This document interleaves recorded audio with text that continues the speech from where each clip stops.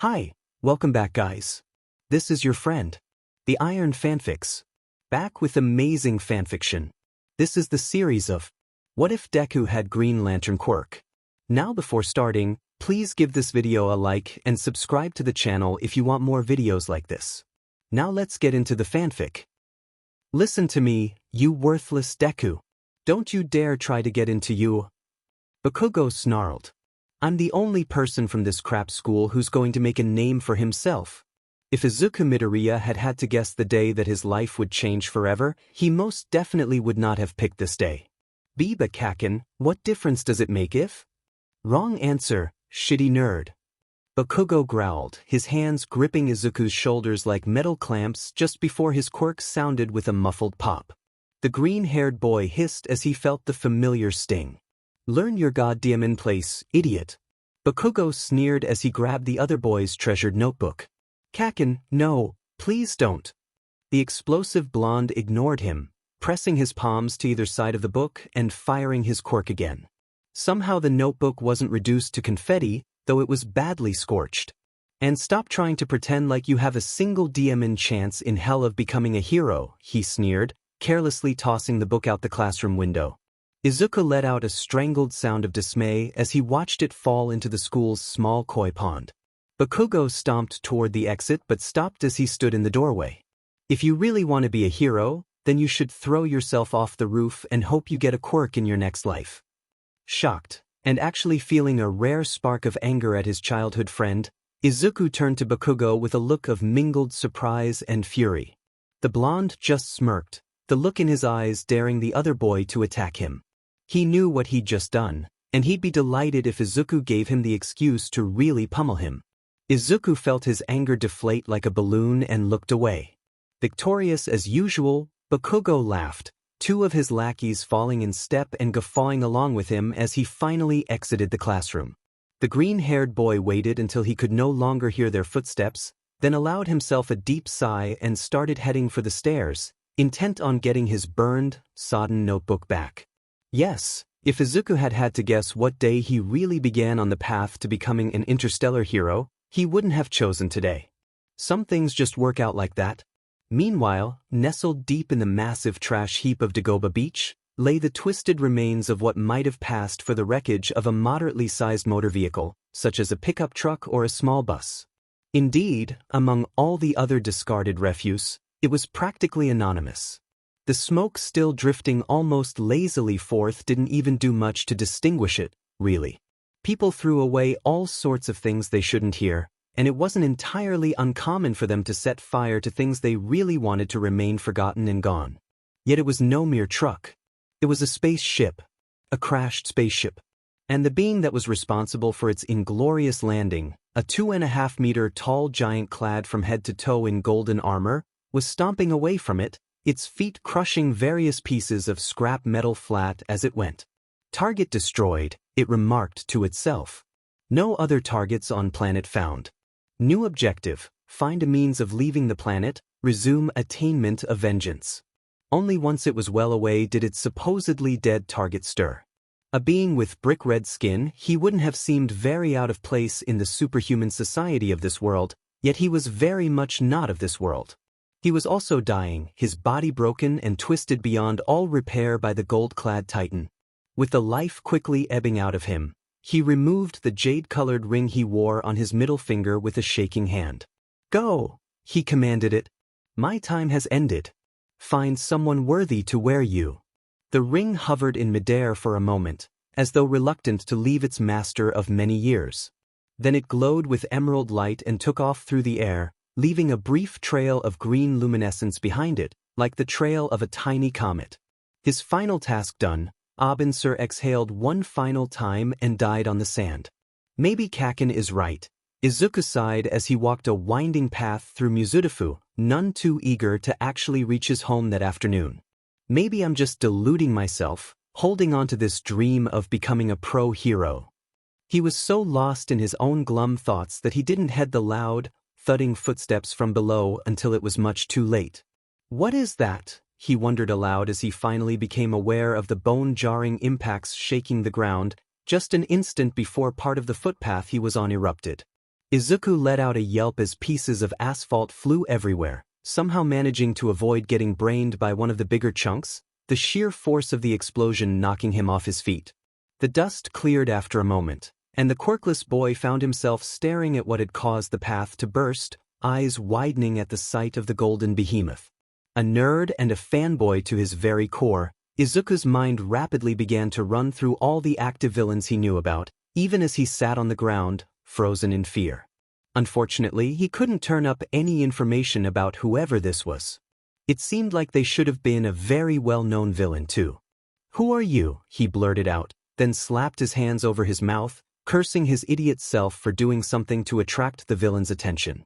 "We are Legion," it growled, stomping toward Izuku and picking the boy up in one massive, gauntlet hand. "And we demand to know the location of the nearest interstellar vessel." He blinked. Are you asking to know where Jaxa is?" he stammered, a tiny part of his brain wondering why he couldn't either just shut up or simply send the villain in some random direction away from him. Another part, a bigger part, if he was being honest, was wondering why a villain would want such a thing. It wasn't like there was another planet he could escape to, was there? "We also require knowledge on how to evade the one known as All Might," Legion added. "What?" "We require." "Have no fear, citizen," bellowed a voice from behind them, one that was extremely familiar to Izuku, despite him never having met its owner before. "But because I am here." "No!" Legion yelled, turning with Izuku still in his grip. "We cannot allow you to." But All Might didn't care to listen to the protests of the golden villain. "Texas Smash," he roared, massive fist flying. Izuku was thrown clear by the sheer force of the number one hero's attack and went tumbling into a patch of soft grass nearby. Legion, on the other hand, went staggering, a massive dent in his armor, but somehow the gleaming titan remained on his feet. "Oh, so you want some more, huh?" All Might taunted. "We cannot allow you to stop our quest for revenge against the Green." All Might once again cut off the villain by firing another massive blow, and this time Legion wasn't able to withstand the attack. He slammed into the side of the nearby overpass, armor breaking upon contact, then collapsed limply to the ground, a grayish ooze seeping out from the now mangled joints of his armor. What? Izuku stammered dumbly. "Are you all right, citizen?" All Might's booming voice brought him back to reality. "Terribly sorry you had to get tangled up in that. I'm not too familiar with this area, and this villain was able to evade me for longer than he should have been able to." The number one hero didn't cover his ears to muffle Izuku's fanboy squeal of excitement, but it was a close thing. Instead, he grinned, gathered up the ooze inside the suit of armor. He really would have to ask Tsukachi to investigate that. No villain should ever have been able to gain access to such a powerful piece of support gear, gave the young man an autograph, and then went on his way, all too conscious of how close he was to using up the last of his time. Which made it all the more annoying when the young man grabbed onto his leg just before he leaped into the sky. Really. Aki, fingers. Goat had always privately thought it was funny when Bakugo would alternate between completely flouting the rules and scrupulously following them. One minute the guy was aggressively putting the Quirkless wonder in his place, the next he was having a conniption because one of his friends was having a smoke. As if UA would take a pass on a guy with such an obvious top-shelf quirk because he'd associated with someone who committed the heinous crime of underage tobacco use. It was crazy. Of course, he'd never say as much. He didn't need the guy who sat at the top of heap in his little universe set off at him, "Thank you very much." Still, there were times when he had to hold back a snicker at the guy's antics and contradictions. "So, I was thinking we could head down to the arcade," said Mako, trying to act like he wasn't taken aback at Bakugo violently destroying his cigarette a minute ago. "Can't," the explosive blonde grunted. "I gotta go train." "Ah, you're always doing that lately," Mako whined. "You've got a spot at UA in the bag, and that's not gonna change if you take one day off." "Listen, Dumps, maybe I just don't want to go to a shitty arcade." Bakugo snarled. "It doesn't have to be an arcade, man," Fingers put in. "What do you want to do?" Bakugo opened his mouth to reply, but he never got out so much as a word before the grayish ooze struck. Izuku didn't even bother paying attention to where he was going as he walked, taking only enough care to ensure he didn't get run over by a car or something as he wandered aimlessly through Mizudafu. He felt like All Might had grabbed his insides in his massive hand and squeezed with all his incredible strength when the #1 hero had told him he couldn't be a pro hero himself. And the fact All Might had clearly done it without a trace of malice, motivated only by the desire to prevent him from getting hurt in the future, or even getting himself killed one day, just made it all the more painful. Anger would have softened the blow, but he couldn't be angry at All Might for trying to protect him from himself. Izuku was so wrapped up in his dour thoughts that he didn't realize he was unconsciously gravitating towards the sound of a villain fight until he was already on the outskirts of the gathering crowd. He shook his head, disgusted with how he'd fallen into his old habit without even thinking. Of course, he realized now he hadn't been thinking the entire time he dreamed of being a hero. Had he really believed that watching heroes long enough would allow him to become one despite his lack of a quirk? That if he was enough of a fanboy, he'd magically become what he admired? Absurd. The green-haired boy knew he should just go home and try to figure out what to do with the rest of his life, but something kept him there. Not the familiar excitement at the prospect of seeing pro heroes in action, but a sinking feeling that seemed to be growing more acute by the moment. He realized that there were several pro heroes present, and that the people looked more concerned than fired up. He could also smell smoke from nearby. Whatever was happening, it was much more than some pro beating down a petty thug. "Excuse me," he said to someone in the crowd. "What's going on?" "Some kind of slime monster is attacking a bunch of kids, and none of the pros here have the right quirk to take it down," the guy replied, not taking his eyes away from the scene for a second. I'm not even sure that thing is actually human." Izuku's eyes widened in horror at the mention of a slime monster, remembering the ooze that had seeped out from the gold armor of the figure that had attacked him. The sinking feeling from before transforming into a yawning pit in his stomach, he managed to squeeze and shove his way to the front of the crowd. He gasped as he finally got a look at the fight, and his worst fears were confirmed. The same gray ooze that had been inside Legion's armor had half-flooded the nearby alleyway, which multiple pro heroes were swarming around but so far refusing to actually charge into. He could just make out 3 human forms caught amid all the muck, all of them nearly buried. Are they just kids like me? Are they kids from my school? He wondered with rapidly mounting horror as he caught a glimpse of what he thought was a familiar uniform. Then a single hand burst free of the ooze. It only took a moment for the gray slime to cover it once again, but in that moment, Izuku was able to see the unnaturally long fingers. He felt his breath stop dead for a moment, recognizing Aki Goto's quirk immediately. And if one of Kaken's lackeys was there, then that meant. He heard several loud pops and somehow managed to smell the familiar, sickly sweet smell of nitroglycerin a moment later, head snapping in the direction of the sound. Izuku's eyes widened as his gaze locked with Bakugo's, the blonde's crimson eyes filled with more fear and desperation than he'd even seen in them before. Izuku Midoriya was charging past the barricades that the heroes had hastily thrown up before he even realized what he was doing, body moving of its own accord, ears deaf to the bystanders crying out for him to stop. He swung his school bag into the ooze with all his might, but it didn't even seem to faze the slime creature, and Izuku belatedly realized that there were no obvious targets, no eyes or face or anything really, aside from the amorphous goop. Amorphous goop that was rapidly climbing up his form, he realized with alarm. Somehow, Bakugo managed to get his entire face free just then. "What the F are you doing, you idiot?" he snarled after taking a desperate gulp of air. "You looked like you needed saving," Izuku practically sobbed, his terror and frustration leaving him near tears.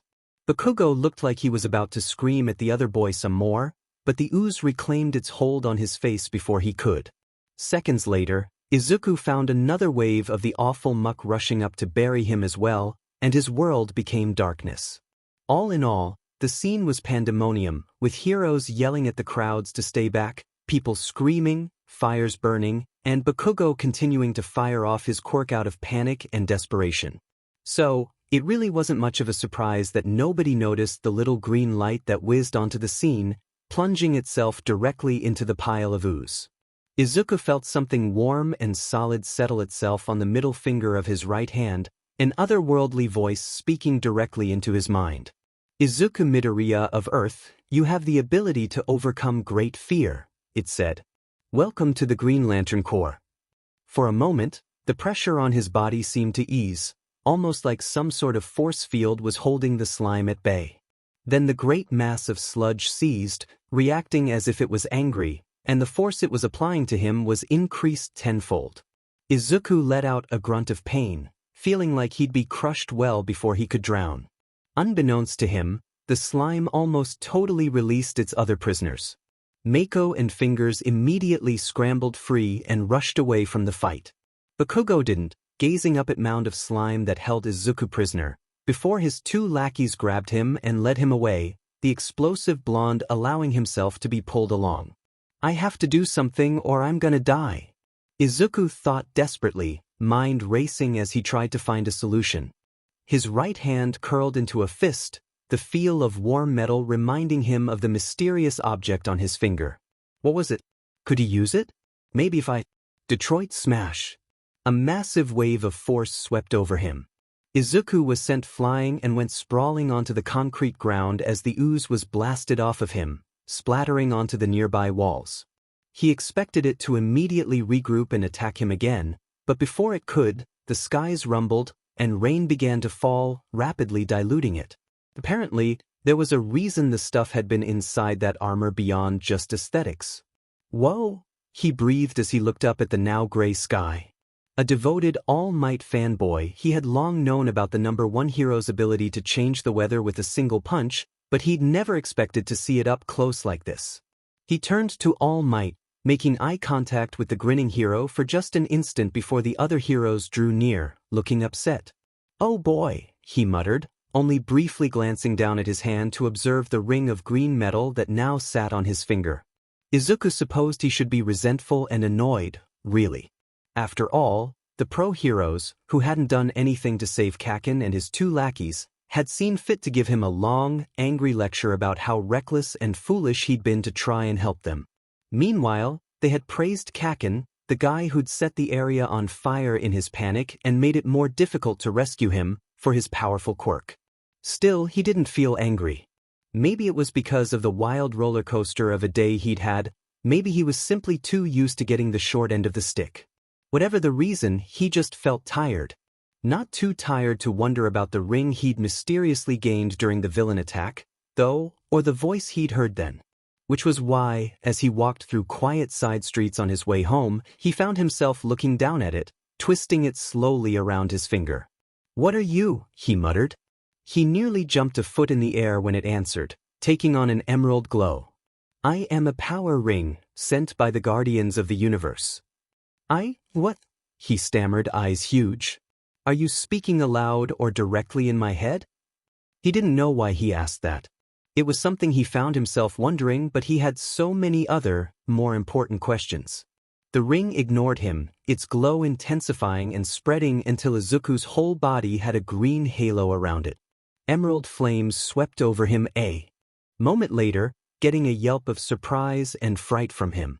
They caused no pain and didn't even seem that hot, but everywhere they touched, his clothing was transformed.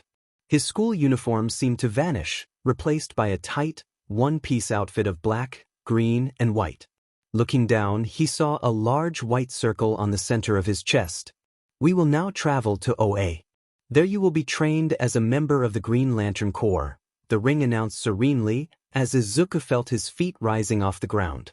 Wait, what? He exclaimed. I can't go to this OA place.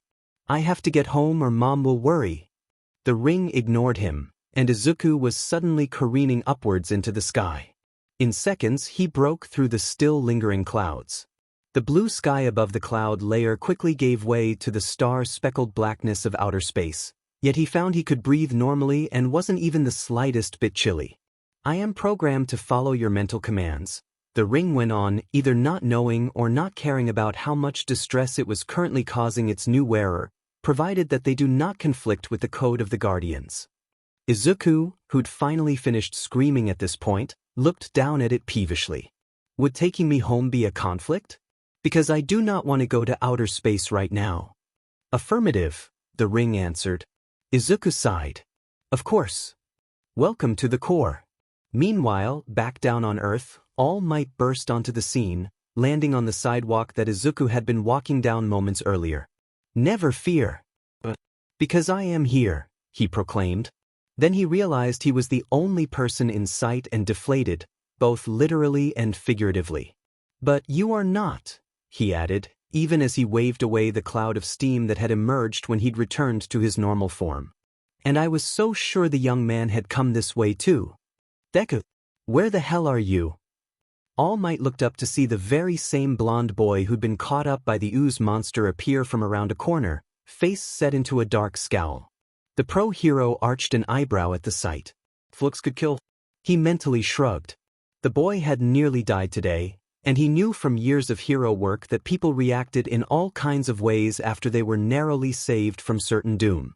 He would hardly be the first to get angry after a brush with death. "Ain't it, you shitty nerd, I know you're around here somewhere," the boy yelled, ignoring the emaciated older man. "Quit hiding and come out."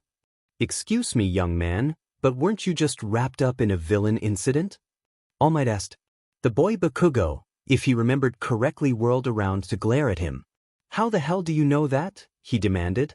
"I was one of the bystanders who saw the whole thing," All Might answered calmly, internally wincing at how close to being the truth that less than fully honest statement was. "Don't you think you should see a doctor after that? Or at least go home and rest?" "I'm fine," Bakugo snapped. "Paramedics already checked me out and gave me a clean bill of health. Not that it's any of your business." "Ah, that's good to hear," All Might replied, unfazed by the boy's hostile demeanor. "That being the case, would you happen to know the whereabouts of that young man with the green hair who rushed in during the attack?" Bakugo's eyes narrowed dangerously. "Why the hell do you want to know that, Skeletor?" All Might actually snorted a laugh at that, but he quickly clamped down on his amusement, mainly because he was afraid he'd start spraying blood from his mouth if he didn't.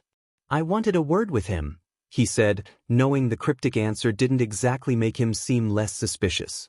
"He assisted me with something today, and I just wanted to convey my thanks." If possible, Bakugo's scowl darkened further. "Your guess is as good as mine," he growled. "I can't find the idiot anyway. A-hole must be hiding or something." "Hard to blame him too much if you're looking for him with such rancor," All Might remarked. "Like it's any of your business," Bakugo scoffed, then turned and stalked off. "Excuse me, would you happen to have his name, then?" All Might asked. "You clearly know him." Old man," Bakugo snapped before disappearing around a corner again. All Might allowed himself a sigh. Izuku had started screaming again when the ring had taken them to hyperspeed, overwhelmed with the blazing colors and lights, but even he could only stay terrified when nothing changed for so long, and eventually fear had given way to boredom. He was actually a bit proud of himself for maintaining his calm when the ring took him out of hyperspace and he found himself floating above an alien world, a desert planet by the looks of it. "Is this OA?" he wondered aloud. "Affirmative," the ring answered. "This is the center of the universe." "I thought there was a black hole at the center," Izuku stammered. "There is a black hole at the center of the Milky Way galaxy, not the universe." Izuku blinked. Are we not in the Milky Way galaxy anymore?" He supposed it made sense, assuming the ring was actually telling the truth about them being at the center of the universe, but to think that he'd left the galaxy? "Affirmative," the ring replied as it started taking Izuku closer to the planet. As he drew nearer, Izuku saw that the planet wasn't as lifeless as it had looked at first glance. The ring took him toward a sprawling city, and from above he could see that the buildings, while clearly recognizable, were different than what he was used to, far less angular and more curvy. Sitting at the center of it was a massive edifice of green metal the same shade as his new ring, one that looked like a very old train lantern. Emerald light blazed from its core. He saw little points of green light flying around the city. At first they looked like little more than luminous gnats, but as he got closer, he soon realized that they were people, many of them stranger than any human with a mutation quirk. "Aliens," he breathed, wondering if they all had a ring like his, and if they'd all been hijacked here the same way he had been. "You are the alien here," the ring spoke up, and though its voice was as flat as ever, Izuku felt a brief spike of embarrassment. It would be wise to remember as much. Air, right? He agreed. This felt like another situation where he should probably be angry but just couldn't muster the emotion, though this time it was more about being overwhelmed. After what felt like a very long time descending but was probably only a couple of minutes at most, Izuku found himself flying through the massive front doors of an even more massive citadel that was situated next to the giant lantern. A tall, thin alien with 4 arms and a long, oblong head was standing in the entrance hall and briefly looked up from his clipboard to appraise him.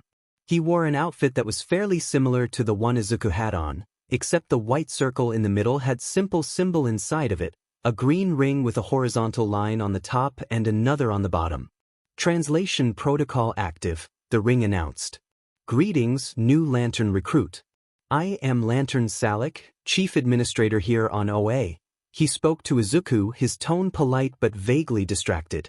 Name, home planet, and sector of origin? The ring answered before he could. Izuku Midoriya of Earth, Sector 2814. That last bit got Salik to fully look up from his clipboard. Abin Sur is dead? Affirmative. Salik lowered his head, and Izuku was struck by how human the gesture was. His remains left on planet Earth. He did not instruct this ring to do anything with them before he became deceased, the ring answered. I'll have a team sent out to retrieve his body and bring it to the crypt, then, Salik said, seemingly to himself. Which was good, since the ring didn't bother to reply, and Izuku certainly didn't know what to say in response to that. Then Salik raised his head, and suddenly he was all business again. Recruit age and age of majority on his home world? He asked. Lantern recruit Midoriya is currently 14 Earth years of age. Age of majority on planet Earth. 1 Earth year is equivalent to 0.87 years. Definitely going to start off as a junior lantern then, Salik said, turning back to his clipboard. Follow me, recruit Midoriya. I'll introduce you to your trainer. You'll begin learning how to use your ring immediately. Wait, hang on, he said, causing Salik to look up again. Izuku wasn't able to tell for sure, but he got the sense that the 4-armed being was mildly annoyed. What is this place? What's going on here? Why did this ring bring me here? What even is it for that matter? Salik appraised him silently for a moment before speaking again. You really don't know? He asked. Your world has never heard of the Green Lantern Corps before? Izuku shook his head. For a moment he thought he'd actually get an answer, but Salik just said, I'll need to inform your trainer that you're in need of learning the basics, too then. Oh, okay, he said faintly. Follow me, Salik said crisply, walking off without looking back to make sure Izuku was following. Not that Izuku even considered not following Salik. He did not want to be left all alone when he was an unfathomable distance away from his home and everything he'd ever known. The 4-armed alien led him out into a huge courtyard, and Izuku almost did a double take at the sheer variety of beings there. Aliens of all shapes and sizes were milling about, flying around, or sparring with one another, all of them haloed by a green corona of light. Compared to them, humans, even those with the most exotic quirks, looked all the same. An attractive blonde woman who could have passed for a human with no quirk mutation at all if not for her elfin ears flew over. Izuku quickly noticed that she had the same symbol that Salik wore on her collar. You called, Salik? He nodded, his unusually shaped head making the familiar gesture look very unusual to Izuku's eyes. Lantern Rob, this is Lantern Recruit Midoriya, he introduced them. The new lantern of Sector 2814. The blonde's eyes widened. Wait, does that mean Abin? Yes, Salik said softly. I see, she replied, gaze dropping to the ground. Recruit Midoriya, Lantern Arisa Rob trains young ones such as yourself to become junior Green Lanterns, Salik said, putting the solemn moment behind him. If you are still a member of the Corps when you reach the age of adulthood on your planet, your skills will be evaluated and, if found wanting, you will need to undergo training again, this time with Lantern Kilowog. I suggest you try to avoid that. Izuku swallowed. Lantern Rob, you should be aware that Recruit Midoriya is from a distant, primitive world that has never heard of the Corps, Salik said. You'll likely need to explain a great deal to him before you can begin training him in earnest. Izuku felt vaguely like he should have been insulted at the description of his home world as primitive, but he was way too overwhelmed to actually take offense. Arisa chuckled. Better that than someone who thinks getting a power ring means they've been chosen to become a god or something, she said. You can leave him with me, Salik. Very good, Salik said, giving Arisa a brief nod before turning and walking off without another word. Don't let Salik get to you, kid, Arisa said once he'd disappeared from view. He can be very stiff and formal, but he's a good lantern. Oh no, he's fine, Izuku said quickly. He meant it to alien and abrupt he might have been, but Salik was still warmer than a lot of the school teachers he'd had. Arisa hummed skeptically before turning to one of the other beings present. Cadet Cholog, I need to explain some things to our newest recruit. You're in charge until I get back. You got it, boss? She turned back to Izuku. Come fly with me, Midoriya, she said as her feet lifted off the ground. I don't know how, he admitted sheepishly.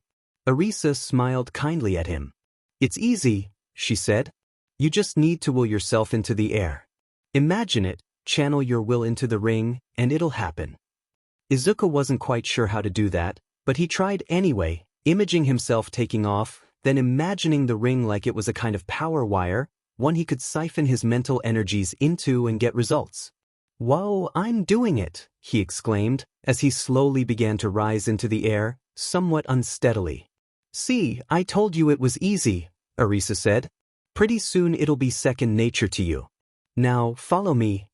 She took off into the sky, and he followed after her, slow and uncertain at first, but with quickly increasing confidence. Flying really was easy, and after only a minute or two felt surprisingly natural. I could be a pro hero with the ability to fly, he thought suddenly as a rush of elation at the complete freedom he was experiencing filled him. Plenty of people have gone pro with less. He didn't realize he was laughing delightedly until a few seconds after he'd started.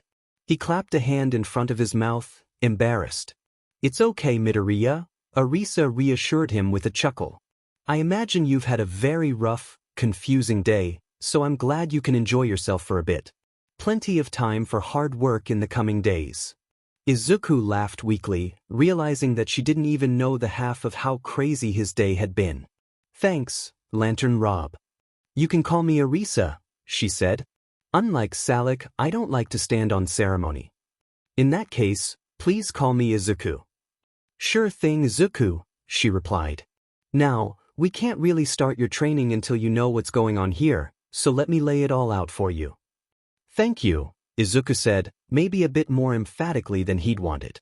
He was used to having very little control of any given situation, thanks to his quirkless status, but even he found himself exasperated at being spurt halfway across the universe without anyone explaining why to him. Arisa smiled. This is the planet OA, home world of the Guardians of the Universe, a group of immortal beings who've made it their mission to bring peace and order to the universe. Eons ago, they founded the Green Lantern Corps to further that goal, she said. Using their super advanced technology, they created the Central Power Battery. She pointed, and Izuku realized she was indicating the massive Green Lantern-like object he'd spied earlier. A little bit of the willpower from every living being in existence is collected by the Central Battery, which then transmits it to smaller power batteries, Arisa went on. Every Green Lantern has one, and we use them to recharge our power rings as needed. Do I get one of those? Izuku asked, suddenly nervous about being so high in the air now that he knew the ring could run out of juice. Of course, Arisa chuckled. Anyway, where was I? Oh, right, the Guardians created the Corps to serve as their peacekeeping force throughout the universe, and they allow us to use the Green Lantern power rings to do that. So, the Green Lanterns are like a group of people chosen to be professional heroes? Izuku asked in a soft, odd voice. Arisa smiled again. That's one way of looking at it, she said. As you'd expect, the Corps is a very diverse bunch, and we have a lot of different ways of viewing the exact role of the Green Lanterns. Some people see us as law enforcement, others as soldiers, and yes, some view us as a bunch of superheroes. Izuku looked down at the ring on his finger, eyes growing moist. No one on his home planet, from his own mother to his idol, believed he could be a hero, but a group of aliens from the center of universe thought they were wrong. "Are you okay, Izuku?" Arisa asked with concern. Izuku realized abruptly that tears were streaming down his cheeks. He quickly wiped them away, not wanting to come off as a crybaby to the first group of people who'd ever believed in him. "I'm fine. Better than fine," he assured her. "Arisa, how are people picked to be Green Lanterns?" he asked. Her eyebrows went up. "You didn't hear the ring when it chose you?" A lot was going on at the time," he said lamely. She looked suspicious but answered anyway. "The rings only choose people who have the ability to overcome great fear." Izuku was taken aback. "And it picked me?" He couldn't help the incredulous yelp. "But there are so many people on Earth who are braver than I am." He didn't know why he was protesting, considering he was being offered what seemed like a second chance at an otherwise doomed dream. He just couldn't believe that a courage-seeking magic ring would pick him, out of everyone. There had been pro-heroes there. Kaken, who Izuku still viewed as amazing despite his growing hostility and cruel streak, had been there. All Might had been there. The #1 hero. The hero who hid his fear behind a wide smile to reassure others that everything would be all right. And the ring had chosen him?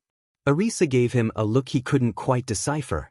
"Out of all the sentient beings in the area, you were the one most able to overcome your fear at the time your ring was looking for a new lantern, Izuku," she said firmly. "No force in the universe could have put that ring on your finger otherwise." He looked down at the ring with wide eyes. Part of him, the part that had been trained over the course of the last decade to think of himself as useless Deku, still wanted to protest. Yet, hadn't he been the only one to charge in to try and rescue Kaken and the others? Maybe he wasn't the bravest person on Earth, but perhaps, in that moment, he had been the bravest one around? Willing to accept now that a hyper-advanced piece of technology like an own power ring didn't choose you because of a filing error? I think so," he said uncertainly. "Good enough for now," she said. "Now, let's get down to brass tacks for a moment here. You're technically a recruit right now, though as soon as you officially start your training with me, you become a Lantern Cadet. Once I'm finished training you on how to use your new ring, plus all the rules and regs of the Corps, you get your badge." She pointed to the empty white circle on his chest. "Back in the day, that was it, you were a Green Lantern. However, the Guardians recently established the Junior Green Lantern designation. You'll be a Junior Lantern until you reach the age of adulthood in your society." "Why?" Izuku blurted out. "I mean, why did they create the Junior group?" For the first time since she'd learned of Abinsur's death, Arisa looked grim. Being a Green Lantern has gotten more dangerous than it used to be, which was already pretty dangerous, she said. Other groups have found out how to forge their own power rings, ones that draw off of emotions other than willpower, often darker emotions. The Junior Lanterns are never sent to combat them, and often take over the more traditional Green Lantern duties when the Senior Lanterns in the area are dealing with these other corps. "So it's a way to protect us?" Izuku asked. "Yes, but," her lips pressed together to form a thin line. "I'm not going to lie to you, Izuku, it's also a way of making sure there are experienced lanterns in the pipeline to replace the ones who fall against the people wielding these other power rings. We don't know everything about these other corps yet, but from what we do know, a lot of them hate the Guardians. And some have good reason." "I see. So, still want to be a Green Lantern?" she asked, giving him a smile that only looked a little forced. "Yes," Izuku said at once. Arisa's smile looked more genuine now. "Spoken like a true Green Lantern, Izuku," she said. "Now, any questions before we head back and get your training started?"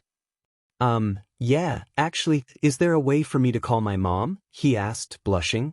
It seemed like such a silly thing to bring up after all that talk of heroism and the universe, but while he wasn't exactly sure how much time had passed since he'd gone careening into space, he was quite certain he should have been home a long time ago. Arisa laughed. "Yes, as a matter of fact, there is," she said. "So, Lesson 1, how to use your ring for intergalactic communication."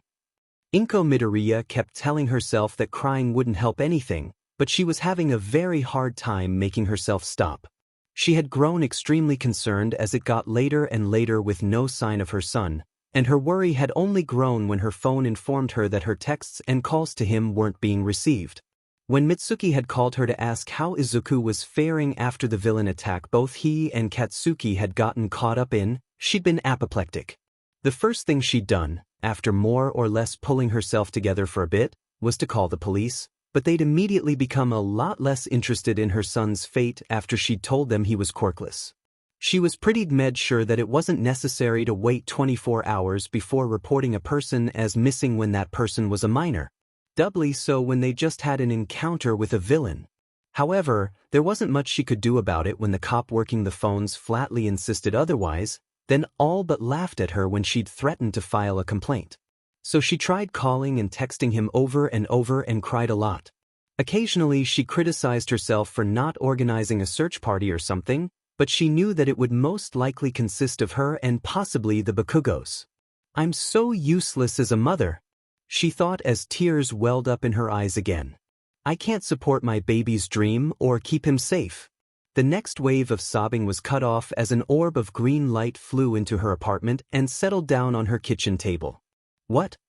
"Hi, Mom," the orb said, suddenly changing, taking on the form of her son, all in green light and no more than 15 centimeters tall. "Izuku! I'm sorry I'm not home yet." "It wasn't exactly my choice," he said.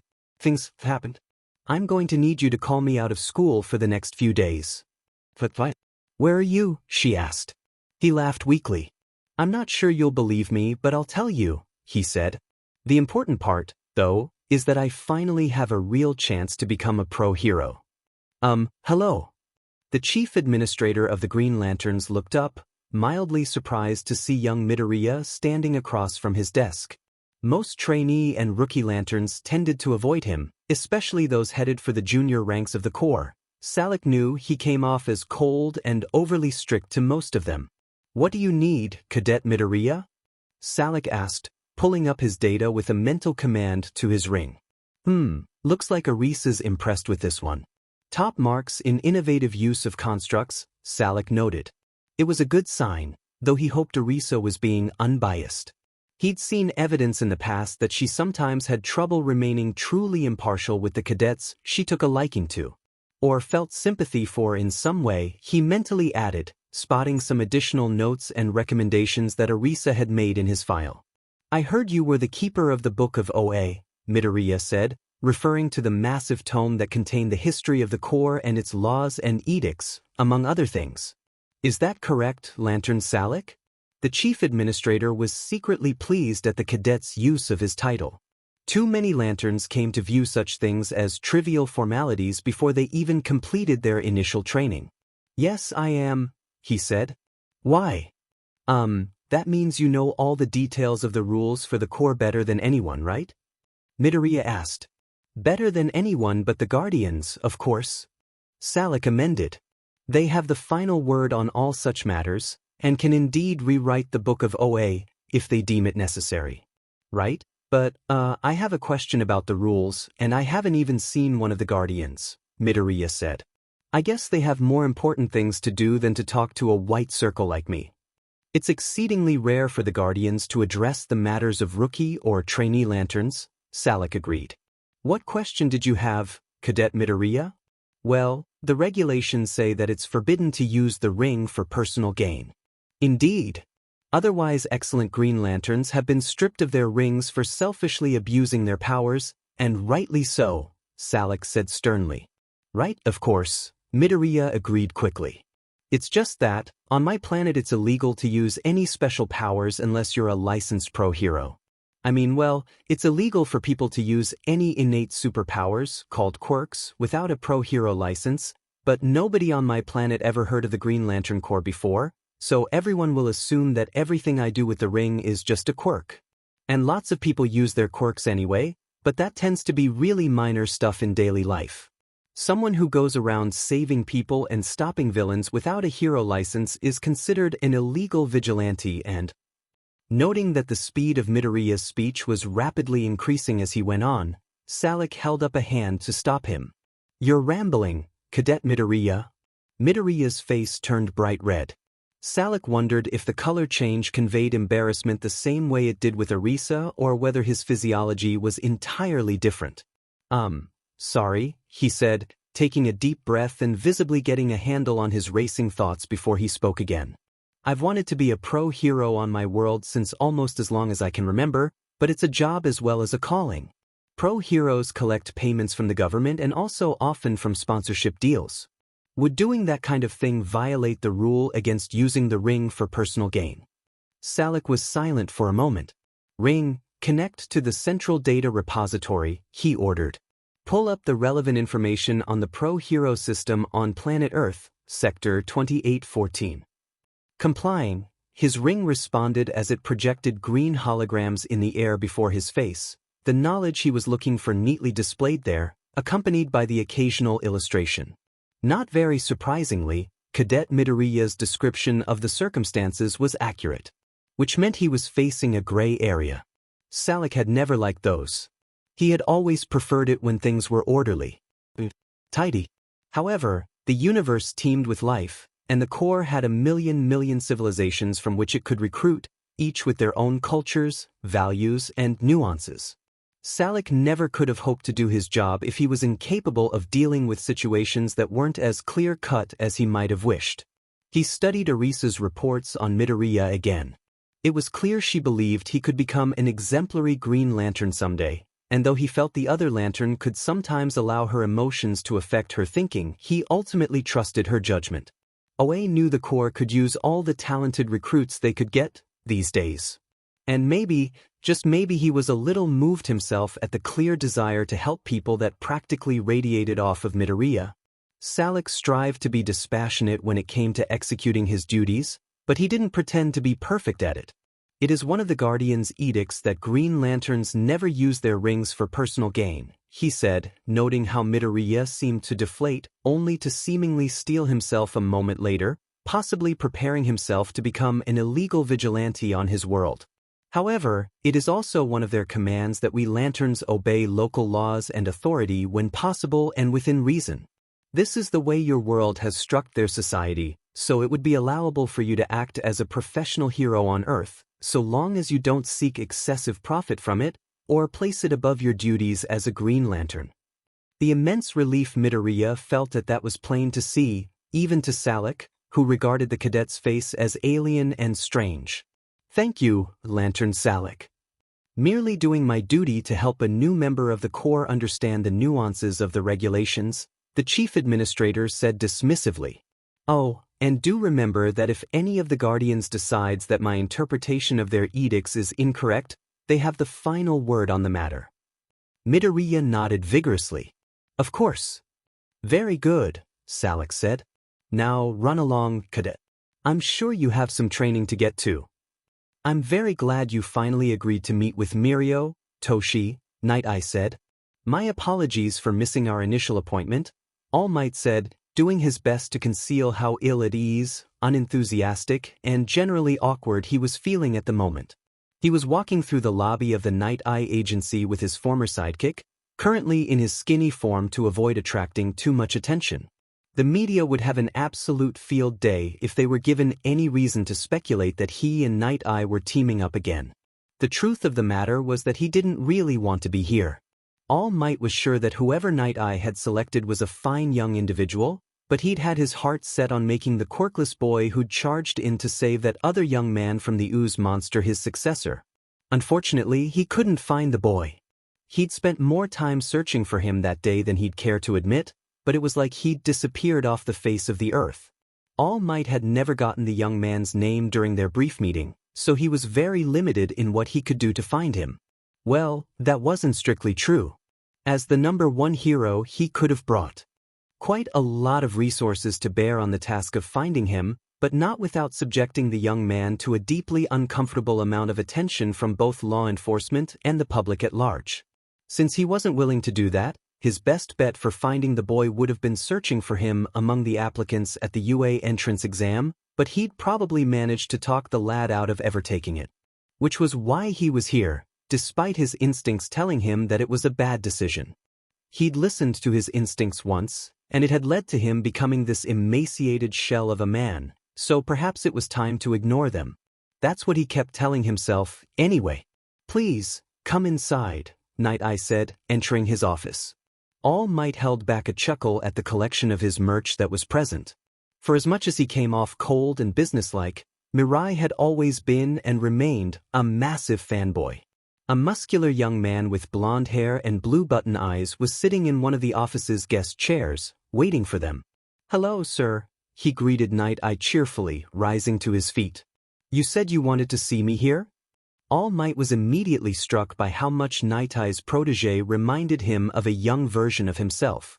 He wondered if that had factored into Mirai's reasons for recommending him as the next holder of One for All, his feelings of unease increasing. He was proud of the work he'd done and the people he'd saved, but he wasn't sure if a near-carbon copy of him was what the world needed now. Indeed, Night Eye said. Tashinori, this is Mirio Togata, one of my interns. Mirio, this a dear friend of mine. We're here to make you an offer. Togata blinked. What sort of offer? Night Eye looked at All Might expectantly. Donning his trademark smile with practiced ease, he activated his quirk, body rapidly expanding with muscle. An offer from the #1 hero, he exclaimed in his typical booming voice. Poor Togata was so shocked he fell back into his chair. All Might, he exclaimed. What's going on? The #1 hero explained, with the occasional interjection from Night Eye, that he was looking for a successor, why he was doing so, and about the transferable nature of his quirk. And you want me to inherit your quirk? Togata asked when they were done. Indeed, All Might said. My old sidekick has told me that you're an outstanding up-and-coming hero student, and from everything I've seen, I must agree. So, young Togata, do you accept my quirk? Will you bear this burden for the next generation? It would be an honor, Togata answered at once. Well spoken, Mirio, Night Eye said with a small smile. In that case, young Togata, All Might reached a hand up to pluck a hair from his head, doing his best to ignore the sinking feeling that he was making a mistake. Yet no sooner did he touch one of his blonde strands than his eyesight went blurry, dark shapes appearing at the edges of his vision. He gaped as he recognized the 7 shadowy figures. He had seen them before, but it had been decades since they had last appeared to him. He gasped aloud as one of those ghostly forms abruptly sharpened, taking the shape of Nana. All Might desperately tried to speak, to reach out and take her hand, but he found himself paralyzed and mute. Tears streamed silently down his face at the sight of his long-dead mother in all but blood. Her expression was serious, unlike the cheerful guise she'd worn all the way up until the last day. He knew that whatever was bringing these shades of the past users to the fore again after all this time had to be extremely important. Their eyes met, understanding flowing between them without the need for words. Then just like that, the moment ended. All Might realize that he was now seated in Night Eye's chair and was back in his skinny form. His former sidekick was desperately trying to speak to him. I'm okay, Mirai, he said. Thank God, Night Eye breathed. All Might had seen the other man looking just as frantic in the past, but not many times. What happened, Toshi? I'm afraid, All Might said, that I won't be giving One for All to young Togata after all. Night Eye did a double take. What? Why? There was a note of anger beneath the shock. All Might noticed at once, but he didn't care. Even if he weren't secretly relieved to have an excuse to not hand the quirk to young Togata, he never could have done it. Not now. It seems that possessing One for All would lead to an early demise for young Togata, All Might said. What? Togata asked, looking justifiably apprehensive. The past holders of One for All just communicated with me, All Might explained. Apparently giving One for All to someone who already has a quirk will shorten their lifespan. For previous holders it wasn't a huge issue. One for All was less powerful then, so the negative effects took significantly longer to kick in. With the exception of one, they all fell in the line of duty before it became a problem. But if I were to give it to you, young Togata, it's likely you wouldn't make it to 30. He could tell that Night Eye was extremely disappointed by this turn of events, but even with how clearly set he'd been on Togata becoming the next holder of One for All, he could hardly argue that they should just forge ahead anyway. So All Might gave his apologies to young Togata for offering him the quirk only to snatch it back, as well as needlessly burdening him with the secret of One for All and his injured state, then said his goodbye to both Mirai and the young up-and-coming hero. Despite feeling guiltily relieved at not having to pass the quirk to Nitai's protege, All Might's mood was grim as he left his former sidekick's agency. The pool of potential candidates for his successor had just shrunk enormously, and he'd told the perfect one that he should give up on becoming a hero. Part of him wanted to hold out and hope that he encountered the young man again, but with the amount of time he could spend in his hero form down to such a small portion of the day and still dwindling, he knew that that would be pure foolishness. He still had no real reason to believe he would ever see the boy again unless he unleashed an uncomfortably aggressive search for him, after all. Even if he did find him, there was no guarantee that the young man would even want One for All. He needed a new successor, and he needed one from the relatively tiny ranks of young Quirkless people. All Might knew exactly the right person, even though a big part of him hated it. Deciding he needed to act now before he found a way to talk himself out of it, the #1 hero took out his cell phone and scrolled through his list of contacts, finding one of the oldest but least used entries. Grimacing, he tapped the call button. The courtyard of the Guardian Citadel was easily the prettiest place in a city that seemed more concerned with being either grand or utilitarian everywhere else.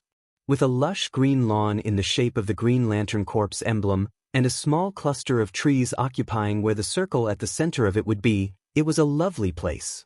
According to Arisa, it was one that could have passed for a peaceful little park or the equivalent on any of a million worlds. It certainly wouldn't have looked terribly out of place on Earth, in Izuku's estimation. So it was as good a place as any for the graduation ceremony for the latest crop of junior lantern cadets.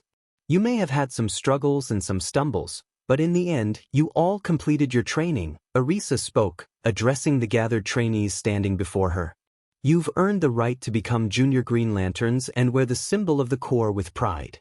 A spot of green light materialized in the air before her.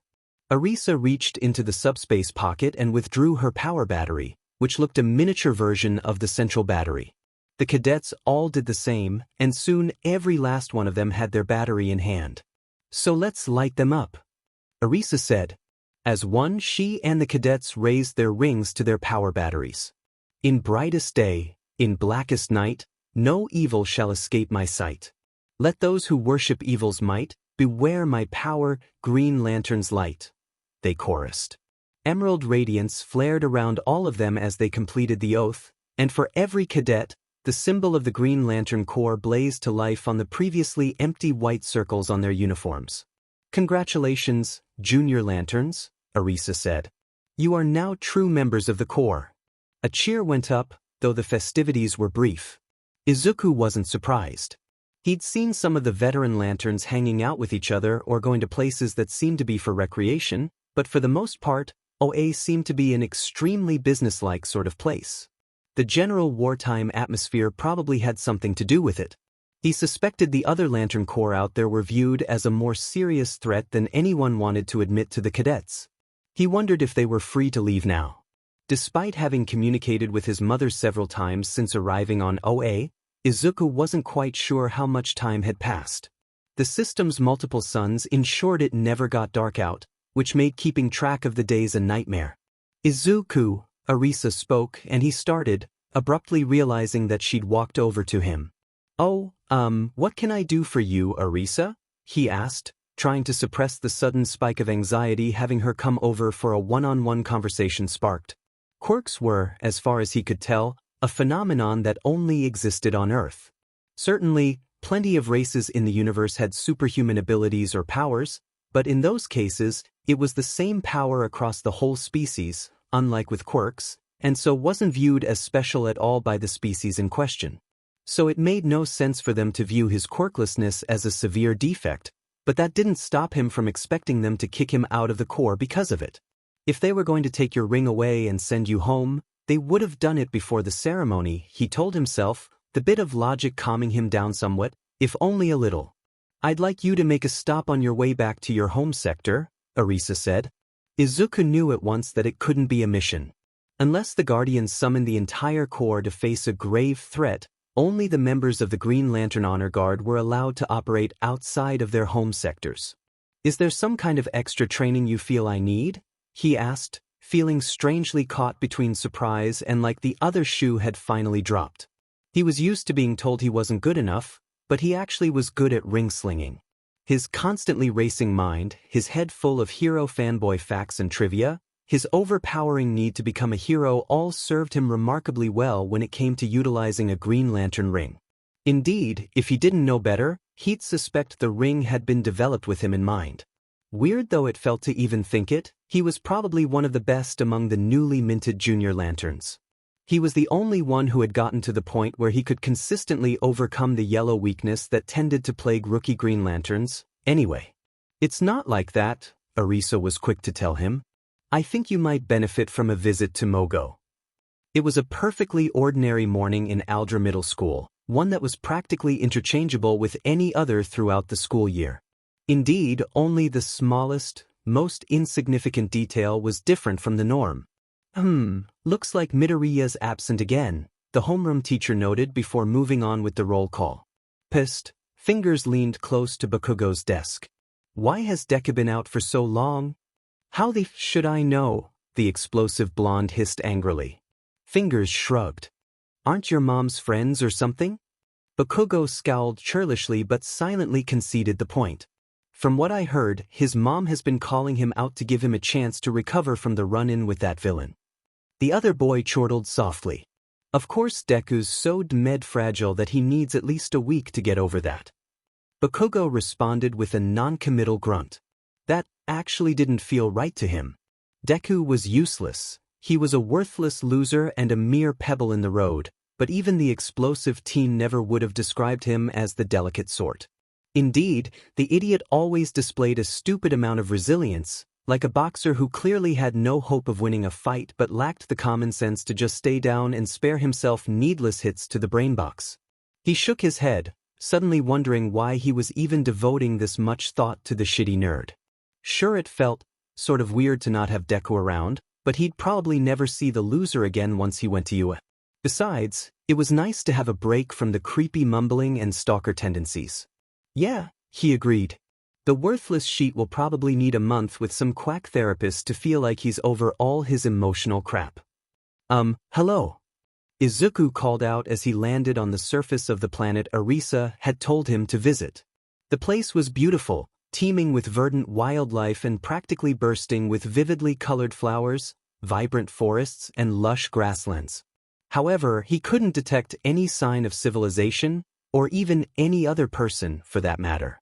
He would have thought he had the wrong planet, but the massive band of forests that encircled it and formed the Green Lantern symbol made it obvious that this wasn't just some random world. Greetings, Lantern Midoriya. He looked around frantically but saw no sign of another person. Who said that? I did. Where are you? What are you? A deep rumbling laugh sounded. Izuku suddenly suspected that he wasn't the first rookie lantern who'd been confused by Mogo. I am the planet itself, Lantern Midoriya, Mogo answered. Here, perhaps this will be easier for you. You're the planet? Izuku exclaimed. That's incredible. How does that work? Are there more like you? Where's your power ring? The laugh sounded again, the air and ground seeming to tremble with it. It is on a stalagmite inside one of my cave systems, Mogo replied, as though that was a perfectly normal thing. Izuku felt like he had a million questions, but before he could launch into them, a point of green light appeared in the air before him, quickly taking on a simple humanoid form. Many lanterns feel more comfortable taking to an avatar such as this. Mogo's voice came from it, quieter and much less seemingly omnipresent than before. Whoa, Izuku breathed. If you prefer, I can take on a more familiar guise, Mogo said.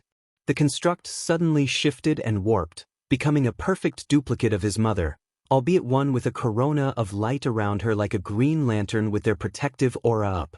Is this better, Izuku? The avatar asked, in a perfect imitation of his mother's voice.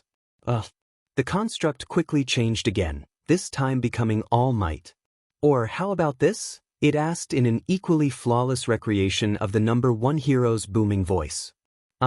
Maybe just go back to the first one, Izuku said. As you wish, Mogo replied, his avatar reverting to the featureless humanoid form. Thanks, Izuku said.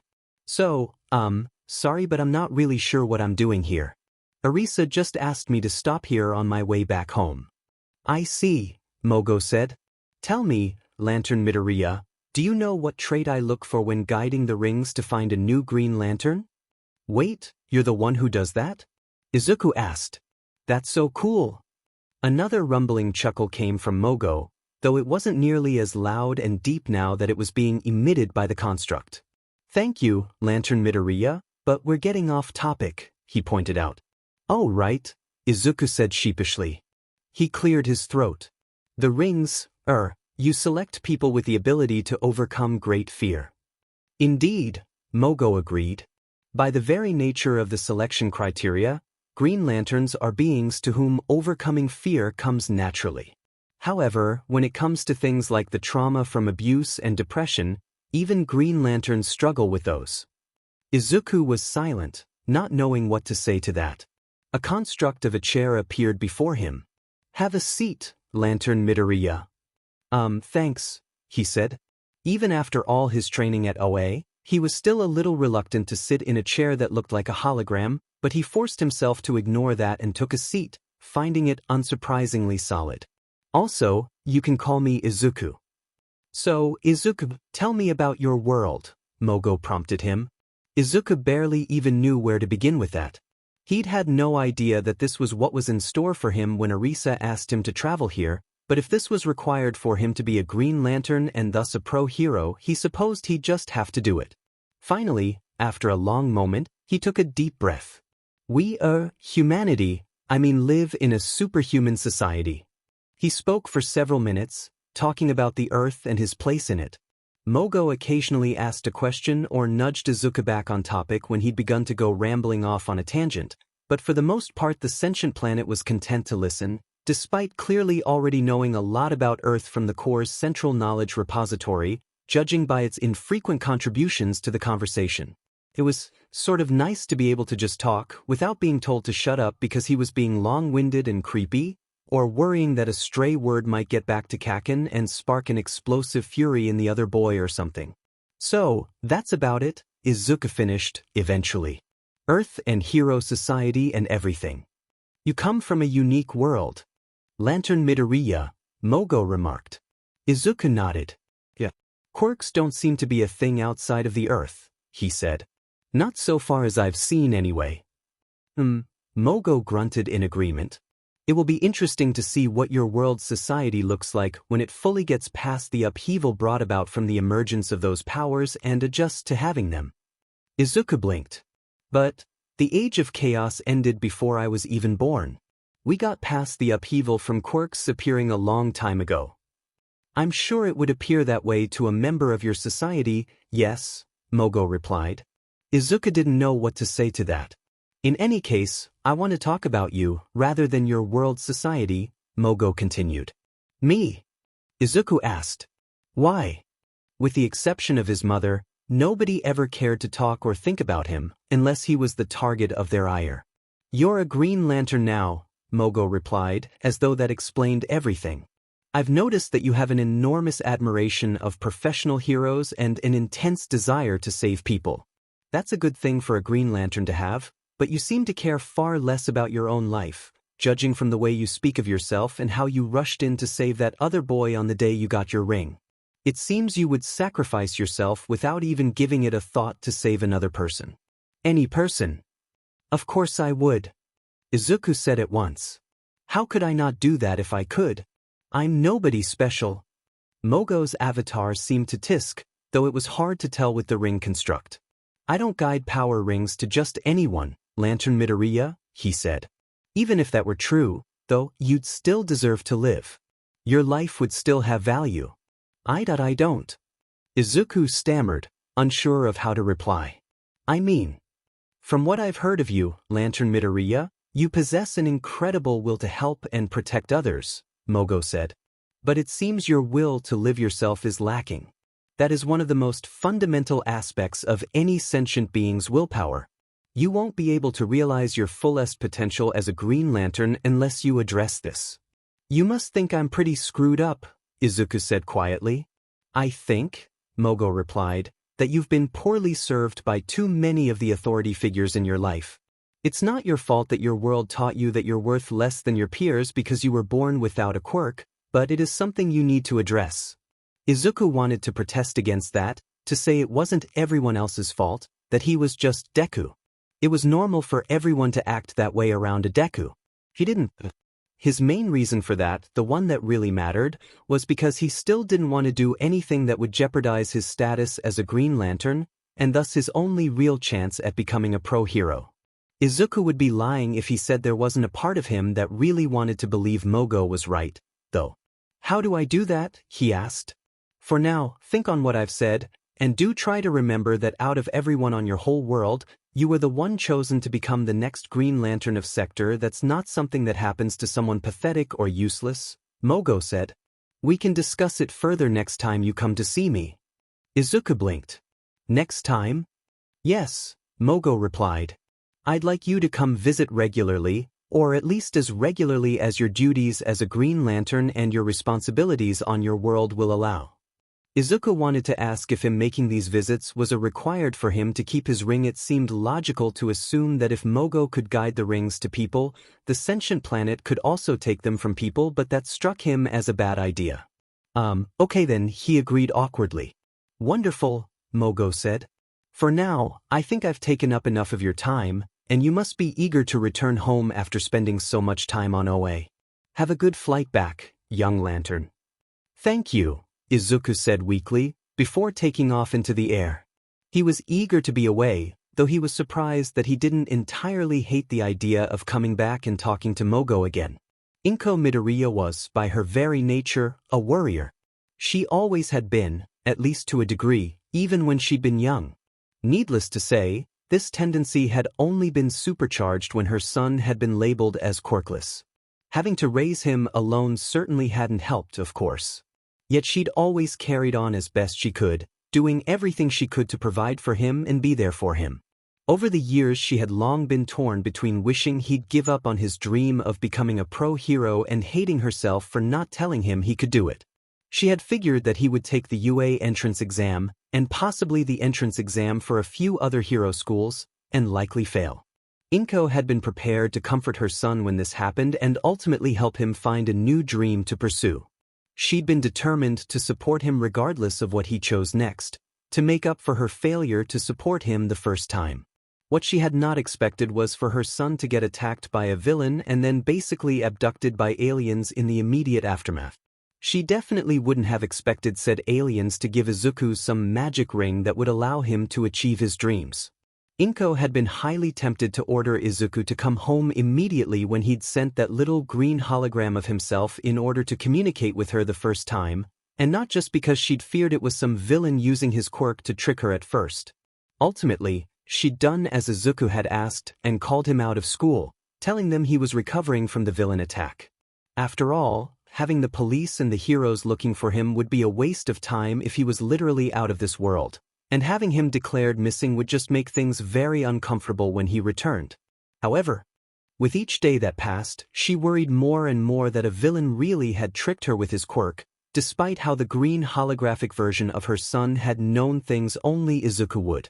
If he didn't return soon, she would contact the authorities. Inko was yet again having an internal battle as to whether this evening should be the one where she finally called the police when the apartment was suddenly flooded with green light, the source of which was obviously coming from behind her. She spun around just in time to see the green, black, and white outfit her son was wearing transform back into the same ensemble he'd been wearing on the day he'd disappeared in a puff of what looked like green flames, the emerald light winking out once his clothes were back to normal. He gave her a nervous smile. "Hi, Mom." "Izuku!" Inko exclaimed, rushing forward and embracing her son in a crushing hug. She burst into tears a moment later, releasing a stream of relieved but largely incomprehensible babble for several long minutes as she simply held Izuku and rocked him back and forth.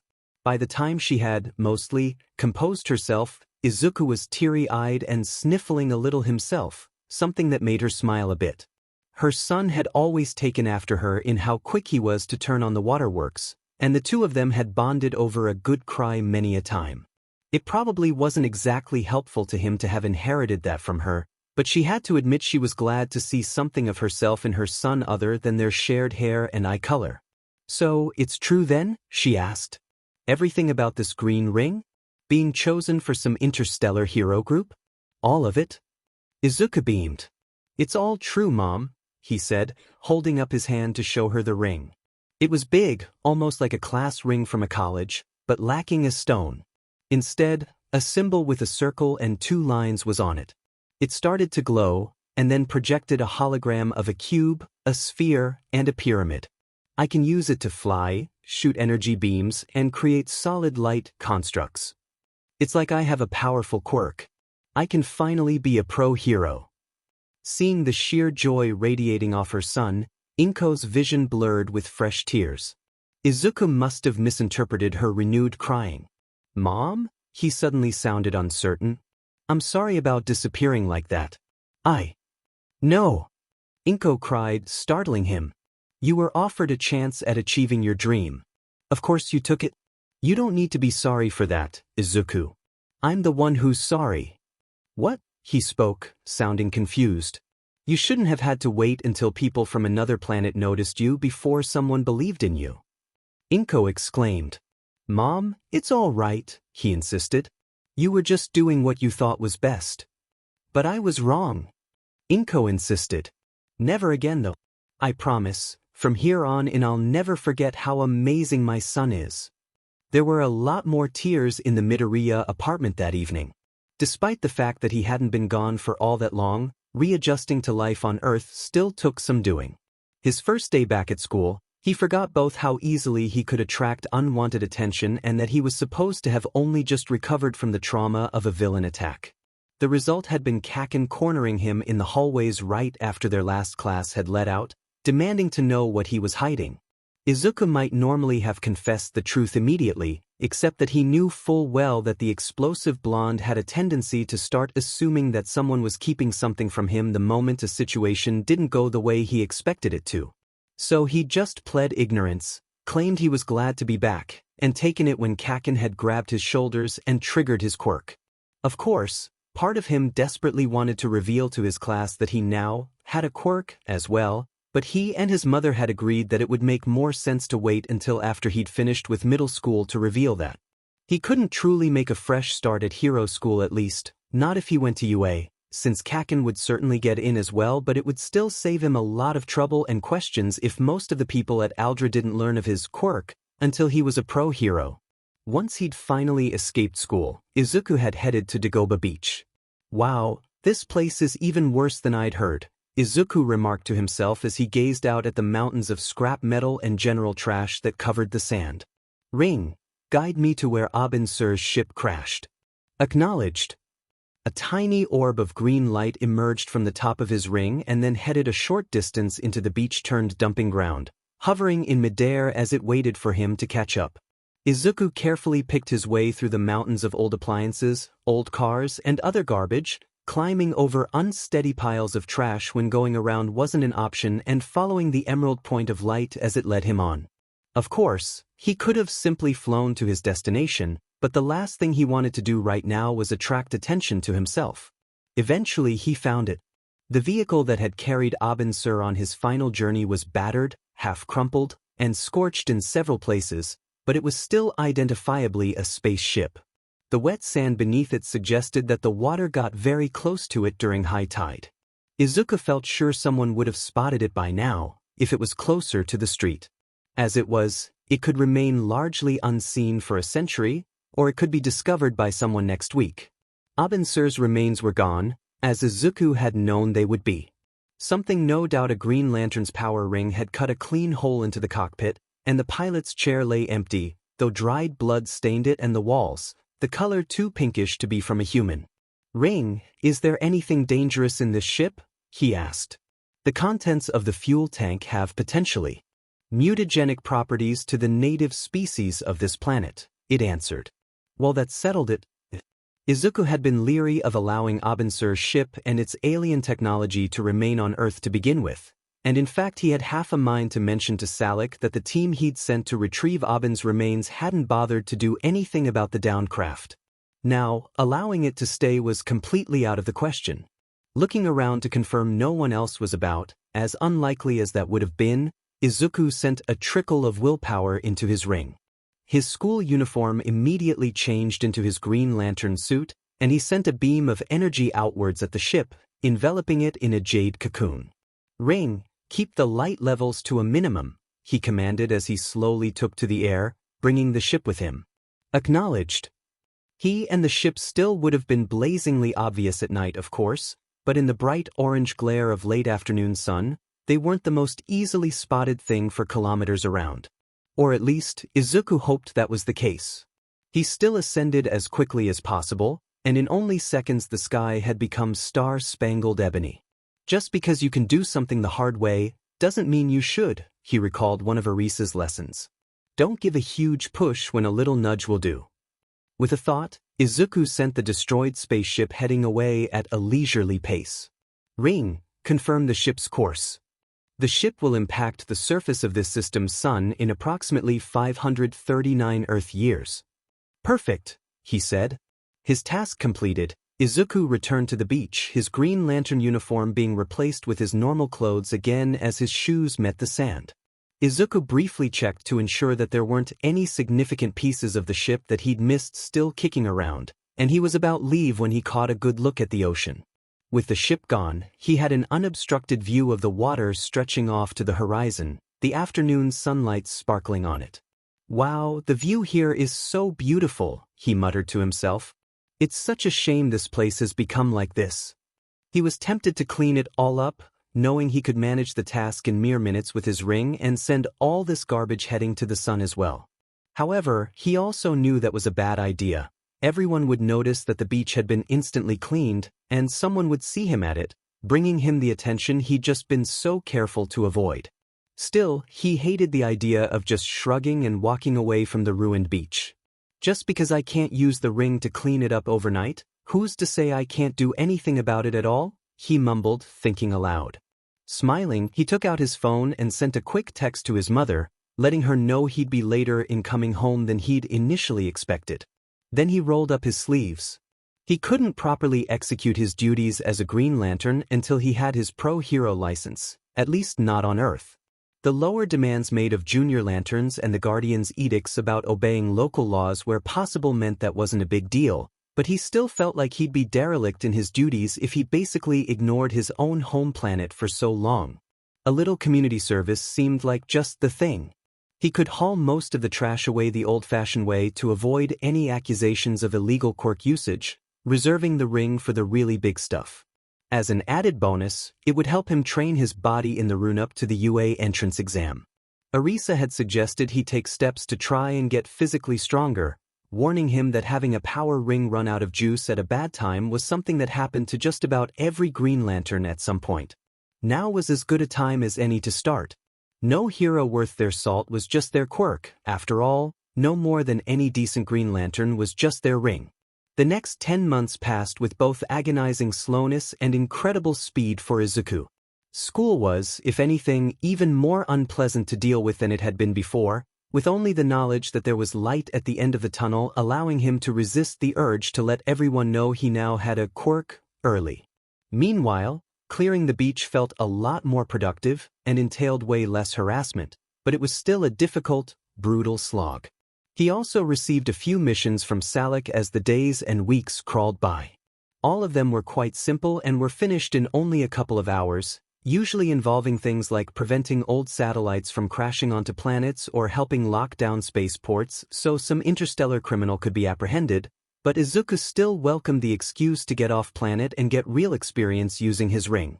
He rather wished he was given more missions, though he supposed he should be thankful at the same time. He was pretty sure that his superiors in the Corps wouldn't be nearly so considerate of his time once he was old enough to be a licensed pro-hero and a senior Green Lantern. Aside from these missions, Izuku also took several trips back to Mogo. It was always interesting and exhausting to talk to the living planet. On the one hand, Izuku couldn't deny it was nice to be able to just talk about things with someone who wouldn't belittle him or try to beat him up, or be worked into a frantic worry like his mother might. On the other, Mogo had a way of looking at things that regularly threw Izuku for a loop and had him defending or explaining things that he'd always viewed as immutable facts of reality. At times it was confusing or frustrating, and at others it was cathartic and enlightening. That didn't mean he was quite ready to take the sentient world's advice in regards to Kaken quite yet, though. Still, Mogo did make some good points, Izuku grudgingly had to admit, and he found his patience with the explosive blonde growing shorter as a result. Which was probably why he didn't quite react like normal when Kaken cornered him in the hallways of Aldera, mere days before the UA entrance exam. "Listen, you useless Deku, I'm only going to say this one more time." Kaken snarled as he shoved Izuku against a locker. "Don't you FNG dare take the UA entrance exam." Not too long ago, Izuku would have unleashed a frantic mutter storm about how he wasn't trying to compete with the volatile boy and they could both become heroes before quickly dissolving into incoherence. Kaken would get annoyed, hit him or use his quirk on him or both and then stomp off, his lackeys laughing at Izuku as they followed him away. "Why do you care if I do or not?" he demanded instead. Kaken actually recoiled a bit. He was so surprised and taken aback at Deku talking back. "What? Why do you care if I take the exam or not?" Izuku shot back. "If I'm as weak and useless as you're always saying, I'll fail miserably, everyone will forget I existed in a few years, and you'll be the only person known for having gone from this school to UA. It won't mess with your perfect origin story at all. So why do you care?" "I don't." Bakugo snapped. "Good," Izuku retorted, quickly slipping away and rushing down the hallway before the blonde teen could recompose himself and chase him down.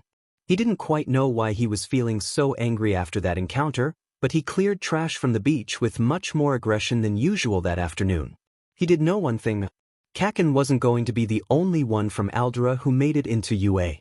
Despite how badly Izuku had wanted the day of the entrance exam to come, he'd still found himself a ball of nerves when it actually arrived. "I swear, this place is bigger in real life," he said as he gawked up at the UA main building. He found himself reaching down to grab his power ring and twist it around his finger, an anxious habit he'd developed in the months since it had chosen him, and pulled his hand back. After quite a lot of practice, he managed to figure out how to use the ring's powers to bend light around it, rendering it invisible, but it wouldn't do much good if he was constantly seen playing with something on his finger.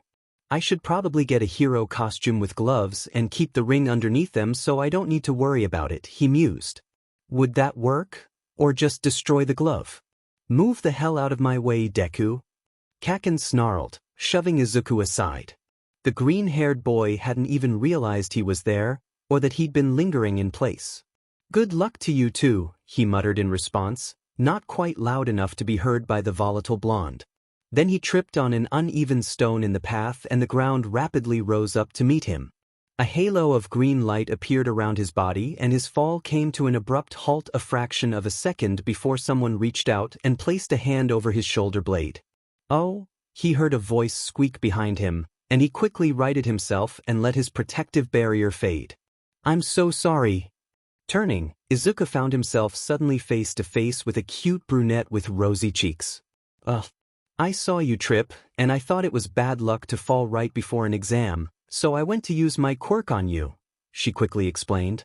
"But you already had it handled. I wouldn't have done that if I'd known." "Oh, that's okay."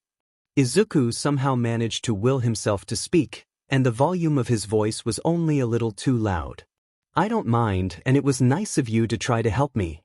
He wasn't sure if it was having been around Arisa, who was very pretty and looked more human than many people with mutation quirks. Despite being an extraterrestrial, even if she did seem too grown up to fully register as an attractive girl to him, or some hidden power of the ring that was allowing him to seem almost normal while conversing with a girl his own age. Izuku didn't really care. To be honest, he was just glad for the minor miracle. It seemed like a good omen. "Well, guess we'd better get going," the girl said. "See you inside." "Good luck." Izuku waited only a little too long before managing a response. "You too." Yes, a very good omen, he decided as he headed inside after having lingered only a bit too much after bidding the girl goodbye.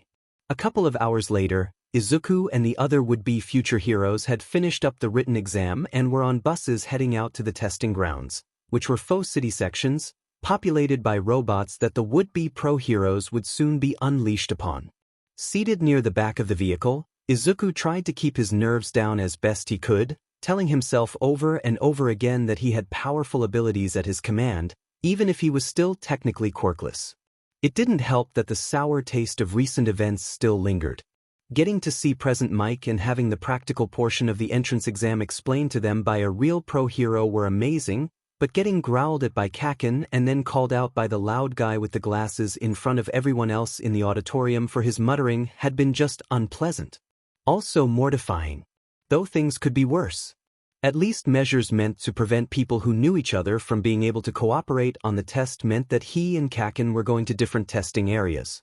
The bus pulled to a stop just outside one of the imitation urban sections, and the students got out, a voice crackling over the bus's PA system alerting them that the test would begin shortly after they all disembarked the vehicle. Izuku used the breathing exercises that Arisa had taught him to try and keep calm and focused. Looking up, he spotted the brunette from earlier and wondered if it would make him seem weird if he wished her good luck again. A large hand suddenly landed on his shoulder. Izuku turned and suddenly found himself looking up at the bespectacled boy who'd loudly scolded him in the auditorium. "That girl is trying to center herself for the test," he said sternly. "Were you planning to go over there to disrupt her focus?" What?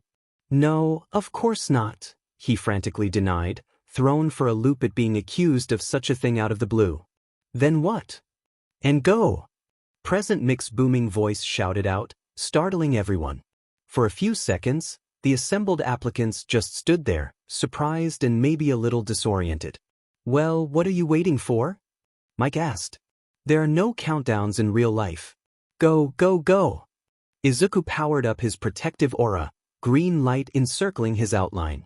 "Excuse me," he said to the other boy, before taking off into the air. Flying above the fake city, he briefly considered asking his ring to locate the robots for him, but it quickly became clear that wasn't necessary. There were a ton of robots, they weren't trying to hide, and from the air they were especially easy to spot. "Let's do this, Ring," he whispered as he descended toward a large cluster of them that none of the other applicants had come across yet. The robots turned toward him as he approached, weapons quickly moving to point directly at him. Izuku didn't give them a chance to fire, unleashing a barrage of emerald blasts from his currently invisible ring, quickly disabling the whole pack of mechanical opponents. "Huh, I guess they really made those things to be broken," he remarked to no one in particular. "Ring, how many points did I just score?" 22, the ring answered into his mind, silent to everyone but him. "I won't even need to use constructs for this," he muttered to himself, actually a little bit disappointed. Nevertheless, he zipped around the testing area, targeting robots he found, though after the first couple of minutes he started to only attack the ones that other students weren't dealing with, not wanting to steal anyone else's points. Foolish, maybe, but he was confident he'd have enough points to pass at the end of the exam. Izuku could barely believe that this didn't count as using the ring for personal gain. After all, it had turned a task that would have once been insurmountable for him into one that now felt, if anything, too easy. Meanwhile, up in the control room, the assembled teachers were watching the test play out on a bank of monitors, which kept cycling from one camera feed to another. "Good crop this year," Present Mike remarked. "Indeed, an exciting display of youthful passion and vigor," Midnight agreed, liking her lips. They look good so far, but they haven't encountered the real test yet," Snipe rumbled in his usual drawl. All Might, currently in his skinny form, took in none of this exchange. Though he'd been paying close attention to the other teachers at the start of test, clearly hoping to gain some insights from their observations of the applicants, that had come to an end when something on one of the monitors caught his attention. Now he was staring at the screens, the intensity in his sunken blue gaze unmistakable. It didn't take long for Nizu to notice. "Are you all right, Yagi?" the Chimera asked. "That young man there," All Might said, pointing to one of the monitors, which currently showed an applicant haloed with green light. "Who is he, and what is his quirk?" Nizu tilted his head, curious. However, even he wasn't about to play his usual games with all might, not when he was like this. Even in his emaciated state, the man was imposing, with intensity radiating off of him in waves. Nizu tapped his paws on a small keyboard. Izuku Midoriya, he answered. His quirk is registered under the name Greenlight. May I speak with young Midoriya after the test is over? All Might asked. Nizu hesitated for only a moment before answering. If you like, he said. What is this about? Something I need to look into it, was All Might's cryptic response. Very well, but I expect you to inform me if you come away from your meeting with any suspicions that Midoriya may be a danger to this school, Nizu said. All Might nodded. Of course. Very good, the principal said cheerfully. Now then, let's begin the most fun part of the test. At the back of the room, a sleepy, disheveled-looking man sighed wearily. With the end of the test drawing near, Izuku was confident he had enough points to pass and actually wasn't entirely sure what to spend the remaining time on.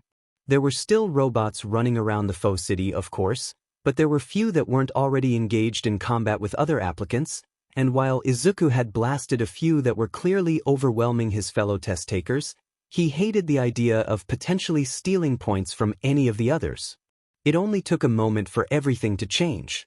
Izuku couldn't feel the ground shaking, since he was in midair, but it didn't take him long to see the buildings trembling as though in the grip of an earthquake. Before he could even properly wonder what was happening, a massive robot, easily the size of one of the fake city's modest skyscrapers, erupted out of the ground, a great plume of dust rising up as it knocked over some of the buildings in its way. The zero-pointer, Izuku whispered. Nothing in present mixed description of it had even hinted that it would be so enormous. The logical part of his brain told him he should make a beeline in the opposite direction of that thing, get as far away from it as possible without leaving the testing area entirely. After all, the thing wasn't worth any points, and in any case, he was confident he had enough already. The smart play in his situation was just to retreat and wait out the remainder of the time in safety. Yet he hesitated. Something felt wrong about the whole thing. Izuku's brain started racing, trying to reason out the point of unleashing this thing so late in the test, when most people wouldn't be able to take out that many more of the smaller robots anyway. A cry for help brought his train of thought to an abrupt halt long before he was able to reach a conclusion. Gazing down, he was just able to spot someone pinned amidst the rubble, the zero-pointer bearing down on her. The nice girl from the entrance. His breath stopped dead for a second as he managed to identify her. Izuku's willpower flooded into his power ring. Uraraka couldn't die here. She still had so much to do. She had to become a pro-hero, make a bunch of money, and allow her parents to retire early and comfortably. And while she didn't consider it a must-do, it would be very cool if she could become the first pro-hero to travel to outer space. So, dying was definitely not something she was willing to do right now. Unfortunately, with the zero-pointer bearing down on her, it looked like she wasn't going to have much choice in the matter. No, this is just a test, she thought, even as she made increasingly frantic efforts to be able to get all 5 fingers of either hand onto the piece of rubble pinning her down. The thing is going to stop. It has to stop, doesn't it? If the zero-point robot was supposed to refrain from delivering the final blow to the applicants, it looked like no one had remembered to tell it that. Uraraka squeezed her eyes shut. Then, the end didn't come. She opened her eyes and gasped at what she saw. An lady had gotten between her and the zero-pointer and was holding the massive robot back, but the giant heroine was enrobed in green from head to toe and ever so slightly transparent. A hologram? The gravity girl wondered. Then the green MT lady's fist slammed onto the zero-pointer's blocky head, leaving a huge dent in the robot's armor. The sound of shrieking metal was deafening. A very solid hologram, if it was one. She felt the weight of the rubble being lifted off of her and turned to see the pro-hero death arms, just as green as MT Lady, doing the lifting. She tried to get to her feet, but her right leg gave out the instant she attempted to put weight on it, sending her tumbling back down again. A jade tendril wrapped around her waist, and she was almost unsurprised to see an Emerald Kamui Woods picking her up before he extended his free arm to grab onto a nearby building and swing away. As he was carrying her through the air, She finally noticed the green tethers of light that the luminous duplicates of the popular new pros shared, all of them leading to a single glowing green figure hovering in the sky. Is that the boy from the entrance? She wondered. Then a thunderous crash pulled her attention away, and she turned just in time to see the green MT lady deliver a roundhouse kick to the zero-pointer. It was obviously a lethal blow to the mechanical titan, which collapsed to the ground, unmoving, just as the horn signaling the end of the test blared. By the time Izuku had changed back into his street clothes and gotten prepared to leave the UA campus, the adrenaline surge from the end of the practical portion of the exam had long since run down, and he was feeling tired and more than ready to go home. Of course, he was extremely glad he'd been able to help that nice girl, and he was even pleased that the test had forced him to do more than simply fly around and shoot energy beams. However, he'd never needed to make a construct as big as the one of MT Lady he'd created to fight the zero-pointer, and it had taken more out of him than he'd expected. I'll have to work on that before the school year starts, he thought, already trying to figure out when he could go off-planet to practice. Hey, wait up. He turned to spy a familiar brunette jogging up towards him, and stopped to allow her to catch up. Hi, Izuku said. He was a little too tired to be quite as wound up and nervous as he was before, but this was still an actual, real-live girl. One who was his age, even. I wanted to thank you, she said. You really saved me today. Oh, well, I mean it was nothing and he stammered helplessly, bowled over by the simple, sincere expression of gratitude. She laughed, though not in the malicious way he was all too accustomed to having directed at him. You know, if you're going to be a pro hero, you should probably get used to people thanking you, she remarked. Excuse me. They both turned to see the tall boy with the glasses rushing forward. Izuku tensed, wondering what he'd done to upset him this time, and was shocked when the other boy instead came to an abrupt halt and then bowed deeply from the waist. I wanted to apologize to you, he said, voice barely below a shout. I believed you were a troublemaker, but when the zero-pointer emerged, you moved to help another while I ran. Oh, that's okay, he said awkwardly, the apology catching him only slightly less flat-footed than the girl's gratitude. I'm sure it was an honest mistake? The other boy was about to say something when yet another figure approached them. Hey there, little listeners. Present Mike called cheerfully. Sorry to interrupt what looks like a real sweet impromptu jam session, but one of our staff wants a word with you before you leave. Midoriya, was it? Izuku felt his blood run cold but did his best not to show it. And me? He pointed to himself with a shaking hand. His best probably wasn't very good. Shouldn't take more than a few minutes, Present Mike said cheerfully, either not noticing the green-haired boy's discomfort or pretending not to. Come on. Izuku nodded and followed Present Mike off, managing to mumble a goodbye to his new acquaintances. He seemed most uncomfortable at being requested by a member of the staff, the blue-haired young man remarked once the two were gone, making a chopping motion with his hands. Well, it is easy to immediately jump to the conclusion that you're in trouble for something, in that sort of situation, the brunette replied reasonably. I can't deny that, but considering what just happened, it seems far more likely that whoever requested him simply wishes to commend him on his performance. The girl held back a giggle at how formal he sounded. Yeah. I hope that's what that's about, anyway, she said. I'm Ochako Uraraka, by the way. Tenya Ida. A pleasure to meet you. They knew. That was the only thing Izuku could think as he followed Present Mike through the school's winding hallways, feeling like he was being marched to the gallows. He didn't know how they could possibly know, but somehow, at least one of them did. One of them knew he was really quirkless and was about to inform him that his application was going to be thrown into the shredder. He was probably also about to discover that there was some law against faking a quirk, too. And they'd probably try to force him to hand over his power ring to ensure he never did it again, and so they could make copies and give the duplicates to people who already had amazing quirks and here we are. Present Mike announced, stopping at the door to a teacher's lounge and interrupting Izuku's spiral. Feel free to ask a staff member for help if you get turned around on your way out, once you're finished. Izuku nodded. He briefly considered just not going into the room after Present Mike left without waiting for him to head in. However, he decided that would only be delaying the inevitable and probably earn himself more trouble than whatever he was already in. Taking a deep breath, Izuku opened the door, walked inside the room, and promptly did a double take. All Might. The number one hero, currently in his skinny form, laughed and briefly sent blood flying before he covered his mouth with a handkerchief. And this is why I asked Mike to bring you here, instead of going down myself, he remarked, mirth shining in his sunken blue eyes. He said one of the UA staff wanted to speak to me, Izuku stammered.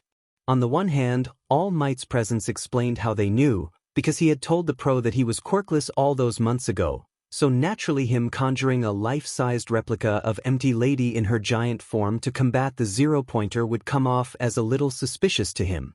On the other hand, All Might being here at all just did not compute in Izuku's brain. Yes, well, Principal Nizu may have offered me a position at you, All Might said, belatedly cagey. Please don't tell anyone though. It's not supposed to be public yet. Izuku might have laughed if he wasn't still so shocked and terrified.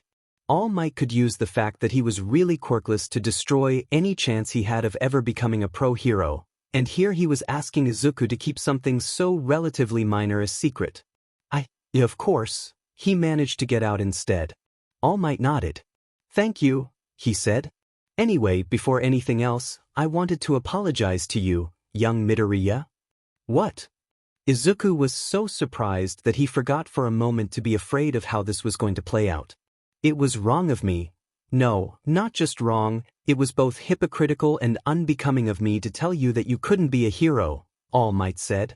Later that day, you showed me just how wrong I was when you were the most heroic person present after that ooze villain escaped, despite your lack of a quirk.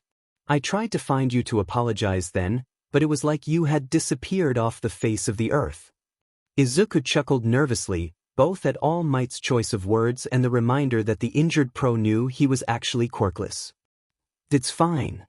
You forgive people quickly, All Might noted. I hope it's not because forgiveness has been demanded of you too many times in the past. His mind immediately flashed back to numerous incidents where a teacher or other authority figure had ordered him to tell Kaken or someone else that had hit him or broken something of his that it was fine, no hard feelings, despite the other party not being the least bit contrite about it. He made a mental note to discuss that the next time he went to Mogo, assuming All Might didn't just destroy any chance he had of becoming a pro hero right now. He wondered if the Corps would keep a Green Lantern who couldn't legally operate on his own home planet and never would be able to. Izuku abruptly realized that he'd been quiet for too long at this point. I just don't like to hold grudges, he said. Especially against people who made honest mistakes. All Might looked like he didn't quite believe him, but he didn't push the issue. A noble aim, he said instead. Thank you, Izuku said. Now, with that taken care of, it's time for the obvious question, All Might said. Izuku tensed. You told me you were Quirkless when we met all those months ago, the pro hero continued. When I saw you taking the practical, I asked Principal Nizu for your file, and it did indeed show that you were registered as such until fairly recently, when your registration was changed to show that you have a quirk named Green Light. Izuku swallowed. He'd had a minor freakout about changing that, but there was really no way around it. His mother had informed him that it was common for those to be changed a couple of times as young people discovered new nuances about how their quirks functioned, telling him that she'd had to get her own updated when she discovered that her quirk only worked on small objects, and that no one at the records office would look twice. He supposed she'd been right. Neither of them had ever accounted for All Might, though. In hindsight, that was looking extremely foolish. Izuku had just assumed that he'd probably never garner the number one hero's attention again, even if he successfully managed to become a pro hero. He certainly hadn't foreseen All Might becoming a teacher at UA. So, young man, how did you get that quirk? The number one hero asked. Just a late bloomer, he said. All Might looked unamused. Is that so? He asked. Quite the surprise then, since there's never been a case of a quirk naturally manifesting in someone after the age of 7. You'd have already been twice that when you got yours. Wow, really? I guess I broke a record then, Izuku said with a nervous chuckle that made him sound like a liar even to himself. All Might's frown deepened, then he seemed to reach a decision and leaned back in his chair. Because you've kept the secret of my injury and my weak form so far, I'm going to let you in on another one, so long as you swear to never repeat it, he said. It'll make it clear why it's so important that I know about this. Okay, Izuku said. I mean, I swear, I'll keep it a secret too. All Might nodded. Many years ago, I faced an extremely dangerous villain with the power to steal and transfer quirks, he said. I've long believed him to be dead, but I never had absolute confirmation of that. If there's any chance he's still alive and plotting his return, I need to know about it as soon as possible. Izuku's eyes widened. And you think? I can't ignore the possibility, All Might said. Mind you, I'm not accusing you of being a villain. There's no law against receiving a quirk from someone else. And this villain often liked to present himself as a benevolent figure. A guardian angel who would swoop in and give someone something that they desperately need. He expects repayment, of course, but will downplay that part until it's time to collect, and his victim realizes they've made a deal with the devil. All Might. I understand, better than you might expect, just how tempting it would be to have someone offer you a quirk out of the blue, and how easy it would be to let that temptation make you throw caution to the wind, All Might went on, his sunken blue eyes piercing. I swear to you, young Midoriya, on my honor as a hero, if you tell me now that that's what happened, I'll do everything I can for you. I'll make sure your loved ones are protected and put all my weight behind making sure you're not punished for the actions of that villain. Assuming that the stolen quirk can't be returned to its rightful owner, I'll even advocate for you to be allowed to continue pursuing a career in heroics. Izuku abruptly realized that the number one hero wasn't just determined, he was also terrified. He remembered what All Might had said about smiling to hide his fear. This villain is the one who gave you your injury, wasn't he? He blurted out. All Might hesitated for only a moment before nodding once. He was. Izuku sighed. It was obvious that there was no way All Might would let him just leave without explaining where his new powers came from. I wasn't given a quirk, he said. I'm not sure you'll believe what did happen to me. Try me, All Might replied. Believe me, I've seen some strange things in my career. Izuku raised his hand and allowed the power ring on his middle finger to shimmer into visibility, the light glinting off the viridian metal. Super advanced aliens who seek to bring order and justice to the universe created rings that give people superpowers, and one of them chose me the day of the ooze monster's attack. All Might was visibly thrown for a loop. Well, young man, I must say, that is indeed one of the most fantastic things I've ever heard. It's true though. I still don't have a quirk, Izuku whispered. The ring just lets me fake it. All Might tilted his head. Young man, I don't want to be cruel to you. Frankly, I feel like I already did too much of that on the day we met, he said. But I can't just let this go. I need to be sure you're not in league with my old foe. Izuku nodded and took the ring off his finger. Try it, he said, holding it out to the pro-hero. Even though he knew that All Might was someone who could be trusted with awesome power, Izuku's hand still shook as he held the ring out. Old habits and old expectations died hard, and Izuku couldn't help but think that the first person who realized he was quirkless would take the ring from him, because as a quirkless Deku, he was clearly the least deserving of its power, no matter what Mogo or the Guardians had to say about it. Also, while allowing someone else to try his power ring wasn't strictly against the rules, he felt quite safe in assuming that neither Salik nor the Guardians would be exactly thrilled about this. All Might examine the ring warily for a moment before taking it and sliding it onto a long, bony finger. My goodness, he exclaimed as green light haloed his form, though his clothes didn't change into a Green Lantern uniform, Izuku noted. How do you use this thing? Izuku might have giggled at how mystified the pro sounded if not for how serious the whole situation was. You really just will things to happen, he said. There's a bit more to it, but that's the basic idea. All Might frowned in concentration. Izuku let out a yelp and dove out of the way of the glowing green fist that suddenly erupted out of the ring, which narrowly missed him and slammed into the far wall with enough force to put a crater in the plaster. The emerald smash, he said weakly. I'm so sorry about that. All Might exclaimed, speckles of blood flying. I didn't mean to attack you, I was just trying to figure out how to use this thing, and that just happened. That's really okay, Izuku said. But I'll just take that back now if you don't mind. The ring glowed with a gentle jade light and flew off of All Might's hand, returning to its place on Izuku's finger before shimmering and vanishing from sight once more. How am I going to explain this to Nizu? All Might was muttering to himself, studying the damage to the wall with dismay. Izuku cleared his throat. So, do you believe me now? He knew there was a chance the answer would be no. In all his time studying and analyzing quirks, he'd never encountered one that allowed someone to generate an object that empowered another person like a Green Lantern ring, even temporarily. Or one that would allow him to both do the things he'd done during the test and weave an illusion to make the ring look real when it wasn't. However, compared to space aliens empowered a random quirkless kid, it was entirely possible that All Might would find the idea of such a quirk to be more plausible. Yes, I do, All Might said. Thank you for answering my questions, young man, and for not holding this old man's lapse in judgment on the day we met against me. Izuku blinked. That's it, he blurted out, then wanted to smack himself for it. All Might tilted his head. Were you expecting something more? Well, I just admitted that I don't actually have a quirk.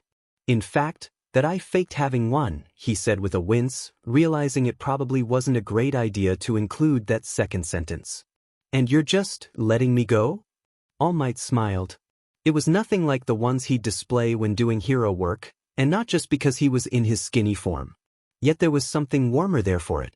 I see no reason to deny the world a future hero just because someone recognized his potential and chose to give him a power, rather than him gaining it via genetic good fortune, All Might said.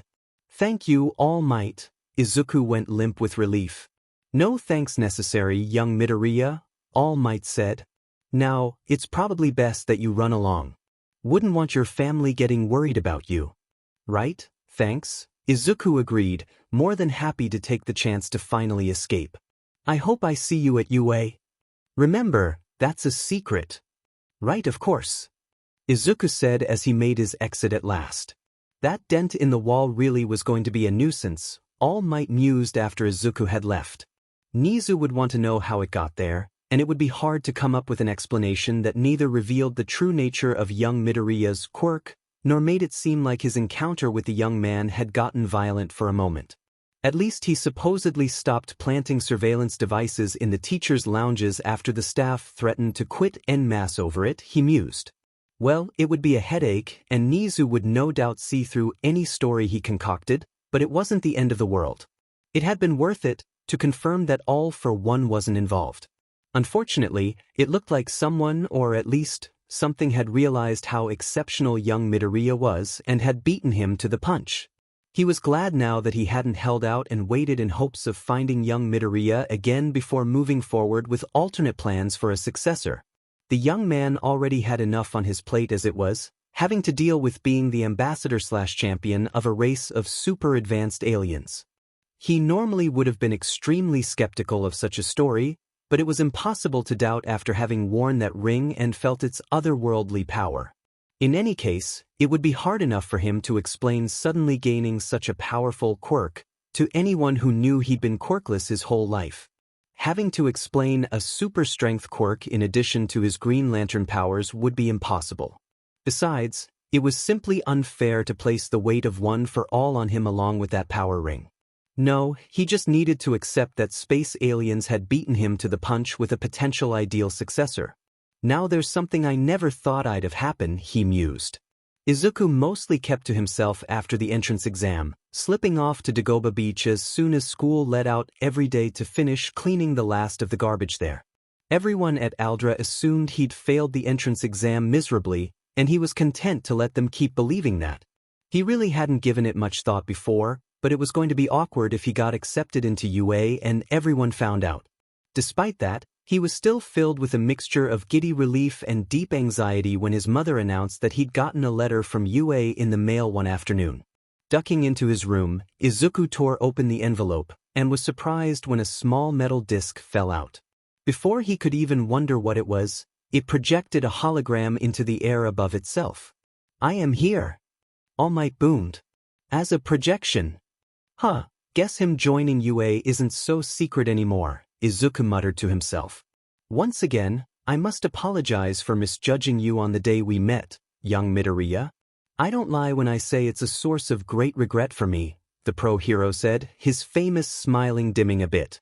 No longer terrified that All Might was about to reveal him as a fraud and strip him of his shot at his dream, Izuku felt almost absurdly touched by this.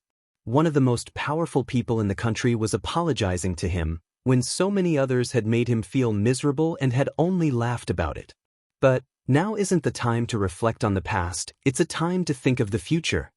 All Might proclaimed dramatically, just before someone's hand entered the picture and motioned for the number 1 hero to speed things up, prompting a brief, muffled conversation between him and whoever the hand belonged to. All Might can be surprisingly awkward sometimes, Izuku noted. Your performance on the written was comfortably in the top 20% of applicants, All Might continued, and your score on the practical was nothing short of spectacular, I'm happy to say. You easily dispatched enough robots to earn 55 villain points. More than enough to gain entry to the hero course. Yes. Izuku pumped his fist. But the green-haired boy froze mid-motion. He quickly told himself that if All Might was about to tell him that he was disqualified, the pro wouldn't have been all smiles and congratulations this whole time. Also, if he was going to pull the rug out from under Izuku, he would have done it the day of the test. Still, all the logic in the world couldn't prevent the trickle of fear in his heart. There's more to the test than what the proctor explains, All Might said, pointing at the camera. What kind of hero school wouldn't reward students for displaying heroic behavior? He asked as the image shifted to recordings of Izuku swooping in to save other applicants in peril from the robots, culminating in him saving that brunette from the zero-pointer with his constructs. Not the kind of school that UA wants to be, All Might proclaimed. Which is why there's another way to earn points on the practical, rescue points. For your heroic deeds during the test, the facility awarded you a whopping 75 points. That brings your total up to a staggering 130, which not only puts you into first place but is also a new record. Izuku's eyes widened, jaw going slack with shock. First place? The record score? At this point, it goes without saying that you're in, young Midoriya. All Might said. It is my pleasure to welcome you to your hero academia. Izuku started crying with joy the moment the recording ended. Do you have your tissues? What about your handkerchief? Inko asked as Izuku hurriedly put on his shoes, desperate to not be late for his first day at UA. Yes, I have them, he said, heading for the door. Gotta go. Izuku, wait. Inko called. Yes? He asked, trying not to let his impatience turn into irritation with his mother. You're really cool, Izuku, she said, giving him a watery smile. And you belong at UA. I don't know anything more about ancient space aliens than what you've told me, but these guardians made a good choice when they gave you that ring. He smiled. Thanks, Mo. I'll see you later. A short train ride later, and he was walking onto the UA campus as a student for the first time. Izuku couldn't help but be a little awed by it. The citadel of the Guardians on OA was much bigger than the main building, but this was still UA. Also, while not the largest building he'd ever been in, it was still huge. He got a little turned around, and didn't find the classroom until it was closer to the start of the school day than he would have liked. Still, he found the door to his homeroom with a few minutes to spare. Izuku almost wasn't surprised when the first thing he encountered upon opening it was the blue-haired, bespectacled guy from the entrance exam barking at Kaken to get his feet off the desk, and Kaken throwing out one of his casual death threats in turn. That's reprehensible, the guy with the glasses exclaimed. Are you sure you even want to be a hero with that kind of attitude? Shut the hell up for eyes before I show you your place. Kaken snapped. The other young man was about to retort when he noticed Izuku. Seemingly forgetting his dispute with the explosive blonde, he practically rounded on Izuku. I believe that Present Mike said your name was Midoriya, correct? Izuku blinked, shocked that he'd remembered. Yes, that's me, Izuku Midoriya. I'm Tenya Ida, he smiled. I'm glad we can finally introduce ourselves properly, as we were interrupted on the day of the exam. "Oh yeah, nice to formally meet you too," Izuku said, slightly awkward. He wasn't the most social of creatures to begin with, and it was especially difficult to be at ease with Kaken glaring daggers at him. "I must commend you again for realizing the correct course of action during the entrance exam and acting to save Uraraka," Ida said. "You saw things that I didn't until after the test had concluded." Despite not daring to look directly at him, Izuku could still see a vein throbbing in Kaken's forehead. "You mean the rescue points?" he asked, blinking. "I didn't know about those.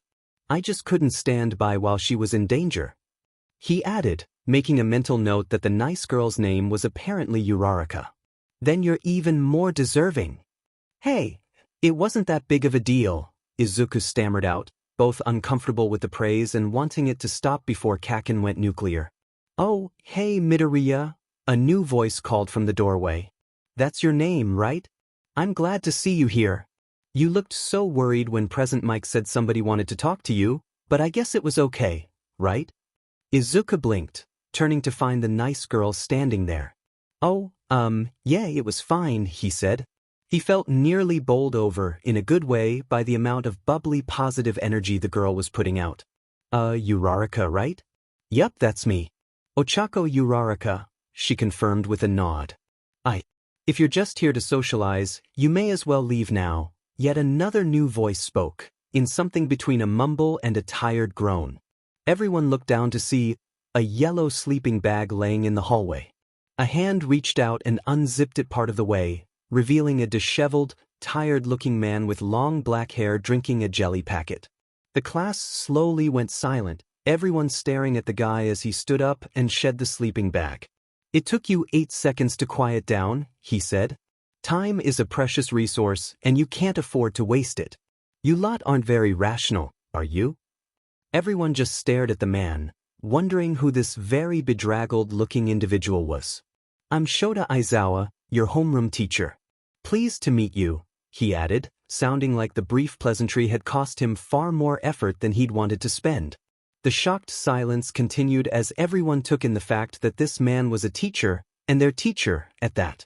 Aizawa held out one of the school's blue and white gym uniforms. "Now put these on and head out to the grounds," he said. "Quickly now."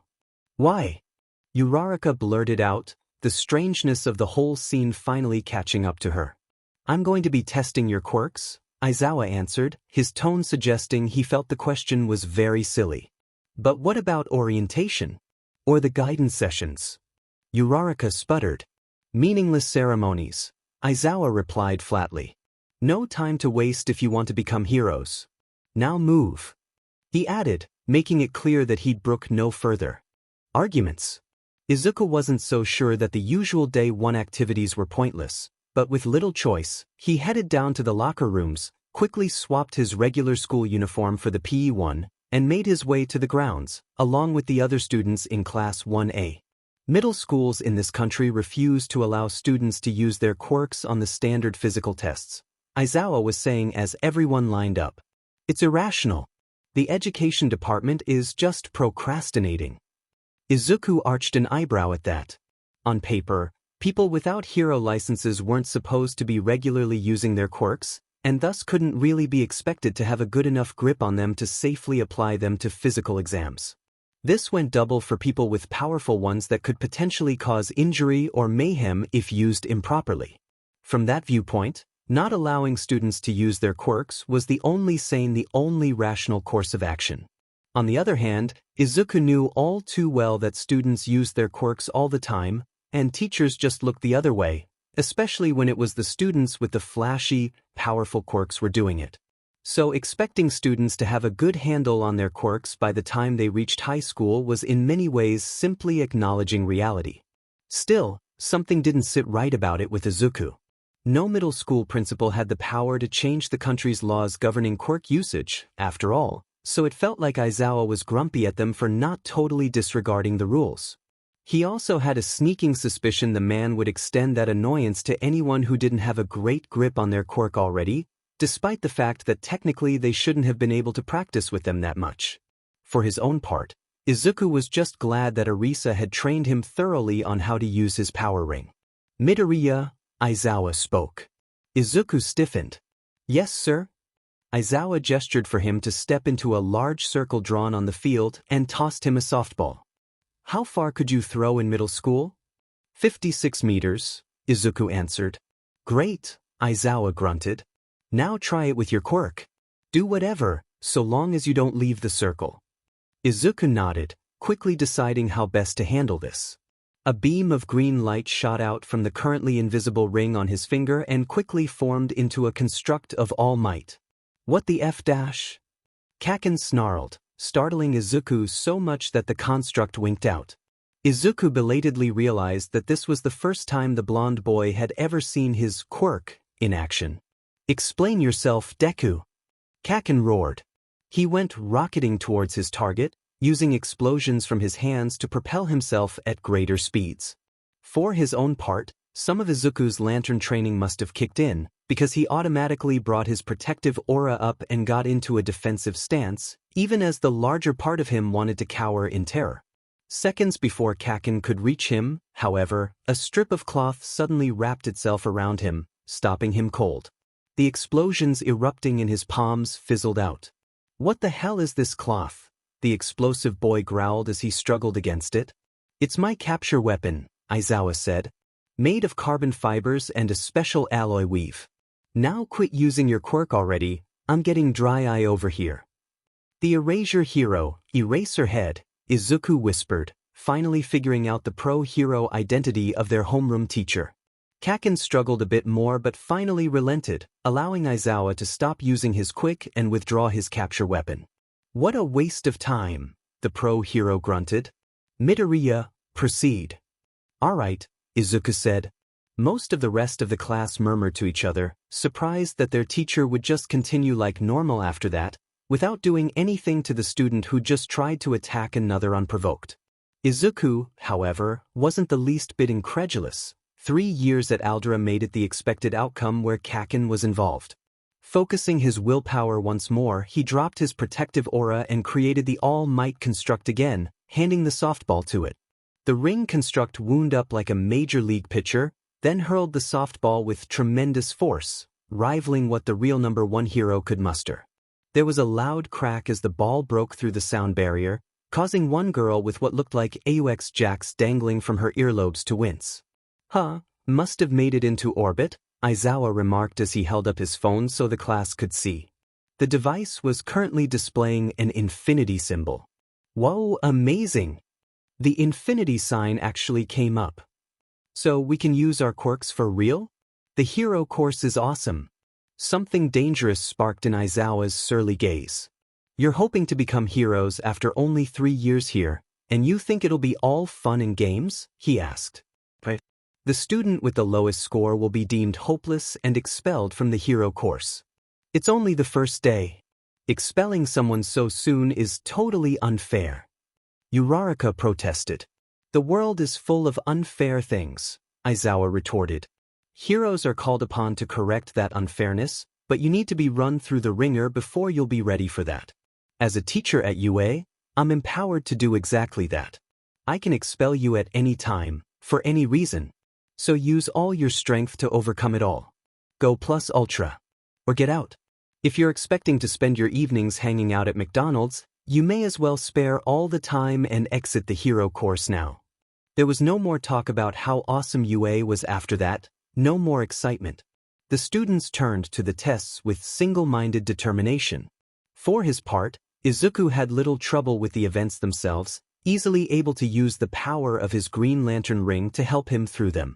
For the 50-meter dash, he created a construct of ingenium and placed himself inside of it, much to the surprise of Ida. He simply flew over the sand pit for the standing long jump. Green Might returned for the grip strength test.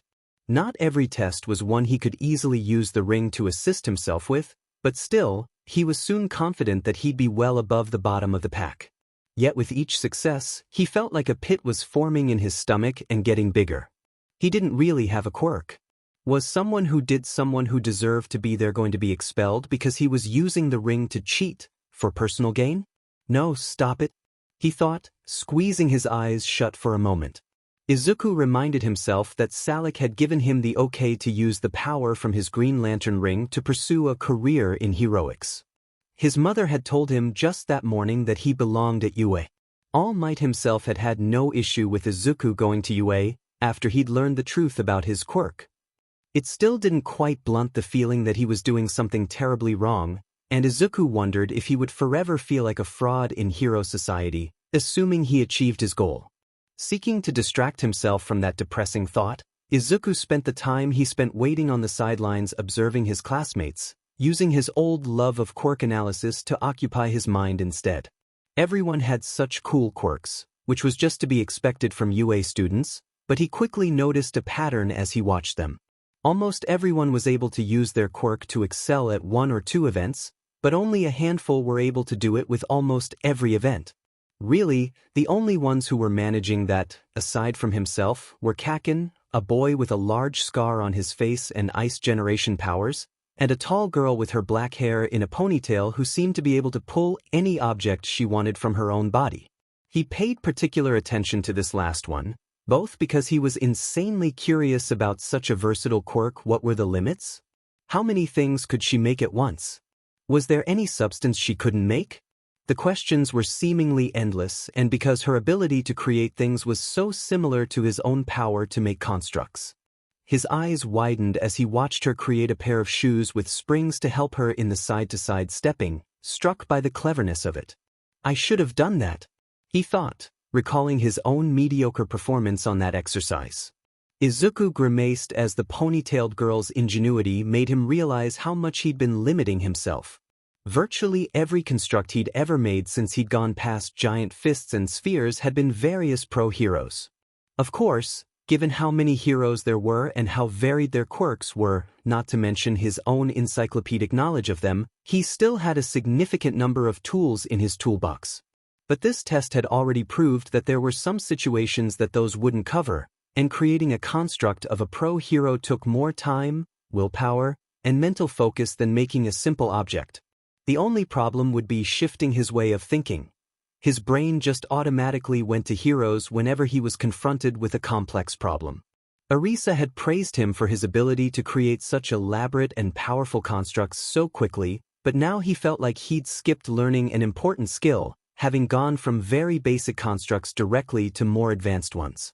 It figures I'm actually really good at something for once and it comes back to bite me, he thought. Izuku reached up and slapped both his cheeks with his hands, trying to snap himself out of it. This just meant that he had to work on it going forward, to get more creative with his quirk, and go plus ultra. Unfortunately, most of the events were already over. He wasn't able to come up with anything to help him with the seated toe touch, though neither did almost anyone else, and he also initially came up blank when Aizawa announced they'd finish up with an endurance test. Then the raven-haired girl opened her gym top and pulled a small motor scooter out of her body. Oh, he breathed, before focusing his will into the ring and creating a construct of a bicycle. He could have made a motor vehicle of some sort, of course, but a bike was still a huge advantage, and he saw no reason not to get some exercise during this test. Unlike with the previous tests, Aizawa allowed them all to do this one at once. Nearly everyone started off strong, despite having gone through the rest of the series of tests already, but it wasn't too long before several students slowed and eventually stopped, with the kid with the purple ball for hair being first, probably thanks to his short legs. Kaken, the guy with the scar, and the pink-skinned girl lasted longer than average, first using their quirks to help propel them and then simply jogging when they exhausted them. When Ida's engine sputtered and he was forced to stop, only Izuku and the creation girl remained, neither of them having any difficulty so far. Okay, that's enough, Aizawa grunted. I'm giving you both top marks on this one. Izuku stood, allowing his construct to disappear into nothingness, while the girl brought her scooter to a stop and parked it next to the track. Explaining how the scores are tabulated to rank you all would take too long, so here they are, Aizawa said, pressing a button on a remote control he had, which projected a hologram of the list into the air. Izuku smiled at seeing he was in second place, only behind someone named Momo Yaoyorozu, who he assumed was the girl with the object creation quirk. The short boy with the purple ball for hair let out a horrified-sounding squeak, and Izuku gave him a sympathetic look, the guilt he'd felt earlier returning in full force. Also, I was lying about expelling someone, Aizawa added, with a grin Izuku could only describe as sadistic. That was a rational deception, meant to bring out your best efforts. Most of the class reacted with shock and horror, with Yaoyorozu being one of the rare exceptions. Well, of course it was a lie, she said. I thought it was obvious. Should I have said something? She added. Everyone was still too stunned to answer her. Anyway, we're done here, Aizawa said, abruptly turning away and jamming his hands in his pockets. Your papers about the curriculum and all that are back in the classroom. Make sure to pick them up before you leave for the day. All might, Aizawa grunted as he turned around the corner of one of the nearby buildings, unsurprised to see the huge pro in his awful, pinstriped yellow suit. I see you were watching me. I would have thought a man in your position wouldn't be so keen to waste time. The number 1 hero ignored the jab. I merely wanted a look at the class I'll be teaching soon, he said instead. It was a lie, of course. He'd mainly been curious to see how well the young man who might have been successor had things gone different would perform, and if he could actually keep that ring invisible when under stress. Aha, Aizawa grunted. And it has nothing to do with you still being paranoid about Midoriya for some reason? Not at all, All Might replied. The underground pro's expression shifted to one of mild, sleepy surprise at the other's easy denial. Apparently, he'd expected the number 1 to either be cagey about the subject or respond with nervous stammering. What did you think of them?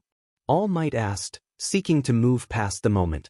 They're not completely without potential, Aizawa muttered tiredly. All Might hummed thoughtfully. You know, it may not be my place to say this, considering I'm a complete newbie when it comes to teaching, but was it really a good idea to lie to them all, and on the first day at that? Aizawa stopped and silently appraised All Might for a moment, possibly wondering if the blonde man knew where the deception truly was. As it turned out, All Might did know. A cursory glance at the school records, he was now privy to having made him aware of how quick the underground pro was to expel students. The lie hadn't been the threat of expulsion, it had been the claim that he'd never intended to carry it out to begin with. Not that it made a difference. Even if the students didn't know the exact source of the dishonestly, they still knew he'd lied to them. You're right, Aizawa said eventually. It's not your place. And with that, he turned and continued walking off. Excuse me, Izuku called, running forward. He thought he'd lost track of the creation girl after the students had all gone back to their respective locker rooms to change out of gym clothes and into their regular uniforms. Izuku had swapped outfits at basically warp speed, not wanting to be in the locker room with a still seething Kaken for a moment longer than necessary, and then waited around in the classroom after grabbing the syllabus and other documents that were waiting there for them, hoping to get a chance to speak to her. However, the explosive blonde had appeared first, and Izuku had decided to make himself scarce again, opting to try and catch her outside instead. He'd just about given up on getting to speak to her when he'd spotted her talking to the girl with the EUX jacks dangling from her earlobes near the entrance to the school. Yes, what can I do for you? She asked as Izuku drew near, while the shorter girl eyed him warily. I wanted to thank you, he stammered out, suddenly having trouble properly forming words and regretting his decision to seek this girl out like this. She was really very pretty, more so than he'd realized during the tests. She was also quite curvy, especially for their age, something the shapeless PE uniforms had largely concealed, but was a lot easier to see now that she was in the regular school uniform. She tilted her head slightly, looking confused. Whatever for? She asked. And may I ask your name? I'm Izuku Midoriya, he managed to get out. And you're Yaoyorozu, right? The one who got the top score on the test today. She nodded. Yes, that's me, and this Kyokajiru, she said, indicating the shorter girl. Sup, she greeted him with a nod. So, what was it that you're thanking me for? Yaoyorozu asked. Izuku's face reddened, feeling like a moron for needing to be asked that a second time. Watching the way you use your quirk helped me use my own more intelligently, he got out, talking only a little too fast. I don't think I would have done nearly as well on the endurance test at the end without your example. I wanted to thank you for that, and I hope you don't mind if I continue to use some of your ideas on what to create in a situation. He added with a bow. Oh, you're very welcome, then Midoriya, Yaoyorozu said with a pleased smile. And of course, I don't mind. In fact, I take it as a compliment. Hey, no offense to either one of you, but could you really not have thought to make a bike for that test without watching what Yaoyorozu did? Jur asked, though she looked a lot less wary of him than she had a second ago. He blushed again. I mean, probably. Eventually, he said. My quirk came in really late, so I don't really have as much experience with it as most people. And my mind just sort of always goes to heroes. I usually don't make stuff, even if it would make more sense. I'm hoping to work on that. Yaoyorozu smiled kindly at him, which didn't do anything for the redness in his face. I hope we can all help each other become better future heroes, so I'll be happy if I can assist you with that. In fact, she checked her wristwatch. My driver won't be here for a while, since we got out so much earlier than expected. I'm feeling a bit peckish after those tests. Why don't we get something to eat and we can talk about it? Sure. Izuku squeaked without stopping to think about it, voice at least half an octave higher than normal, causing Jairu to smirk. Yaoyorozu either didn't notice how awkward he was or was polite enough to pretend not to. He might have wondered about the "my driver" remark if he hadn't been using all his faculties to try to keep at least some semblance of composure while talking to a gorgeous girl. Lovely, Yaoyorozu smiled. Jairu, would you like to join us? That would be cool, but I have other stuff I gotta do, Jairu replied. Have fun, you two. Oh, okay. Suddenly I'm doing something that sort of looks like a date with a girl who looks like she belongs on a magazine cover or something. Impossibly Stunning Women Monthly, he swallowed, then steeled himself. Yaoyorozu didn't deserve to be treated differently because of how she looked. Also, a lot of female pro heroes were extremely attractive. Popularity was always beneficial to pro heroes, at least those who didn't go underground. And the simple fact of the matter was that good-looking people tended to be more popular, something that often hit female pro heroes harder than their male counterparts, so he supposed he'd have to get used to interacting with beautiful women at some point if he wanted to be a hero himself. No fear. By sheer force of will, he managed to make himself act at least relatively normal as they walked away from the UA campus in search of a snack, the two exchanging small talk as they went. Thankfully, it wasn't too long before his nervousness at talking to a pretty girl he'd just met today started to ebb. It didn't go away entirely, to be sure, but it diminished enough that it took minimal effort to maintain his composure. Or at least, for him to seem reasonably sane. I hope I didn't come off as arrogant to everybody back there, Yaoyorozu said. I really just assumed that everyone would realize that Mr. Aizawa was bluffing with his expulsion threat. I don't think it'll be an issue, he said, even though he privately thought she had seemed a little arrogant then. I'm sure people will realize you didn't mean it to come off that way when they get to know you. He added sincerely. Yaoyorozu was very proper and formal but very nice for all that. How did you know he was bluffing, by the way? Izuku asked. He kept talking about being rational and logical, Yaoyorozu answered. It would have been very irrational to expel someone on the first day, and as a result of that physical test, which limited how creative a number of us could be with their quirks. However, if he wanted to make everyone try as hard as possible, then it made more sense. Izuku realized he couldn't find a hole in her logic. You're really smart, Yaoyorozu. Oh, thank you. I do try, and I've had the benefit of some of the best tutors, she said, a dusting of red appearing on her cheeks. Cute. Izuku thought, nearly getting overwhelmed again. I'm not entirely sure that ruse was really a good thing to do though, he said, somehow forcing his mind back to the conversation. Maybe it was just because the first people to believe in him were all about courage and overcoming fear, but the underground pro's scare tactics definitely rubbed him the wrong way. I can't say I disagree. While it may have made sense in the short term, I know that I'll certainly be on guard for more such ruses in the future, Yaoyorozu said. But enough of that for now. Let's choose a place to eat. A small, rarely heard from subversive streak in Izuku wanted to suggest McDonald's, but he quickly dismissed the idea. While his main power was his Green Lantern ring, he still made sure to get in shape, and greasy fast food wasn't really compatible with a pro-hero diet. He doubted that Yaoyorozu would like it either. They eventually selected a build-your-own salad bowl type restaurant.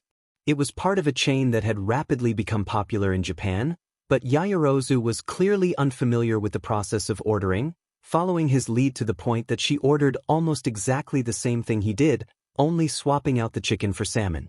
She smiled the whole time, though, like the whole experience was a wonderful novelty.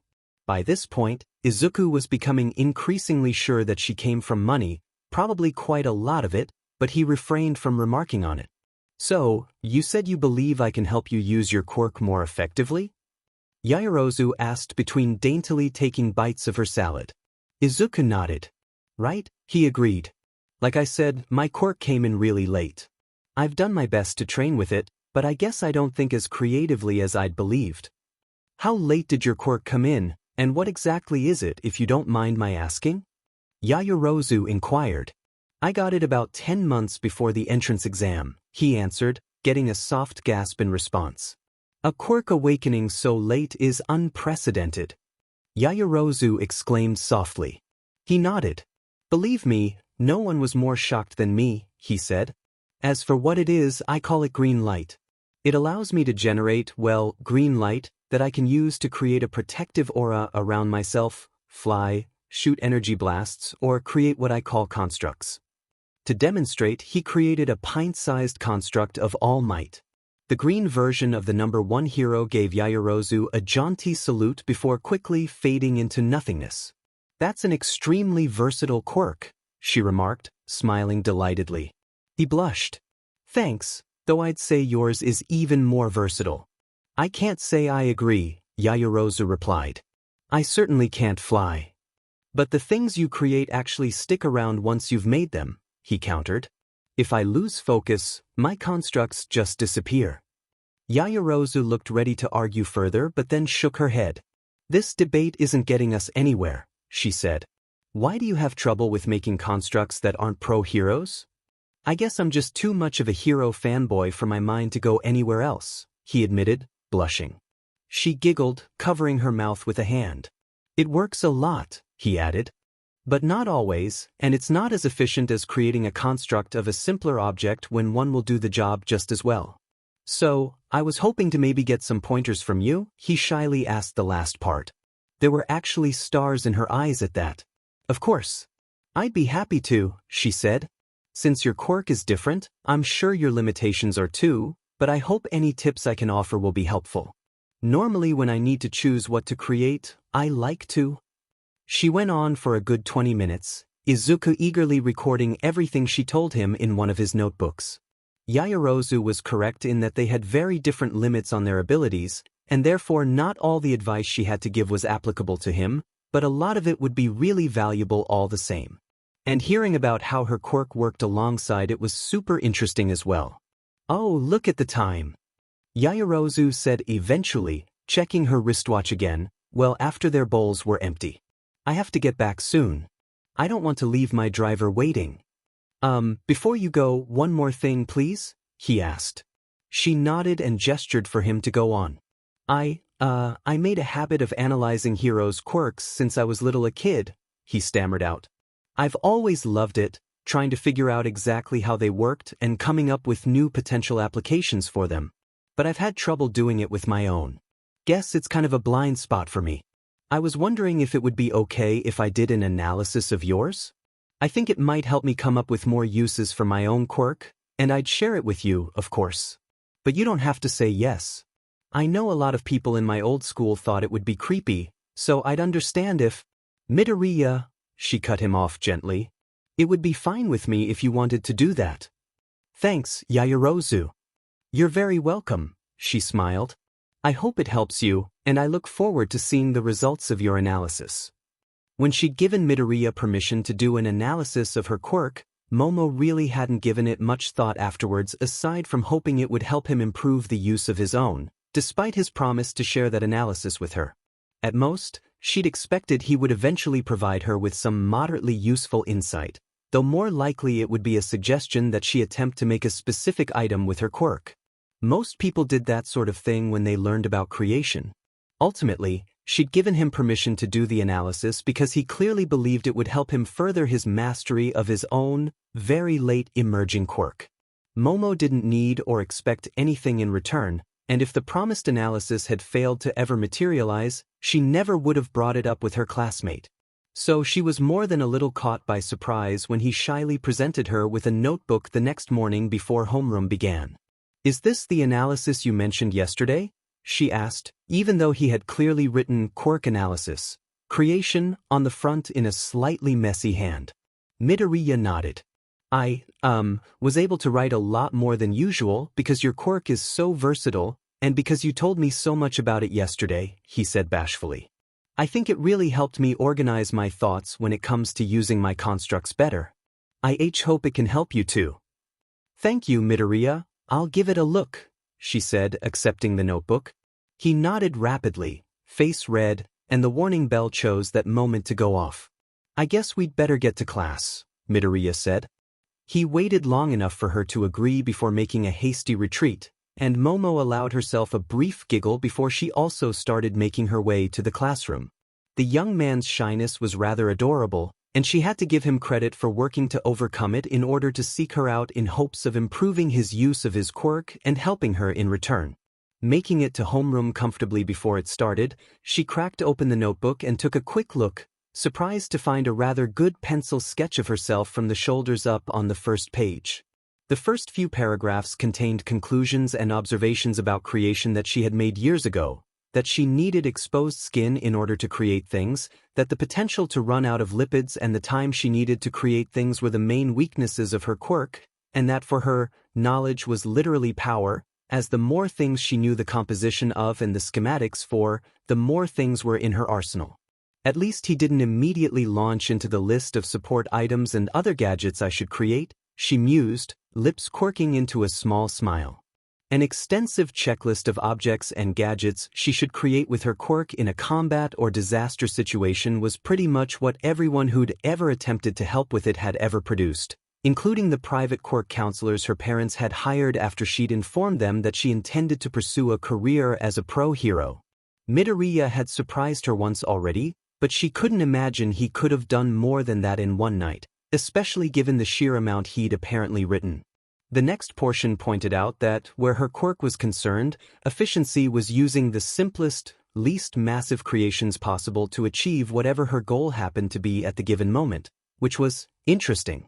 It wasn't news to her exactly, as she was certainly aware that simpler things were easier and quicker for her to create, and that smaller objects taxed her reserves less.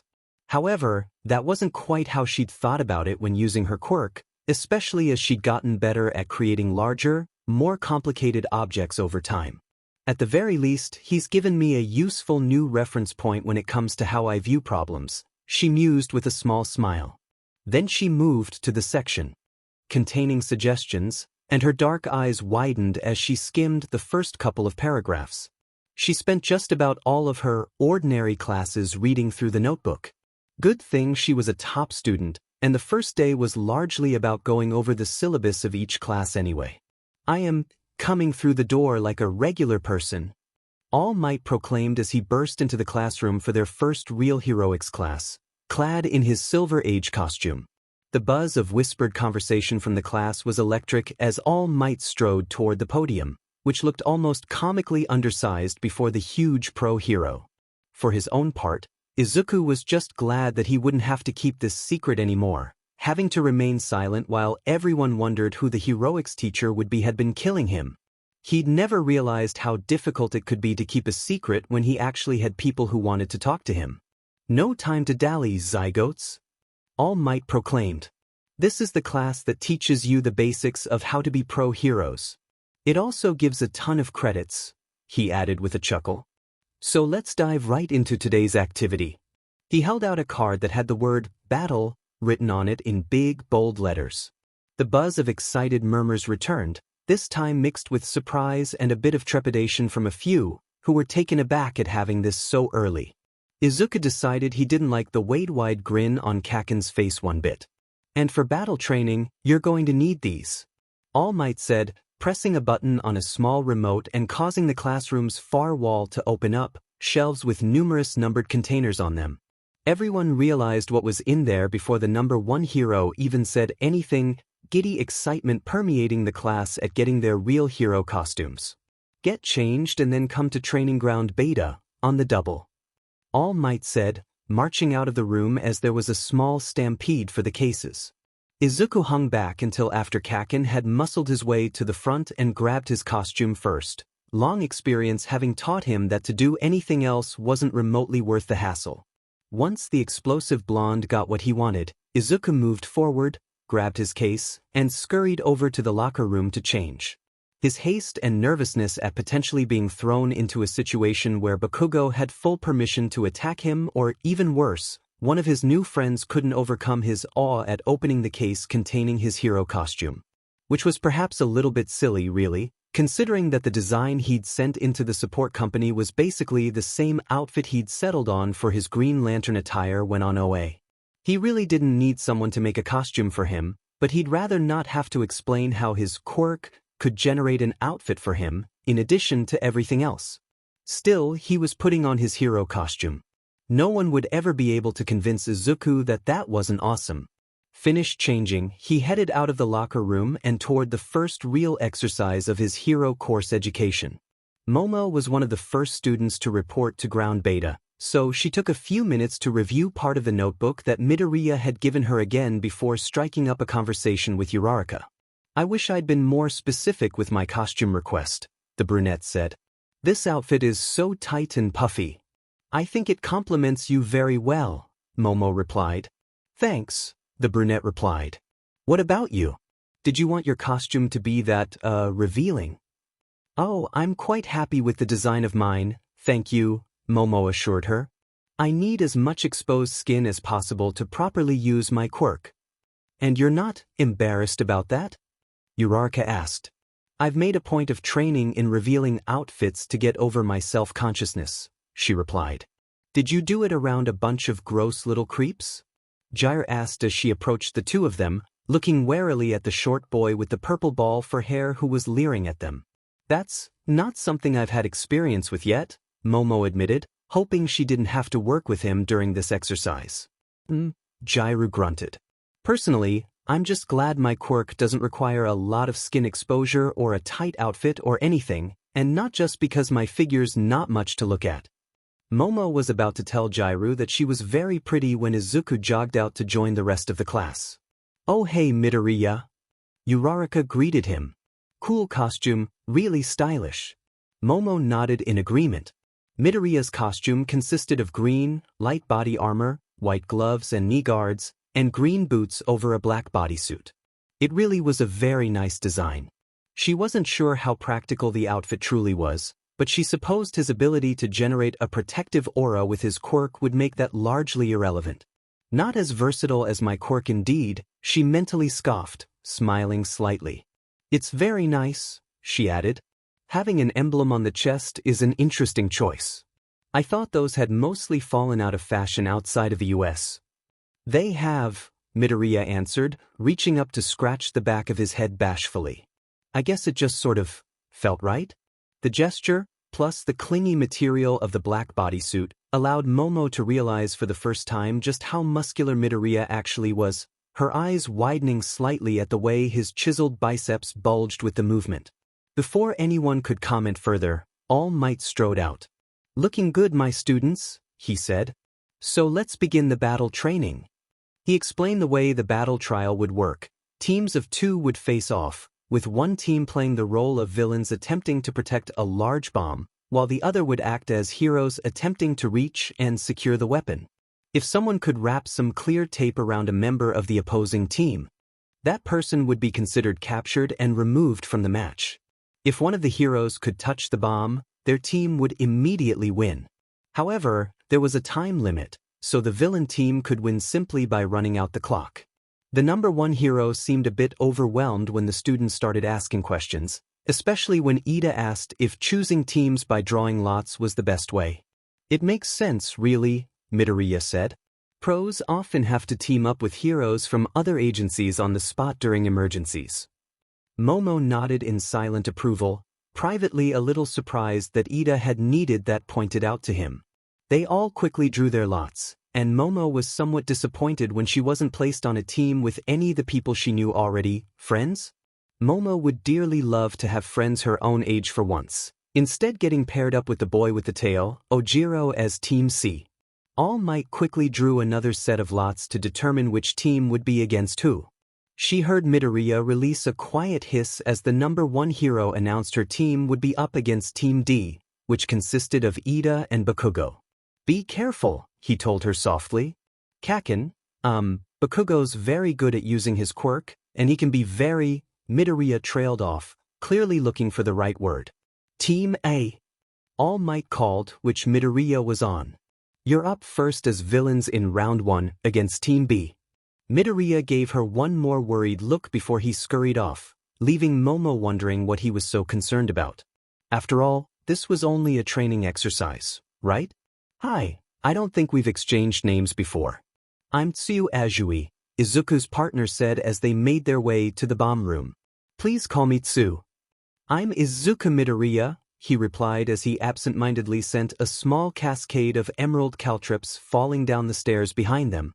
"Any ideas on how we should approach this?"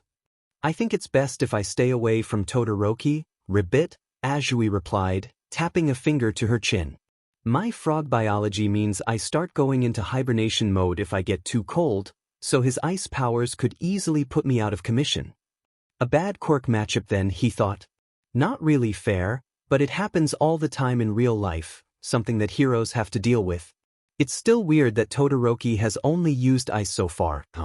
With that name and being a recommended student, I assume he's Endeavor's son, so why no fire? Does he really have none, or is he not using it for some reason? "Midoriya, you're mumbling," Azui broke into his thoughts. "Oh, sorry," he said, even as he unleashed more traps, along with an emerald CCTV camera.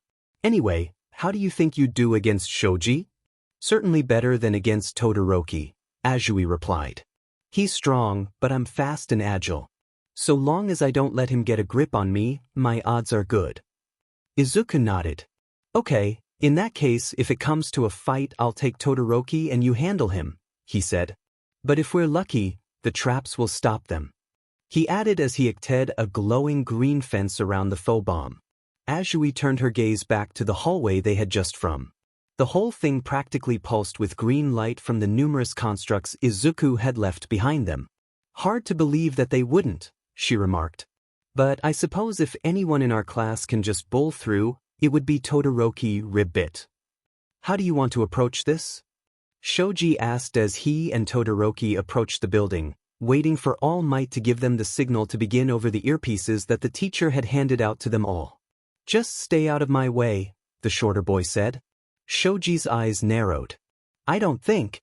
And time starts now." All Might's voice cracked over the radio. Ignoring Shoji, Todoroki strode forward and placed a hand on the side of the building. Immediately, ice began to spread out from beneath his palm, rapidly expanding to cover the wall. The multi-armed boy's eyes widened when, in seconds, the entire building is completely encased in a thick layer of ice. Then, nothing. Todoroki and Shoji shared a look, wondering whether being trapped in ice was enough to count as capturing the villains. Mon Dieu! That is one crazy display of power. The control room where All Might and the students not currently doing the exercise was abuzz with awed students, many of them never having personally witnessed a quirk with so much raw power in action before. "It's very impressive," Yaoyorozu said. "However, if Todoroki was expecting to land a knockout with that, he failed." Uraraka finished with a grin, gesturing to the monitor that showed the feed from the room with the bomb. Midoriya had put his protective aura up and hastily started floating in midair when Todoroki's ice had begun to encroach on the room to avoid being frozen himself. Not only that, but he'd been able to do the same for Azui, generating constructs of a thick winter coat and a wool cap, complete with pom-pom on the top, to keep the cold from getting to her. "I can't believe he can just shrug off having the building frozen around him like that," Mineta exclaimed. "If I was there, I'd be a grape cycle by now." Kirishima grinned, pumping his fist. "Looks like this first matchup is going to be a real clash of the titans," he said. "So manly." "The clock is still ticking, heroes." All Might's voice crackled over their earpieces. Get a move on. Todoroki's eyes narrowed. He supposed it was possible that their teacher was making them go through the motions of completing the exercise even when their opponents were trapped in ice blocks. Frankly, it seemed like something All Might would do, but something told him that wasn't the case. He'd learned a long time ago to trust his instincts. Wait here, he ordered his teammate. Despite the mask he wore, it was obvious that Shoji wasn't happy about that. He agreed, however, no doubt able to feel the intense cold even from outside the building. This won't take long, Todoroki said as he entered the building.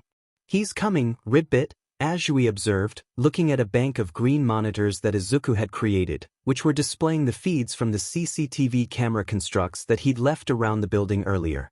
Izuku silently thanked Momo again, with a little bit of tweaking to account for the differences in their abilities. The techniques she'd given him on how to avoid decision paralysis and choose what to create were nothing short of game-changing for him. Now if only his traps were more effective, he mused, watching as Todoroki used his ice to push them aside. We better get ready, Azui said. Izuku nodded, the two getting into position.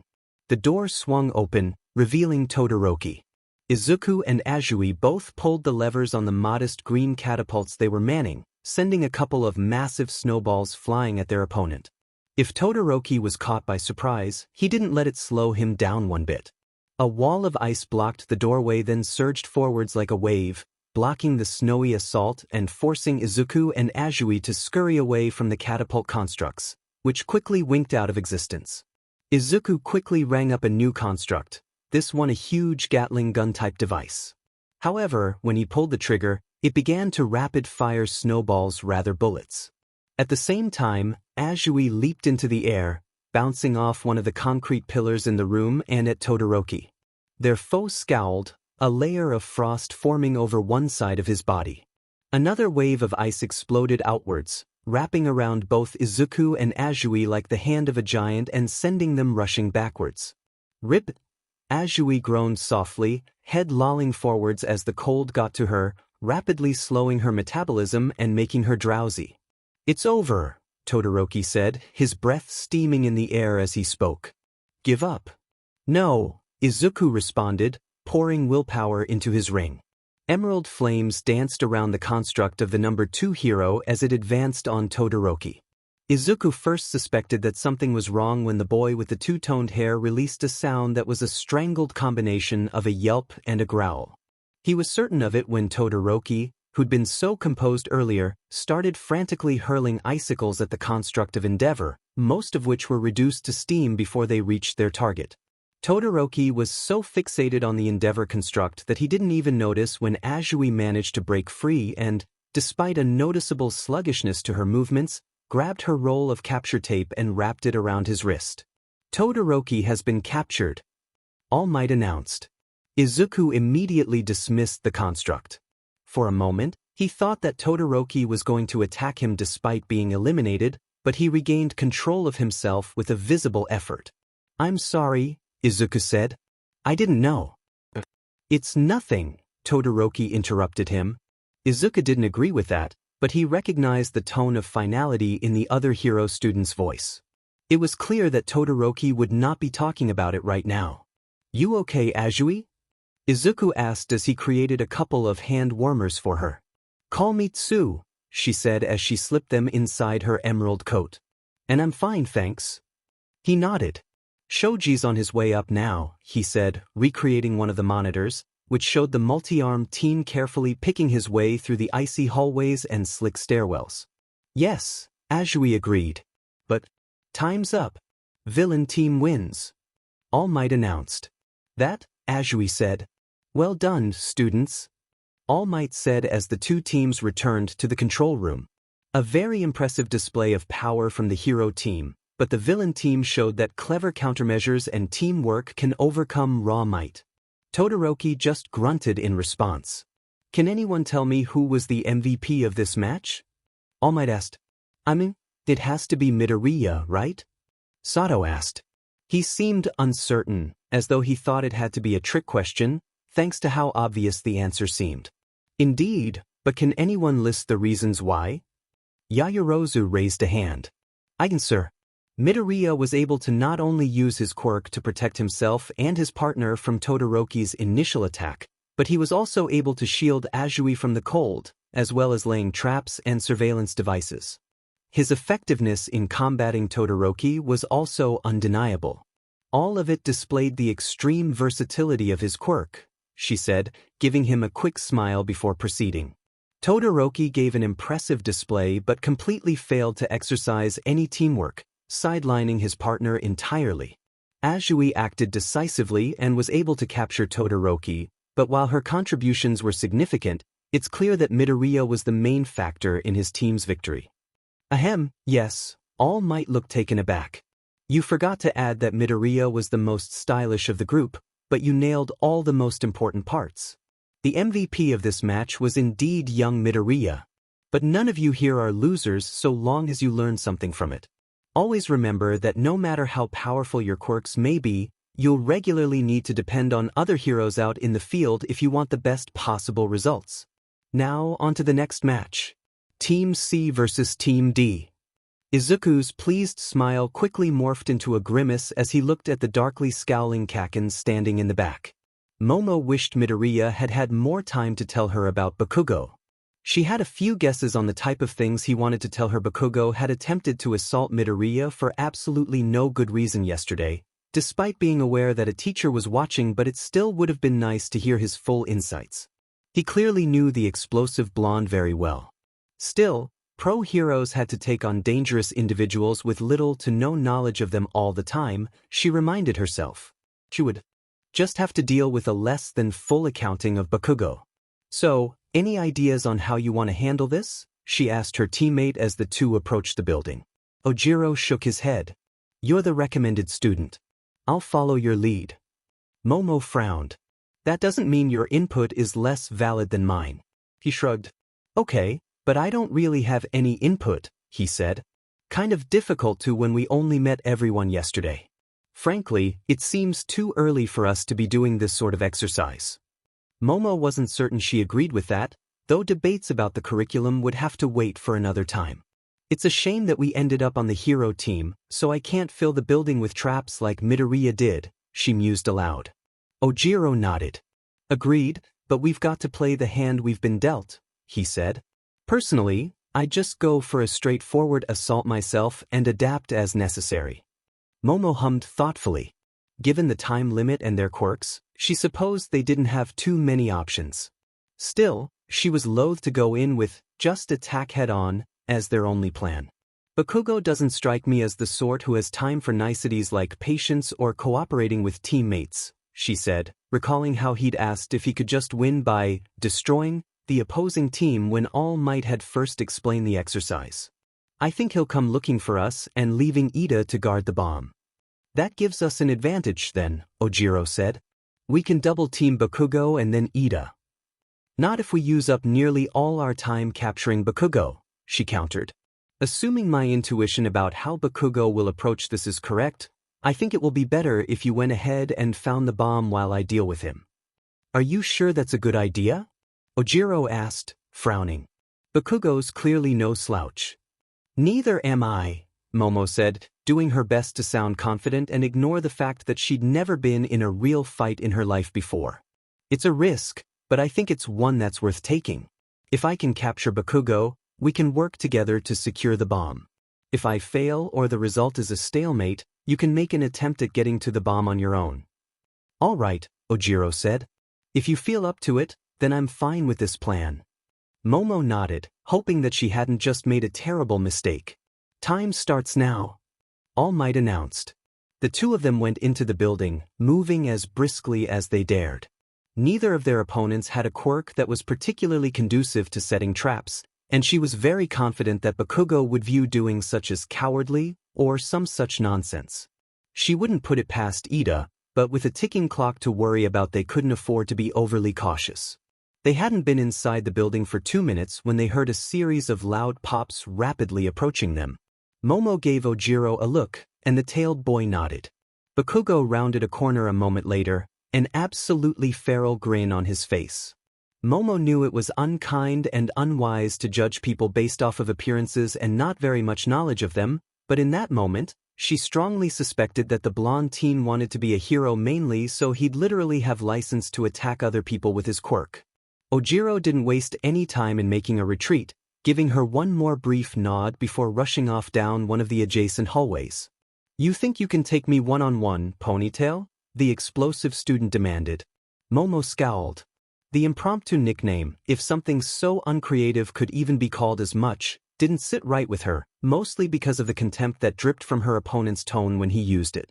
"It's a calculated risk," she replied, quickly forming a bow staff. "It's a stupid decision," Bakugo scoffed. "Don't think I'll go easy on you because you're a girl. You'd better not." With a chuckle, he launched himself forwards, fist flying in a massive right hook.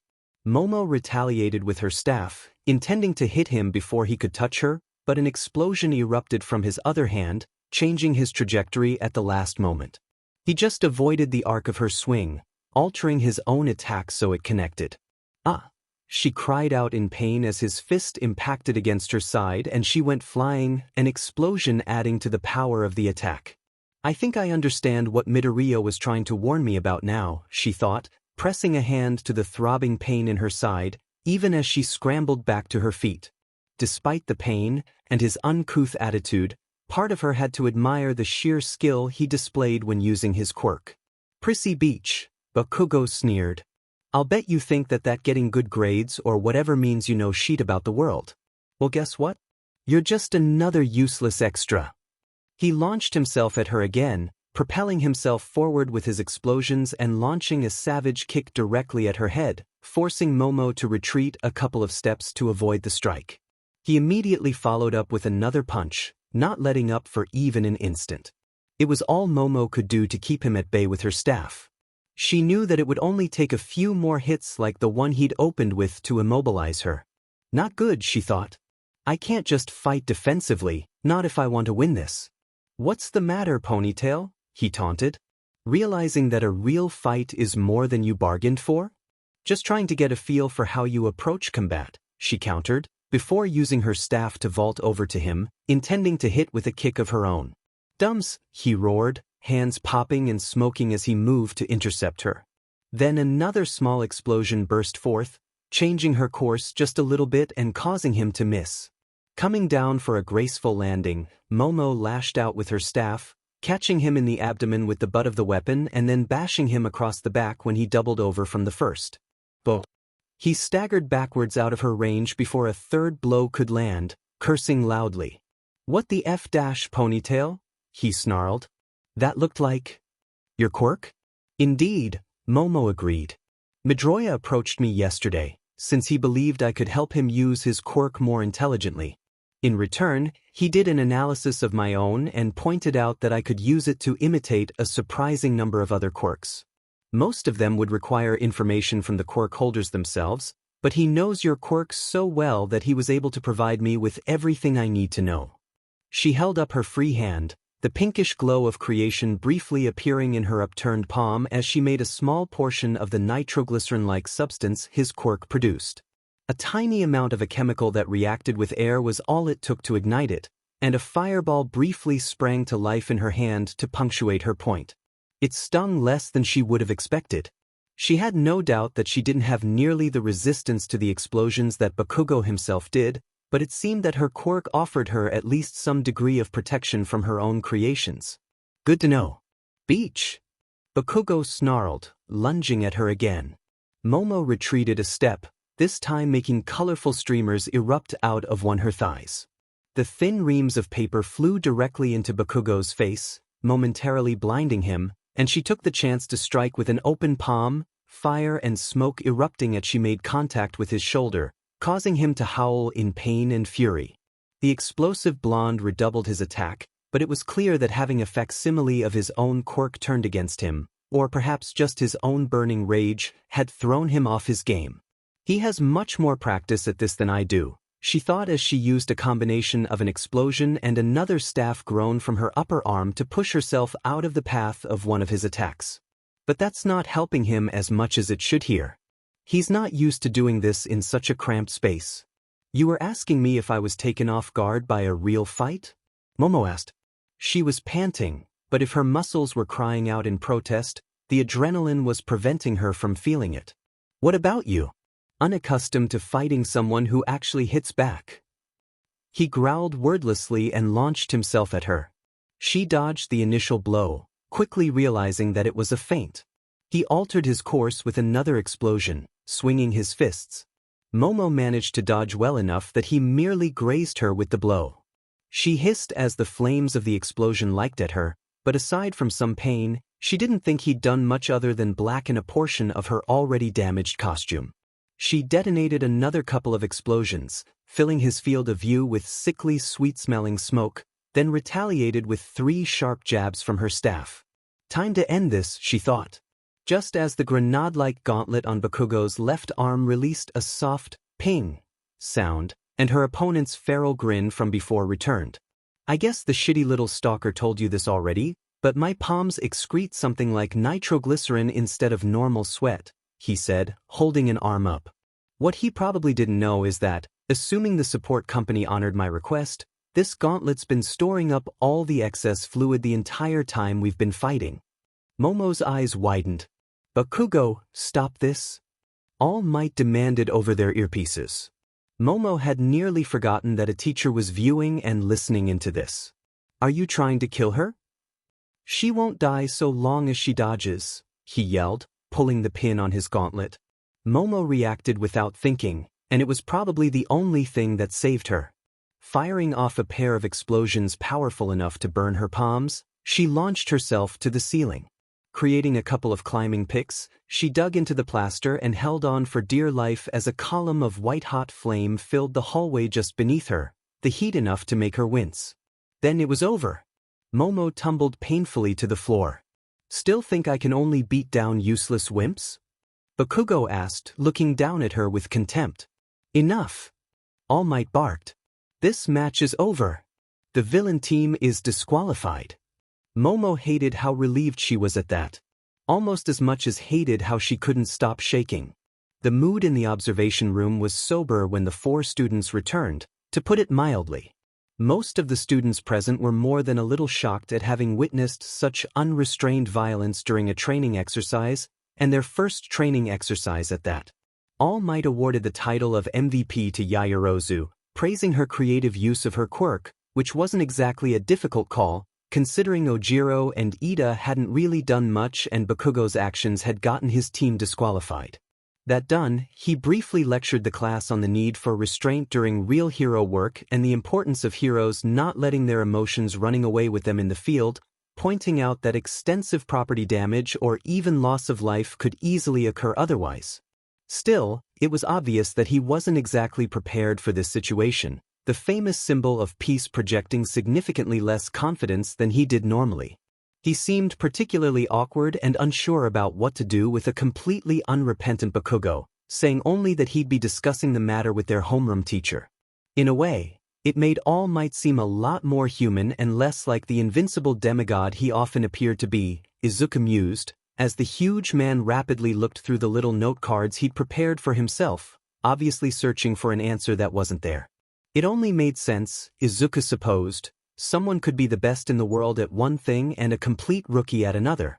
It was probably a good thing to remember that even the number 1 hero didn't always know what to do or have all the answers. He probably would have been a lot less devastated after All Might had told him he couldn't be a hero if he'd kept that in mind, Izuku thought. Eventually All Might declared that they had to move on and sent the next 2 teams off to run the exercise. They'd have to use a different building. After Bakugo's attack, they couldn't be sure that the first one was structurally sound. With the teacher and the rest of the class now paying attention to the next matchup, Izuku took the opportunity to make his way towards Yaoyorozu. Talking to a girl, especially one as attractive as Yaoyorozu, and especially when she was in her revealing and now somewhat damaged hero costume, was still pretty intimidating, but she looked so scared and shaken at that moment that he never thought about not speaking to her. Are you okay? He asked quietly. I'm fine, Yaoyorozu said, though it was clear she was anything but. Hey, Jair broke in. You don't need to be all strong right now. Uraraka had also come over. We won't think you're weak or anything, she agreed. What you did back there was super impressive. And it's okay if you're not okay right now. Izuku was enormously grateful to the other two girls for jumping in to offer reassurance as well. You did just go through something really terrifying, he said. He almost added that he understood what it was like to be facing down the full brunt of Kaken's fury, but then stopped himself. The last thing he wanted to do was to make this about himself. Yaoyorozu nodded, looking a bit more composed and not a little relieved. Thank you, everyone. She hesitated for a moment. I will be fine. And you'll go to see Recovery Girl after class to get those burns taken care of, Jiraiya added. Yaoyorozu's lips quirked with the ghost of a smirk. That as well. Don't you think some form of punishment for that stunt is in order, Eraserhead? He was a teenager put into a simulated combat scenario, Aizawa said.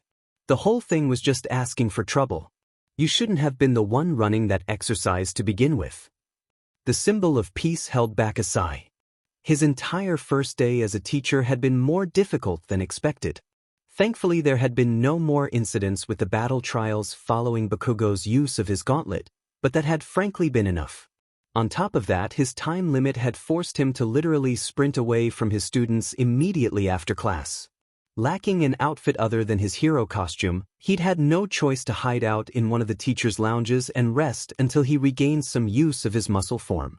Perhaps not, All Might allowed. But it's too late to go back and undo that. But it's not too late to address the fact that young Bakugo ignored a direct order from a teacher and unleashed a potentially lethal attack at another student.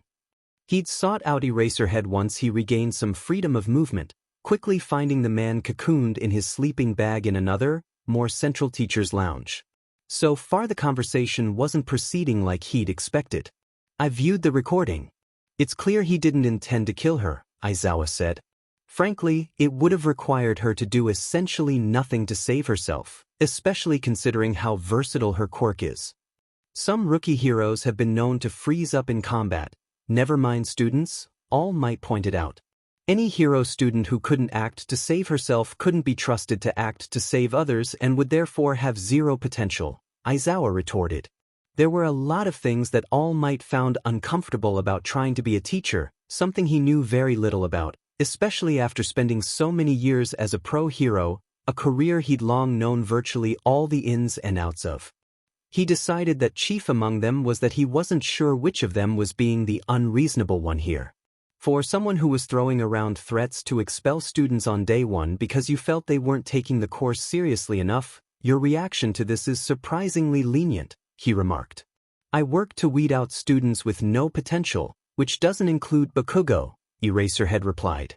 The number one hero decided to try a different tact. You know, young Yaoyorozu's parents could make things very difficult for UA over this, and they're more likely to do so if the student who did this receives no punishment, he pointed out. All Might could tell immediately that he'd said the wrong thing. And here I thought the symbol of peace was above worrying about the politics of a situation, Aizawa said.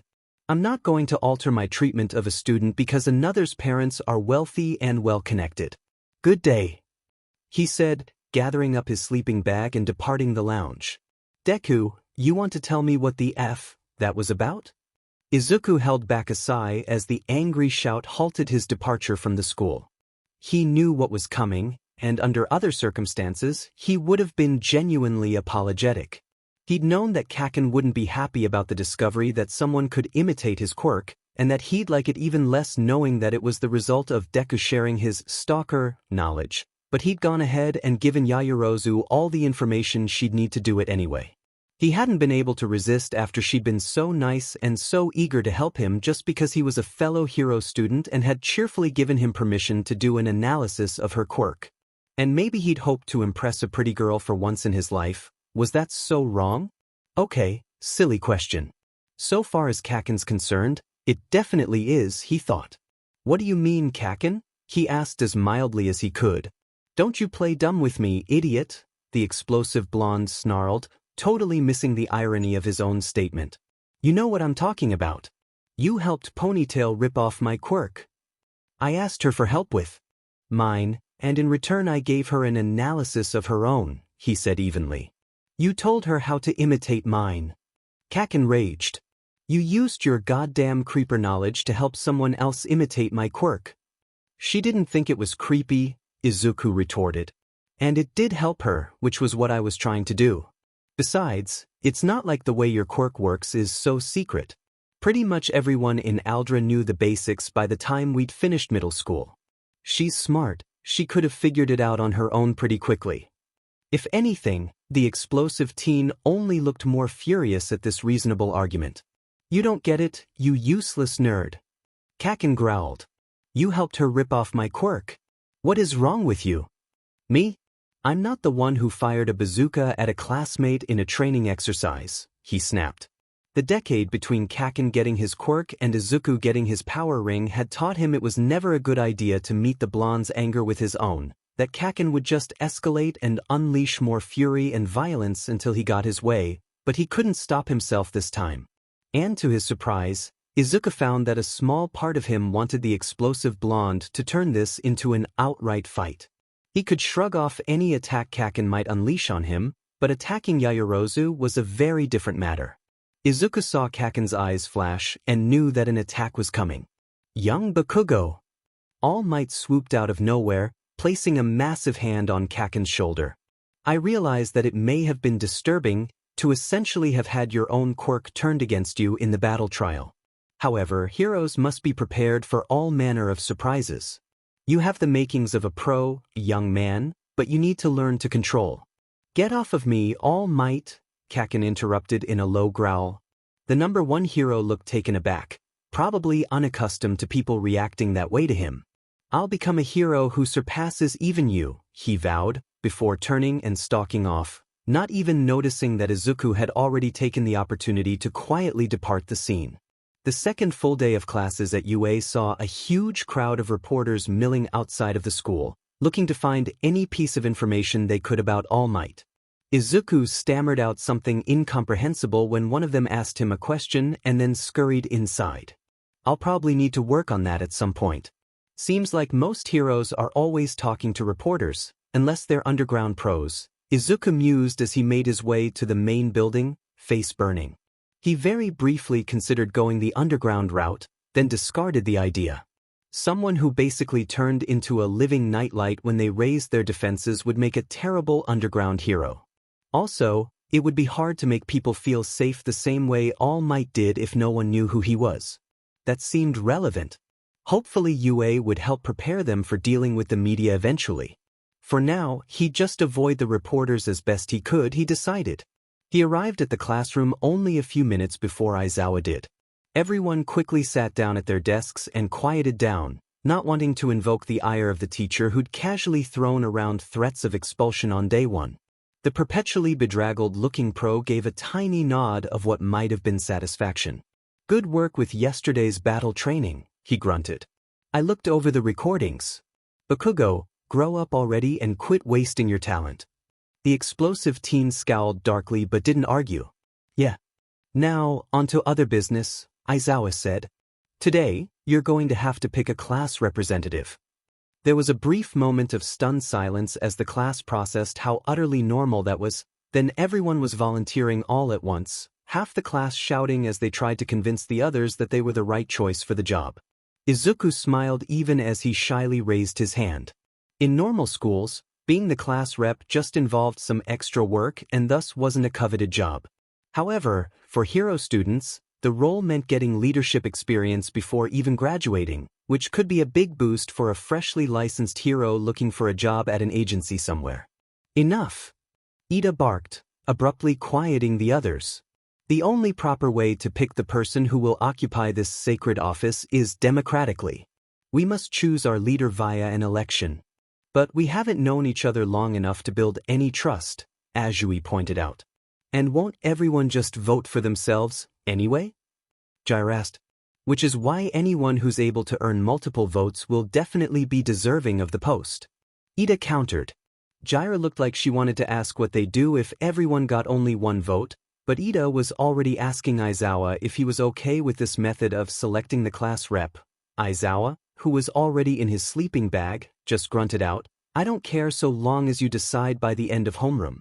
With no better prospects for settling the matter by the deadline their teacher had imposed, They all agreed, or at least didn't protest as Ida handed out slips of notebook paper to serve as ballots. Izuku almost voted for himself without thinking about it, then changed his mind, writing another name instead. He wasn't really sure if he was cut out for any kind of leadership position anyway. Once everyone had filled out their makeshift ballots, Ida collected them with far more formality than the election of a class representative really warranted, and minutes later, a full list of how many votes everyone received was on the board. I got 2 votes. Izuku thought, shocked. Normally it wouldn't have been a very impressive tally, but in this case it put him firmly in second, behind only Yaoyorozu with 3 votes and in front of nearly everyone else with only 1 or 0 in a few instances. Who the hell would vote for Deku? Kaken snarled angrily, having received only 1 vote like most of the rest of the class, presumably his own.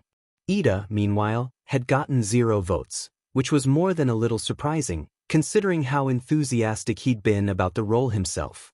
Fine, Aizawa sighed, emerging from his sleeping bag. Yaoyorozu is your class rep, and Midoriya's the vice rep. The raven-haired girl smiled brightly. I promise to do my best as your class representative. Izuku was just glad that being the vice rep meant he didn't need to say anything. Okay, so fate seems to keep shoving me into situations where I'm with the intimidatingly attractive girl. This is fine, Izuku thought.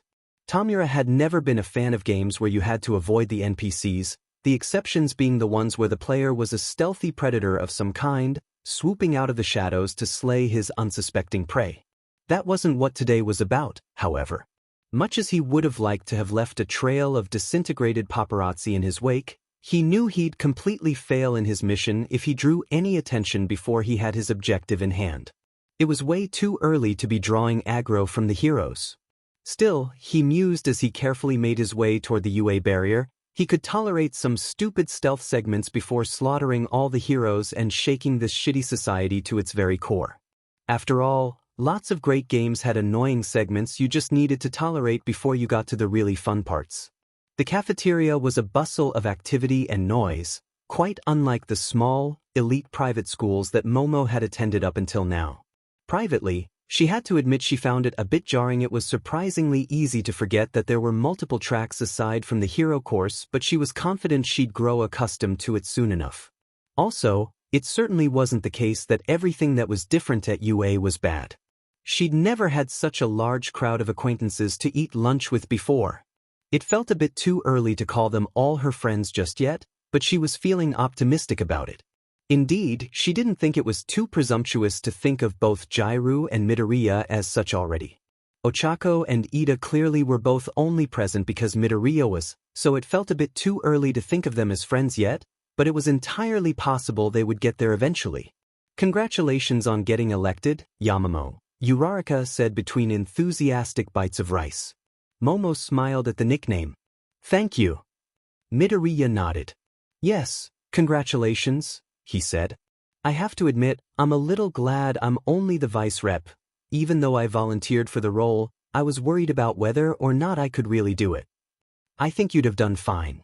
Not that I believe you're a bad choice, of course, Yaoyorozu, Ida added, to which Momo nodded in acknowledgement. The blue-haired boy turned back to Midoriya. Your grit and decisiveness in a pinch make you perfectly suited to lead. That's why I voted for you. Momo suppressed a smile at the shocked look on Midoriya's face. So that's why you had 0 votes despite wanting the role yourself, she said to Ida, having been wondering about that. Ida nodded. Ambition and suitability are different matters, he said. I humbly made the choice I felt was best. A very mature decision, then, Momo said. Hang on.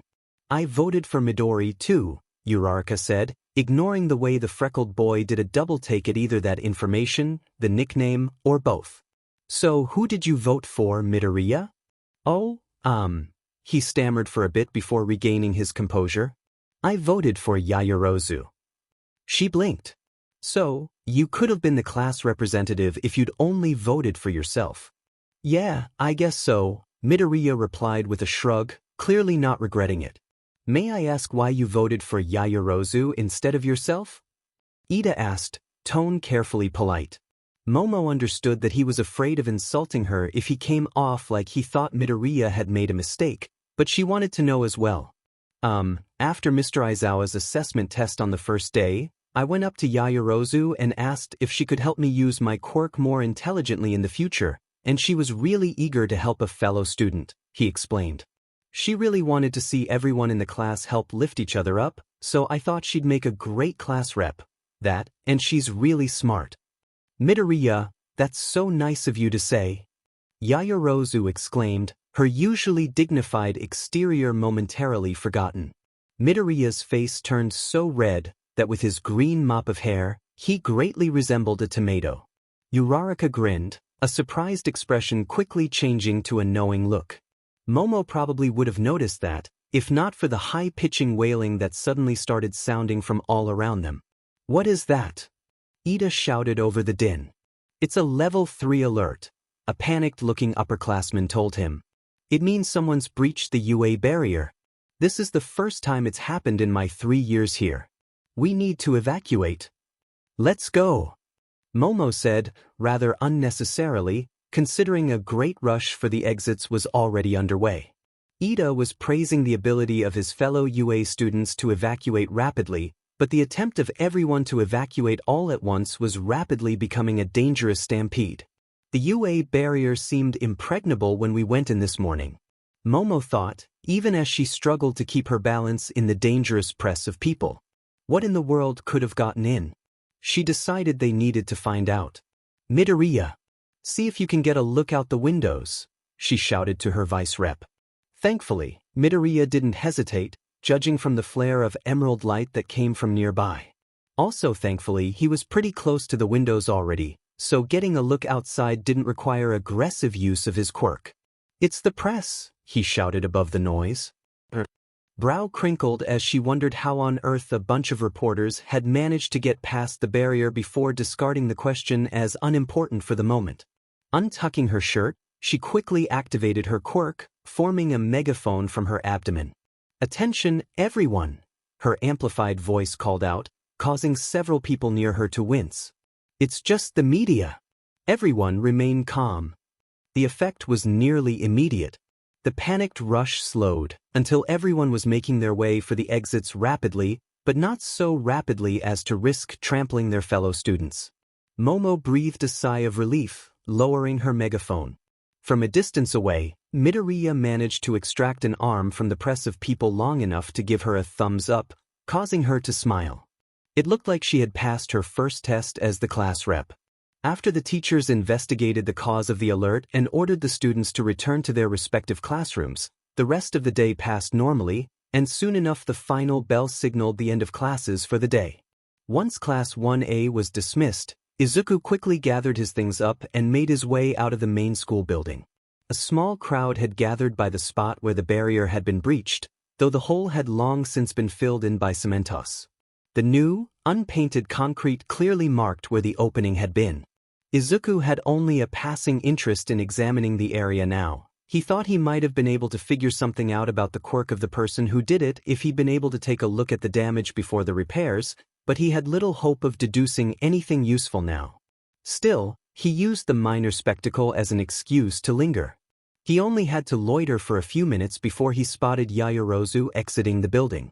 Izuku immediately jogged towards the raven-haired girl. "Oh, hello, Midoriya," she greeted him. "I thought you'd already left the campus for the day." He shook his head. "I wanted to ask you how you're doing." She smiled. "I'm quite well. The alert was rather alarming, but I'm glad we were able to restore order, and of course I'm very happy about us becoming the class reps. I think we'll work well together." Yeah, I do too," he said, feeling some heat rising in his face but managing to push onwards.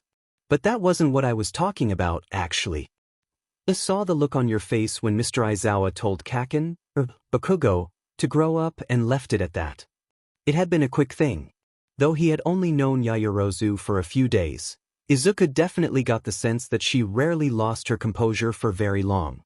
Still, he'd seen the brief flicker of surprise and then dismay that had overtaken her expression before she'd schooled her features. "Oh, that," she said, mood clearly lowering. "Yes, I was rather surprised about that. When All Might said he was going to discuss it with Mr. Aizawa yesterday, I took it as a given that they'd do something. All Might tried to have a talk with him after school, Izuku said. Kaken didn't seem very receptive to it, though. I'm not surprised, she said flatly. She shook her head. I expected they'd actually punish him in some way, though. But it seems Mr. Aizawa felt it didn't merit that. Perhaps it wasn't so bad as it seemed to me? She added in a smaller voice. Mr. Aizawa also tells us time is so important and limited that we shouldn't be taking more than 10 seconds to quiet down after he comes in. Then he takes a nap during class time, Izuku pointed out. Yaoyorozu's lips curved in the hint of a smile. True. A beat passed in awkward silence.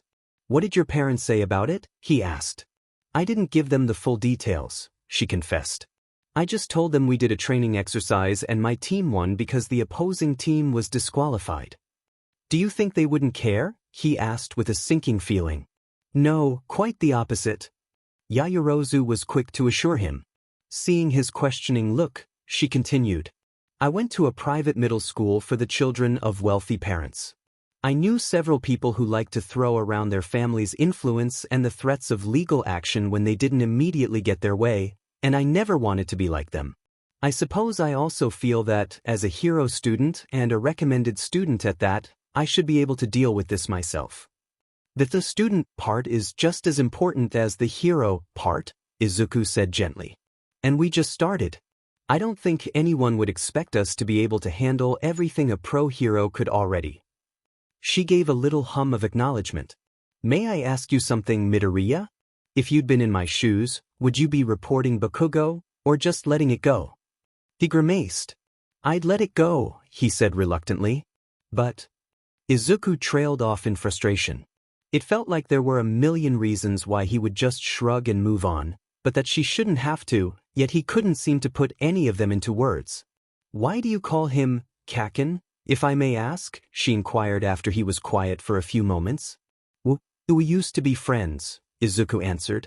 Mogo had convinced him to admit that the explosive blonde wasn't his friend anymore, but it still felt strange and a bit sad to him to say it aloud. It was easier than it had been, though, now that he had other friends.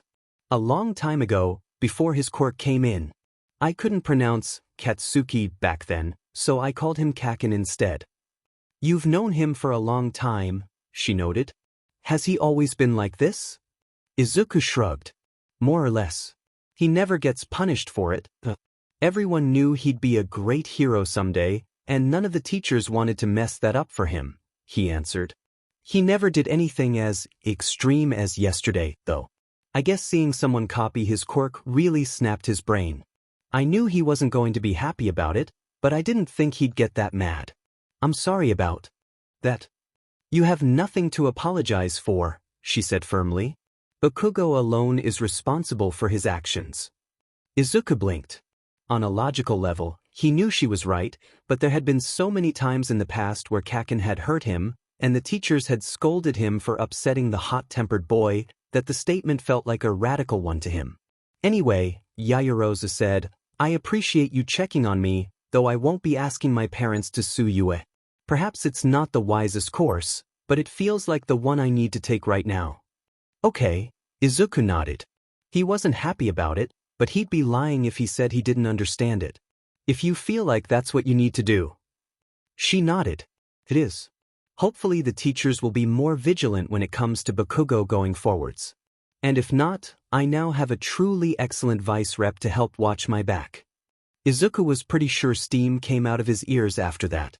Good morning, everyone, Momo greeted the rest of the class, arriving in the crucial few minutes when she could expect all her fellow students to be present, but Aizawa had yet to arrive.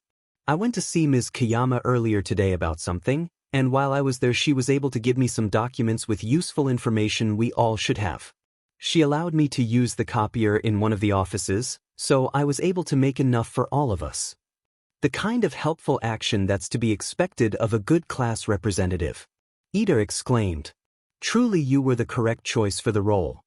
Thank you, Ida, Momo said, caught somewhere between pleasure at the praise and exasperation at the blue-haired boy shouting. Midoriya, would you please assist me in handing these out? Sure, he agreed, quickly taking half the stack from her and moving to distribute it. What is all this stuff? Shiro asked as Midoriya gave him one of the modest stacks of stapled papers. Information about the school's alarm system, so we won't be taken by surprise again like yesterday, Momo answered. As well as information about the various resources that the school provides us, if necessary. It was really all information that they should have either been told or otherwise received during orientation on the first day but hadn't due to their teacher deciding to instead give them a surprise quirk assessment test. Momo didn't think it would be very productive to come out and say that, however. As though summoned by the mere thought of him, their homeroom teacher appeared in the doorway just as Momo and Midoriya finished handing out the papers, stepping out of his bright yellow sleeping bag as he walked in. The perpetually bedraggled-looking man eyed the neatly stapled stacks of papers that all his students had suspiciously before seeming to shrug them off as not worth the effort to investigate. "You're getting quicker about getting to your seats, that's good," he said. "Anyway, today's class is going to be a special one, conducted by myself, All Might, and one other pro hero. Also, we'll be taking a field trip in order to practice rescue training." That got excited reactions from the class, though Momo was pretty sure she heard Bakugo grumble something about how he'd rather destroy villains than save extras. "You have the option to wear either your hero costumes, or if you feel they wouldn't be conducive to this kind of work, your PE clothes," Aizawa continued. "Either way, get changed and be down by the front entrance in 10 minutes. All right, everyone, please enter the bus in an orderly fashion," Yaoyorozu told the rest of Class 1A, exactly 10 minutes later. Izuku took a quick head count as everyone else boarded, reaching the unsurprising conclusion that everyone was present and accounted for. "I'm surprised that we're going on a field trip this early," he remarked as he and Yaoyorozu boarded the bus at last, followed by Mr. Aizawa, who was curling up in his sleeping bag before he'd even collapsed into one of the seats. "That's you for you, I suppose," Yaoyorozu replied briskly as the two of them found seats and buckled up. The bus began to move a moment later, with the students chattering excitedly. It seemed almost unbelievable that, less than a week after starting at UA, they'd be dressed in their hero costumes and heading off to a special facility to practice rescue training, but here they were. It was like a dream come true, if Izuku said so himself. "Hey Midoriya," Azui spoke up. "I generally just say what's on my mind, and I'd like to ask you a question." "Oh, what is it, Azui?"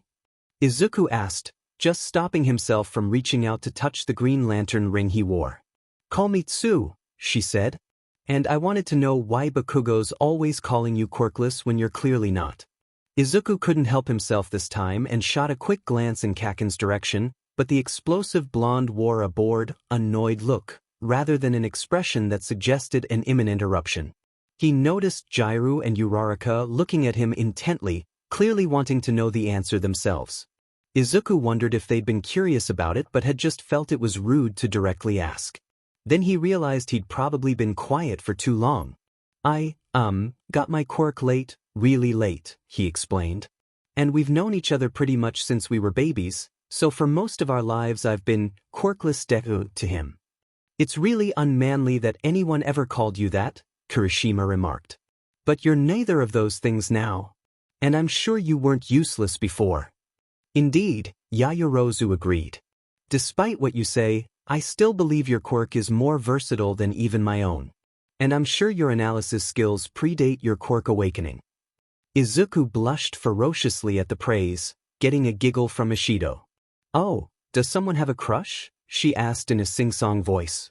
"Don't make such accusations," Yaoyorozu scolded in her best-class rep voice. The horned girl was completely unfazed by the reprimand. "But it is true though, Midoriya," she said to him. "The most popular pro heroes have quirks that are strong or flashy, and yours is both. Only Todoroki and Bakugo can really hope to compete.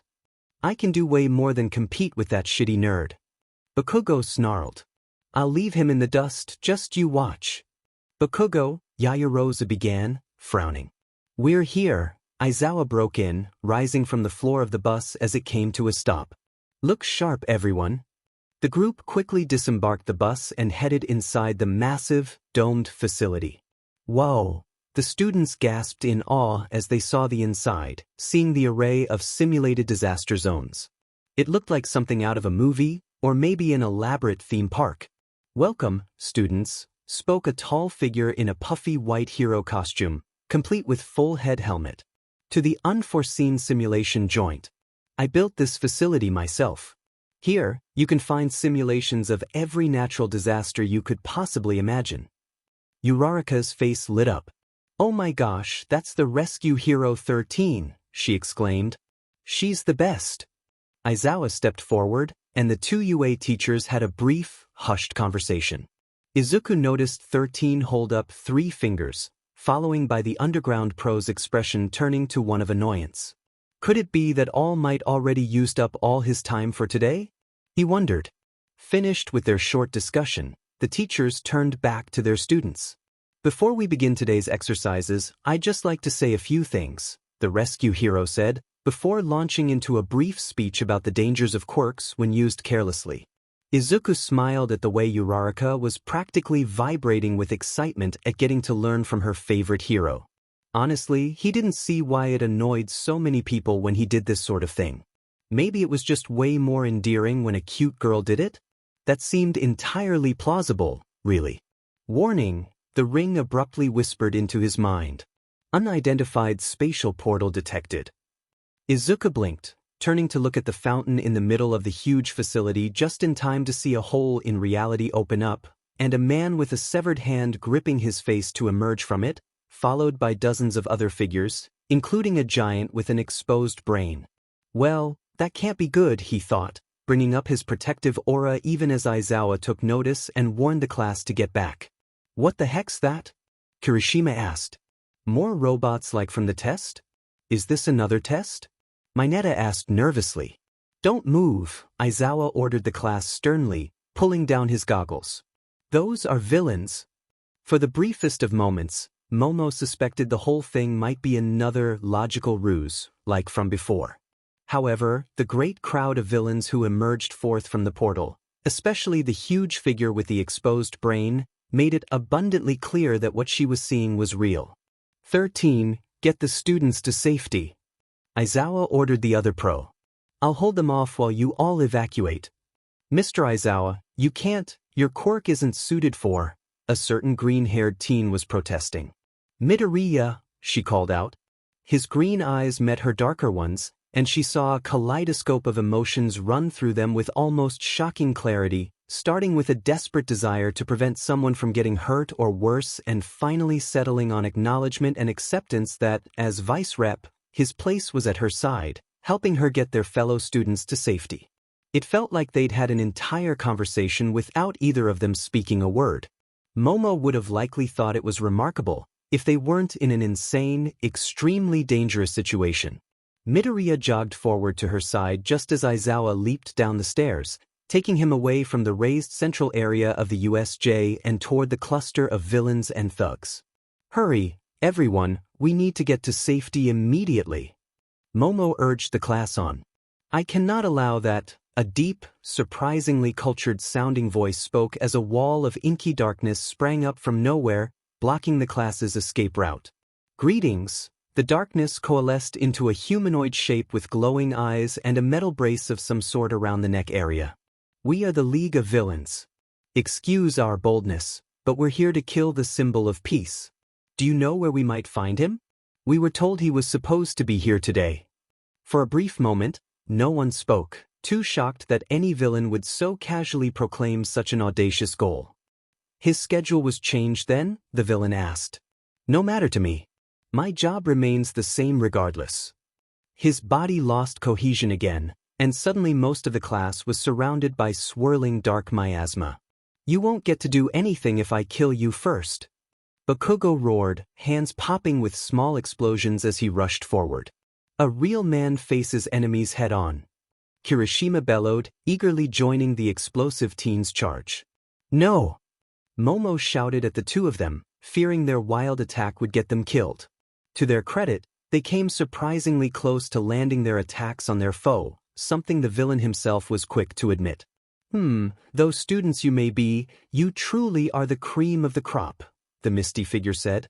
Too dangerous to keep you all in one place, to be sure. The darkness spread out again, then leaped at them all like a predator lunging at its prey. Momo abruptly felt like she was falling, terror and confusion gripping her before she landed hard on her rear on a rocky surface. The adrenaline kept her from feeling any pain, and she reflexively sprang back to her feet as the mist withdrew like a curtain being pulled aside. Momo looked around rapidly, almost wildly, taking stock of the situation. She was in a rocky area, probably one intended to simulate mountain rescues, her frantically racing mind concluded surrounded by a large number of villains. To her immense relief, Midoriya and Jiraiya had come along for the ride, she noted while creating a bow staff from each thigh, handing the extra one to the other girl.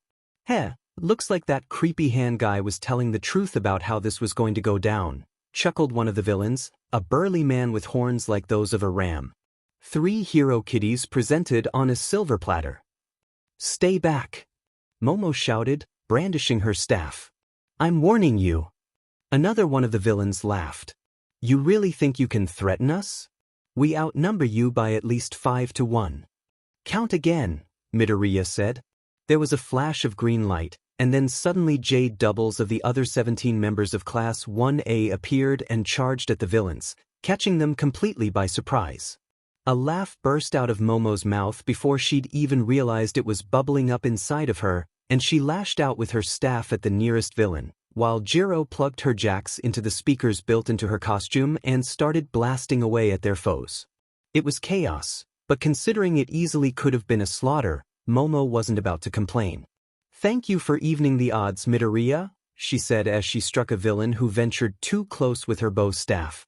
The trio of students fought furiously for what seemed like a very long time but was probably only a couple of minutes, trying to subdue the villains or at the very least trying to create a gap that would allow them to escape.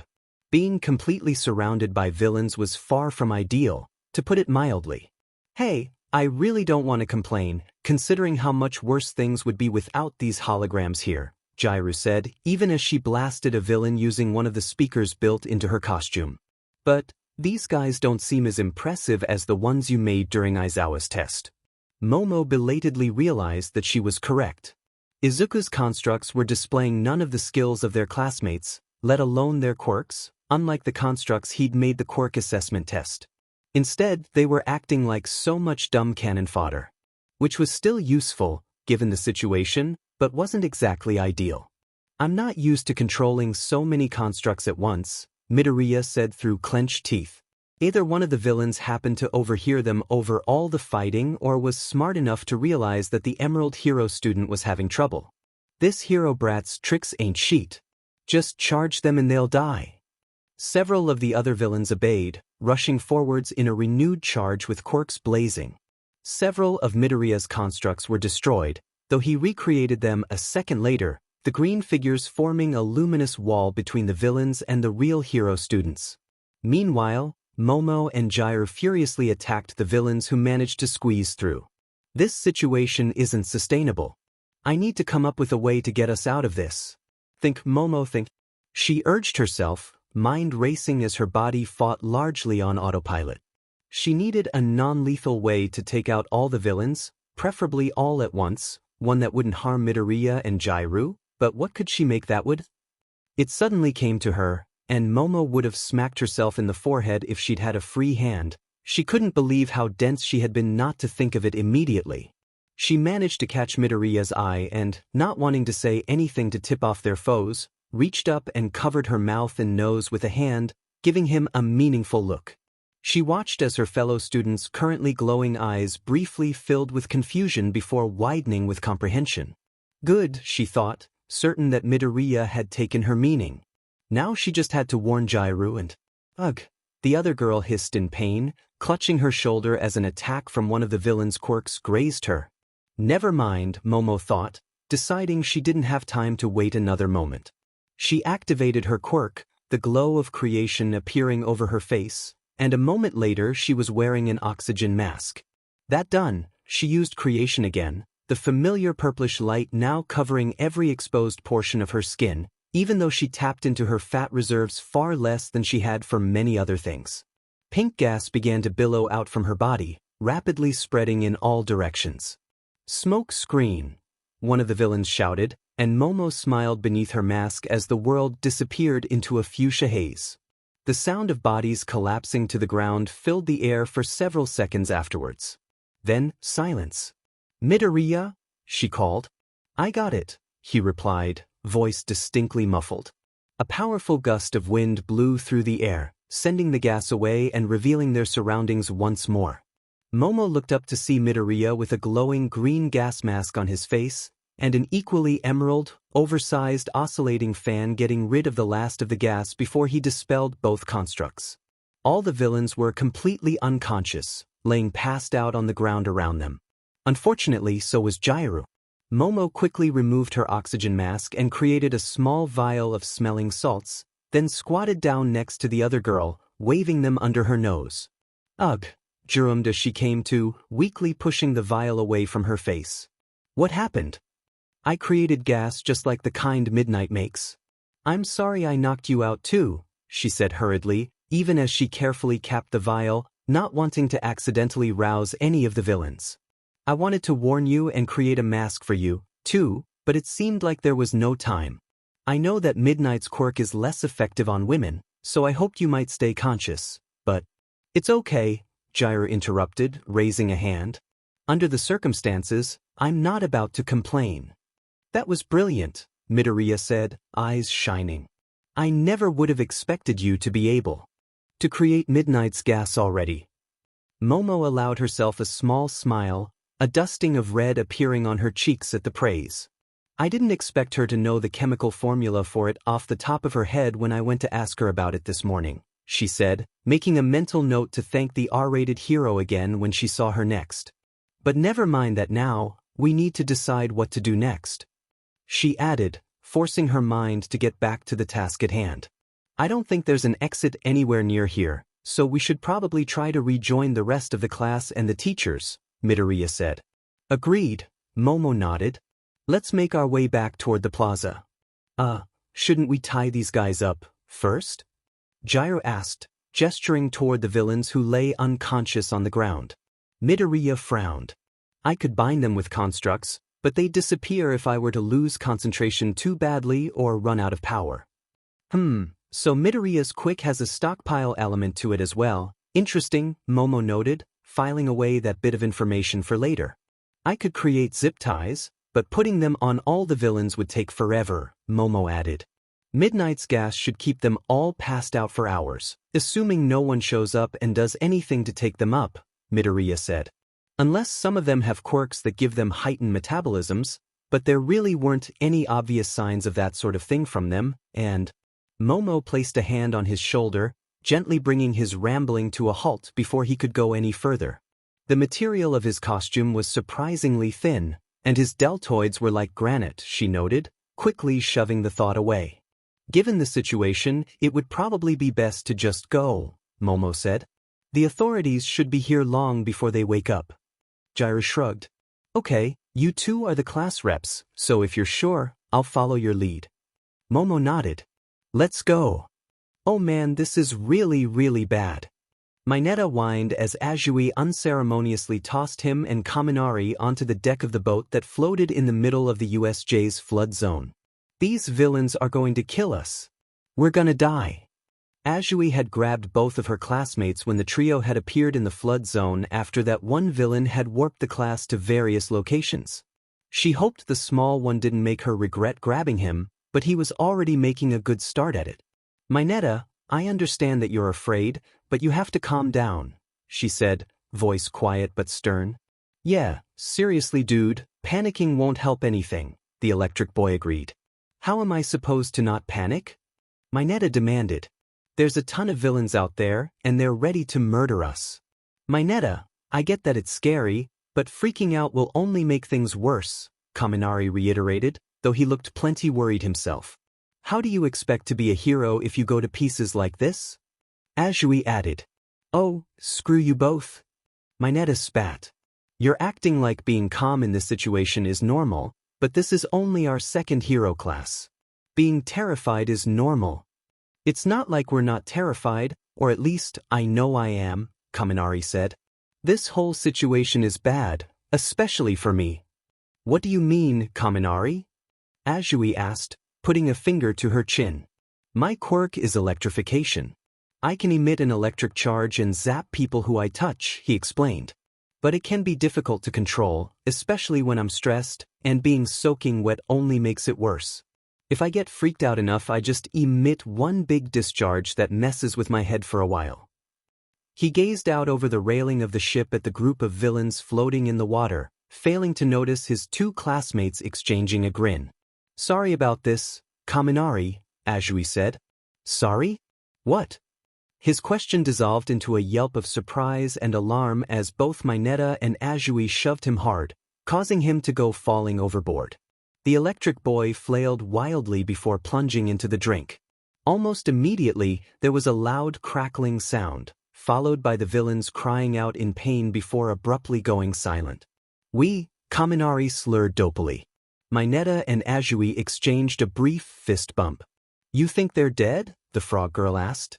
Nah, Mineta replied.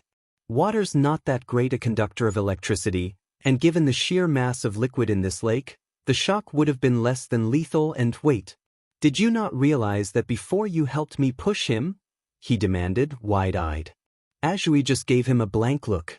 Mineta swallowed. Frogmelons is ice cold. Better not get on this one's bad side.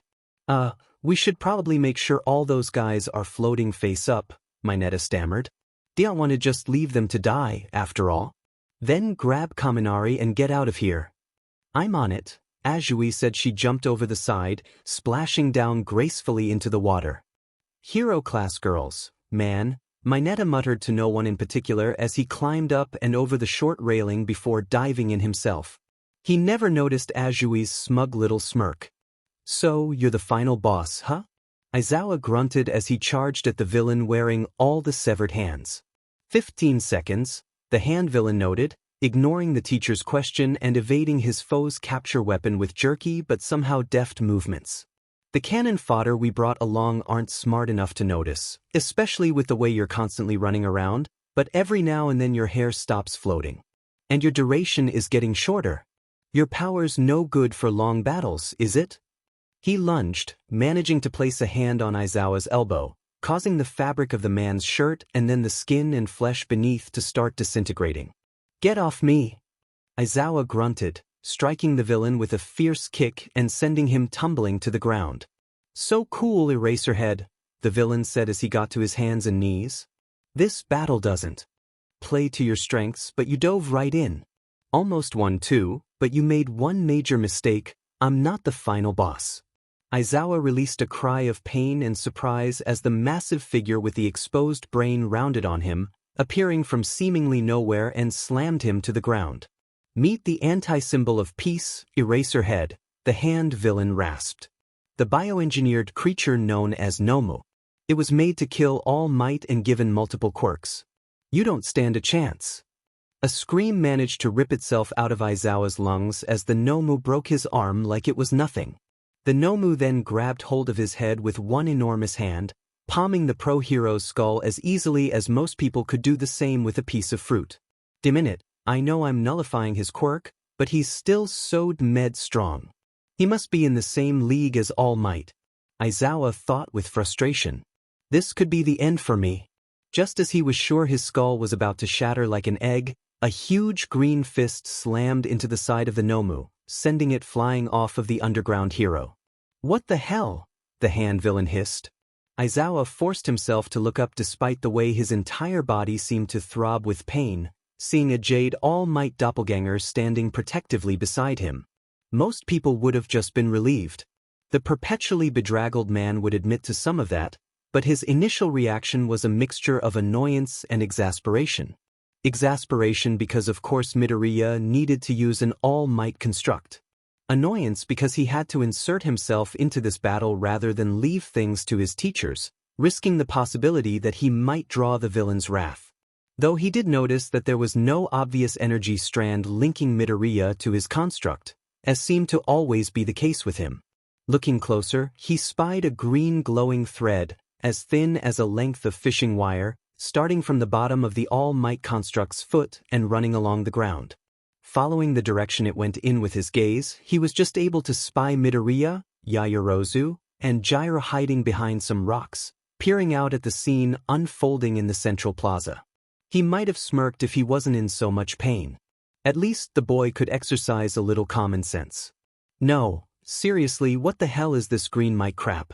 A decoy? A summons? The hand villain demanded, caught somewhere between fury and confusion. Aizawa activated his quirk, doing his best to keep his gaze on the Nomu. He didn't think that Midoriya's construct could defeat that beast. The boy's quirk was powerful, and it was obvious that the All Might construct was stronger than his typical ones. The thing was nearly opaque, almost like it was made of living jade rather than a hologram, but even with its quirk disabled, the Nomu was terrifyingly strong. Still, Midoriya might be able to keep that monster busy for a bit, and every second they could buy was more time for the heroes to arrive before students died. You know what? The hand villain snarled. I don't care what that is. Nomu, kill it. The monster charged the construct, and the two became a blur of black and green as they traded blows. My God, they're brutal, Jiraiya breathed as she watched the battle from their hiding place just off the USJ's main plaza. Midoriya, are you really able to keep this up? Yes, barely.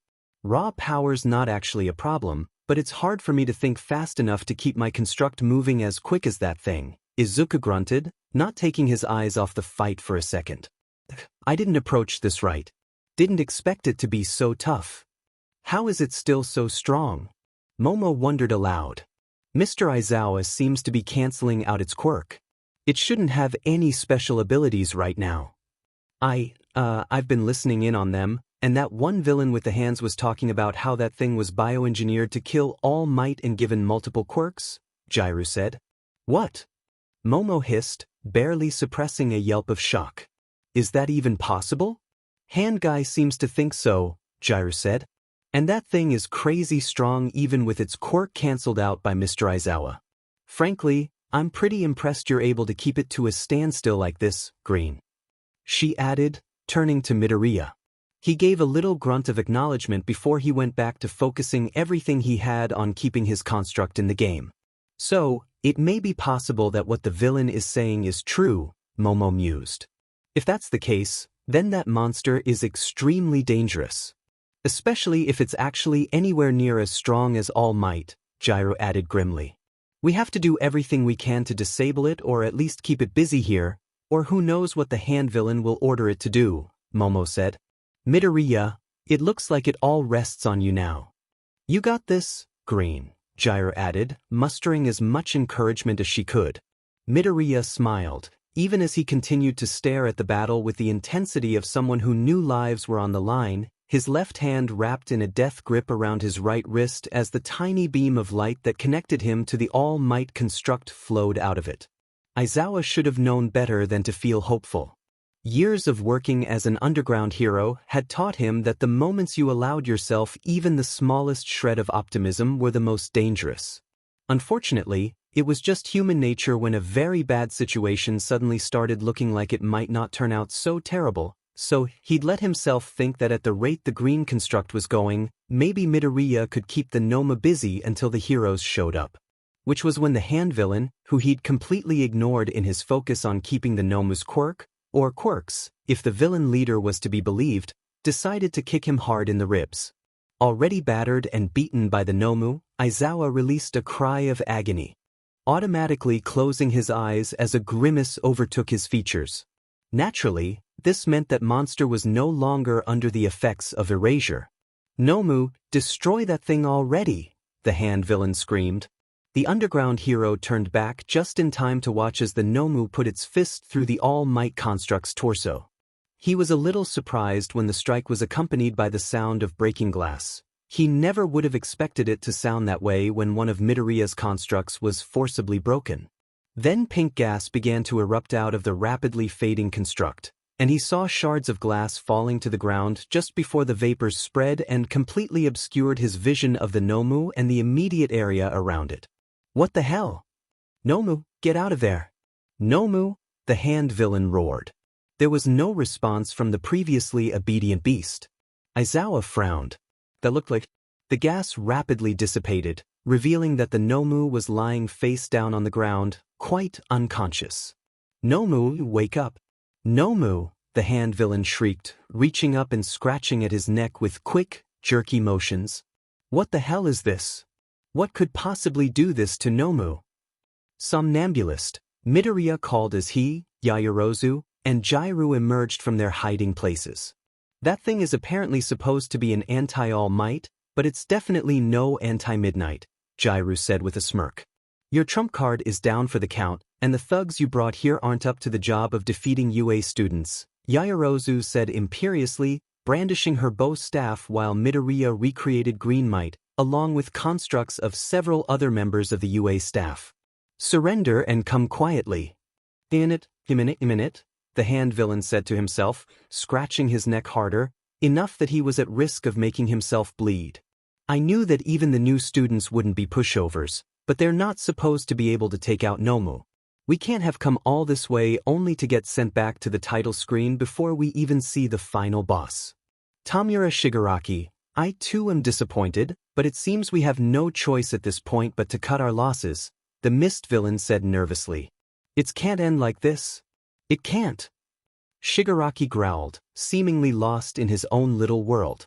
Tamura Shigaraki, the mist villain spoke again, a bit more loudly. If we withdraw now, you may yet have another chance at your goal. Not if we're captured here and taken to Tartarus. Fine, Shigaraki growled. Get us out of here, Kurojiri. No! Midoriya exclaimed. A great green hand appeared and surged forward, grabbing the metal brace on the Warper villain's neck. The misty figure let out a grunt of alarm, but he managed to keep enough composure to open up a new portal around himself. He, Shigaraki, and the Nomu vanished and the portals closed, severing Midoriya's construct in the process. There was a thunderous bang almost as soon as they were gone, something knocking the huge main door to the USJ off its hinges. Fear not, students. All Might's booming voice sounded through the facility. I am here. Part of Aizawa wanted to be exasperated at the number one hero for his late arrival, but he knew that the ringleaders had left behind all their cannon fodder thugs, and such villains could still pose a threat to freshly minted hero students like the members 1A. With both himself and 13 down for the count, he had to be grudgingly grateful for the way All Might went to work tearing through the remaining villains. Then Midoriya, Yaoyorozu, and Jiraiya were rushing over to him. He opened his mouth to scold them for breaking cover and attacking the villains like that. Please don't try to talk, sir, Yaoyorozu said, while Midoriya created a construct of a stretcher. We should be able to get you some medical attention soon. He grunted, deciding it could wait until later, and that now was a good time to finally pass out. Is he okay? It seems like he lost consciousness, Midoriya said worriedly, even as he used his powers to carefully load Aizawa onto a green stretcher he'd created. His heartbeat is steady, Jiraiya reassured him. I think he just passed out from the pain. She added, getting a grimace out of Midoriya. Let's get him outside, Momo said. I'm sure there are emergency vehicles on the way now, and we'll want the ambulances to find him right away. What about the others? Midoriya asked. The plaza should be safe now, and he'd probably want us to see to the other students first. Now that All Might's here, I'm sure he'll rescue anyone who needs it, Momo replied. Also, she doubted their teachers would want them tangling with villains any more than necessary. Midoriya looked reluctant, but agreed, and the trio headed for the entrance, the stretcher carrying their teacher floating on its own. You did amazing back there, Midoriya, Momo said after a few seconds of silence. That you were able to hold off that Nomu creature for as long as you did was very impressive. Midoriya blushed. Not as impressive as you being able to duplicate Midnight's quirks so soon. Momo felt a little warmth in her own cheeks at the enthusiastic praise. It wasn't difficult once she gave me the chemical formula, she protested. And you were the one who gave me the initial idea to copy the effects of other people's quirks, including hers. But you ran with it, he countered. And it was a brilliant idea on your part to hide a canister of somnambulist gas inside of my construct. It could have been bad if you hadn't come up with that. Oh gosh, just get a room already you two, Jiraiya huffed. Jiraiya, Momo scolded, while Izuku erupted into panicked mumbles and turned so red he resembled a tomato. Diamanite, Diamanite, Diamanite. Shigaraki Tamura raged as he rematerialized in the bar. Shigaraki, Kurogyari began, hoping to calm the young man. Shigaraki ignored him, picking up a shot glass that was sitting on the bar. It immediately began to crumble to dust in his grasp, but he somehow still managed to hurl it quickly enough that there was a sufficient amount of intact glass for a spectacular shattering sound. A television seated on the far side of the bar came on, though the picture displayed only the words, "Audio only." "Calm yourself, my young apprentice," a voice rumbled from the TV's speakers. "The end result may not be what you desired, but it was better than it might have been. You did manage to escape with Nomu, after all. But we didn't even get to the final boss." Shigaraki protested. "Those Dmed UA brats managed to send us packing before All Might even showed up. Like we were just a bunch of Dmed scrub lords." There was a brief pause before the figure continued. "UA students were able to defeat Nomu? Bunch of cheaters. They spawned a decoy All Might and then managed to sneak the sleep effect onto Nomu." Shigaraki seethed. It took a few minutes, but Kurogyari and the mysterious figure were eventually able to get him to convey the series of events that had led to Nomu meeting with defeat before All Might had even made an appearance. And somehow the Dmed cheaters were able to fill that green All Might copy with gas like the kind Midnight makes, like they were able to duplicate her quirk somehow. Shigaraki seethed, still raging as he finished his story. "The stuff completely knocked Nomu out, and then Kurogyari convinced me we needed to retreat." A UA student was able to duplicate a pro-hero's quirk, you say? And another who can spawn creations able to keep up with Nomu? Fascinating, the mystery figure spoke. "Do you know which students managed this?" "It's safe to assume that it was one or two of the ones who came out to confront us following the Nomu's defeat," Kurogyari said. "However, it's difficult to say which one, I'm afraid." "No matter. The sports festival will reveal more, I'm sure." The figure paused. "Don't fret, Tamura. As I promised you, you can try again as many times as you need. And while this didn't go as you had intended, you certainly managed to acquire some interesting information." "So then Jair made a joke about how the two of you should get a room already," Izuku said, nervously twisting his power ring around his finger. "And, I guess I haven't been able to stop thinking about it since then." He added in a small voice. "And why is that?" Mogo's avatar asked in its usual deep voice. "From what I understand of Earth culture, such teasing is quite common, especially among young people. Do you believe this Jair meant it maliciously?" "No, I don't think that. I guess I just never gave the idea any real thought before," Izuku said. "Are you attracted to young Yaoyorozu?" Mogo asked. Izuku chuckled, blushing. "It kind of feels like it would be impossible to not be," he said. "I mean, she's gorgeous and really smart and super nice. Almost anybody would jump at the chance to be with her." "Then why don't you simply begin courtship?" Izuku blushed furiously at Mogo's choice of words, which made it sound so much more serious than simply asking someone out on a date. The sentient planet usually managed to do a shockingly good job of making Izuku forget that it wasn't a human counselor of some kind, especially considering he presented himself to Izuku as a luminous, humanoid ring construct. Yet despite having clearly gotten a tremendous amount of data on Earth and human culture from the Green Lantern's central knowledge repository on OA, there were sometimes moments where Mogo accidentally reminded Izuku how alien the two were to each other. In a weird way, it made the living world easier to open up to. Not only was the chance of anyone he knew back home ever speaking to Mogo practically zero, but it felt like, despite his vast knowledge, the massive Green Lantern might not truly get humanity, which made it a bit less embarrassing to talk about certain things with him. "Well, I'm not really sure if I really do like her, or if it just, seems like I do because she's one of the first pretty girls that was ever nice to me and seemed to view my analysis and stuff as useful," Izuku admitted. "Are you also attracted to the young Uraraka person you mentioned before?" Mogo asked. Well, yeah," Izuku squeaked out. "She's also really cute." "I see," Mogo said thoughtfully. Izuku completely failed to pick up on the amusement in Mogo's tone. instead expecting the sentient planet to accuse him of being a cad and to tell him to leave and never return. Why don't you simply begin courtship of young Yaoyorozu anyway? Mogo asked. Huh. You seem to expect that you need to entirely sort out your feelings first, but that may be impossible outside of a romantic setting, Mogo said plainly, causing Izuku's already pleasant blush to intensify. My understanding is that the early stages of human courtship aren't extremely serious or require lifelong commitments to be made, so why not? But wouldn't that be wrong? Izuku protested. I think your feelings for young Yaoyorozu are stronger and more certain than you believe, Mogo said. Regardless, you would not be playing with her heart, as you humans put it, if you were giving the relationship a real chance, rather than commencing courtship when you know yourself to be uninterested in her, or interested in SXL relations only, Mogo pointed out. Izuku went so red it was amazing that steam didn't shoot out of his ears. I sense there may be something else behind your reluctance, Mogo said.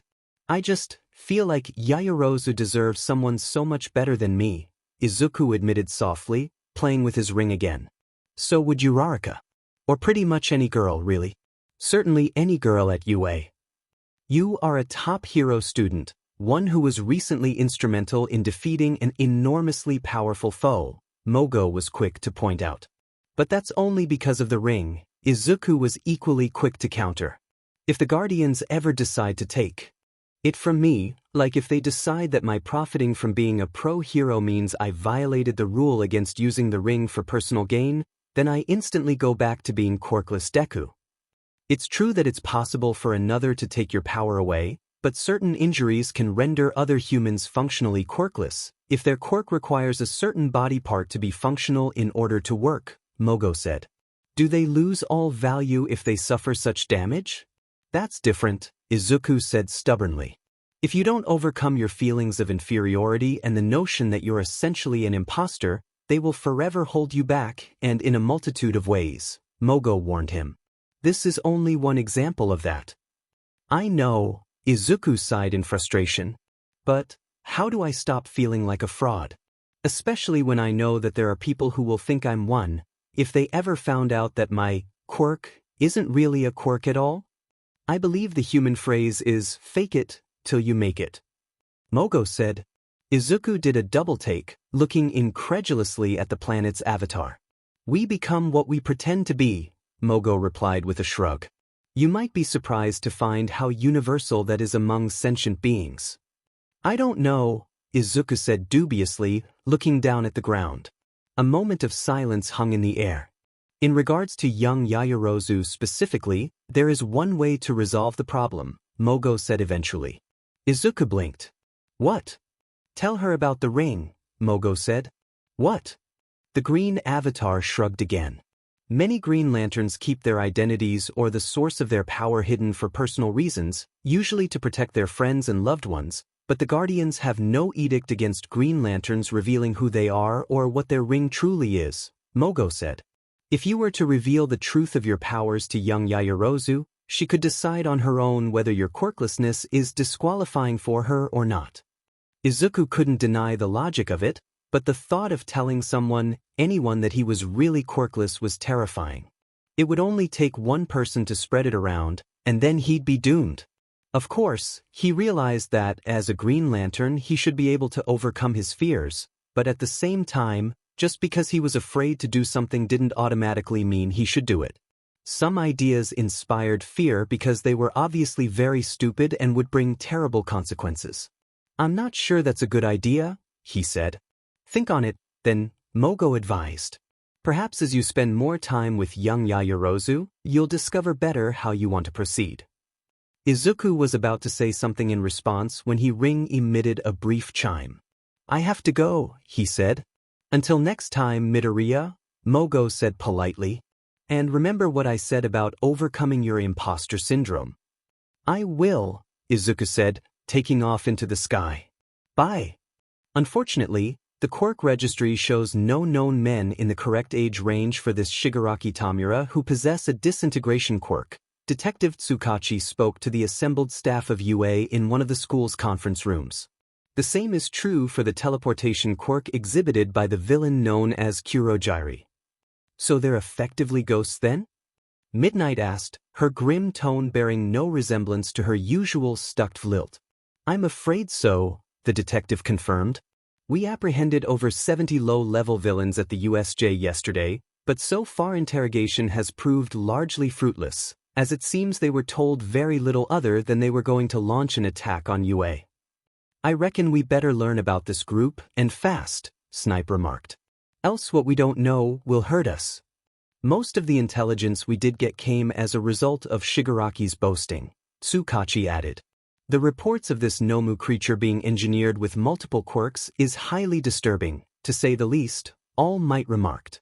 Indeed, Principal Nizu agreed. Aizawa, you had the most interaction with this Shigaraki. What was your impression on him? Do you believe what he said? The heavily bandaged underground pro sighed gustily, not hiding his annoyance.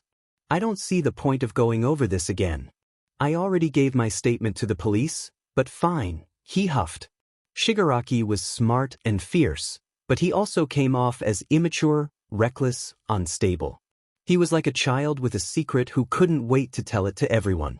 I doubt he could have kept his mouth shut about his grand plan if his life had depended on it, let alone lie. So, you think he was telling the truth? Vlad King asked. I believe he believed what he was saying, Aizawa said. Hard to believe someone who's apparently so immature could convince that many villains to follow him, even if they were common street thugs, Midnight said. Some villains are drawn to audaciousness, and it's hard to get more daring than a plan to attack UA and kill All Might, Aizawa countered. Doubly so if the plan is apparently feasible. And that Demed Nomu creature was certainly strong enough that it could have given All Might a serious challenge, at the very least. Yet it never got the chance, Cementos pointed out. Instead, it was incapacitated by a couple of first years exploiting its vulnerability against other quirks. Overspecialization, Power Loader chuckled. I see it all the time in my students' inventions. Never thought I'd see it with a genetically engineered monstrosity.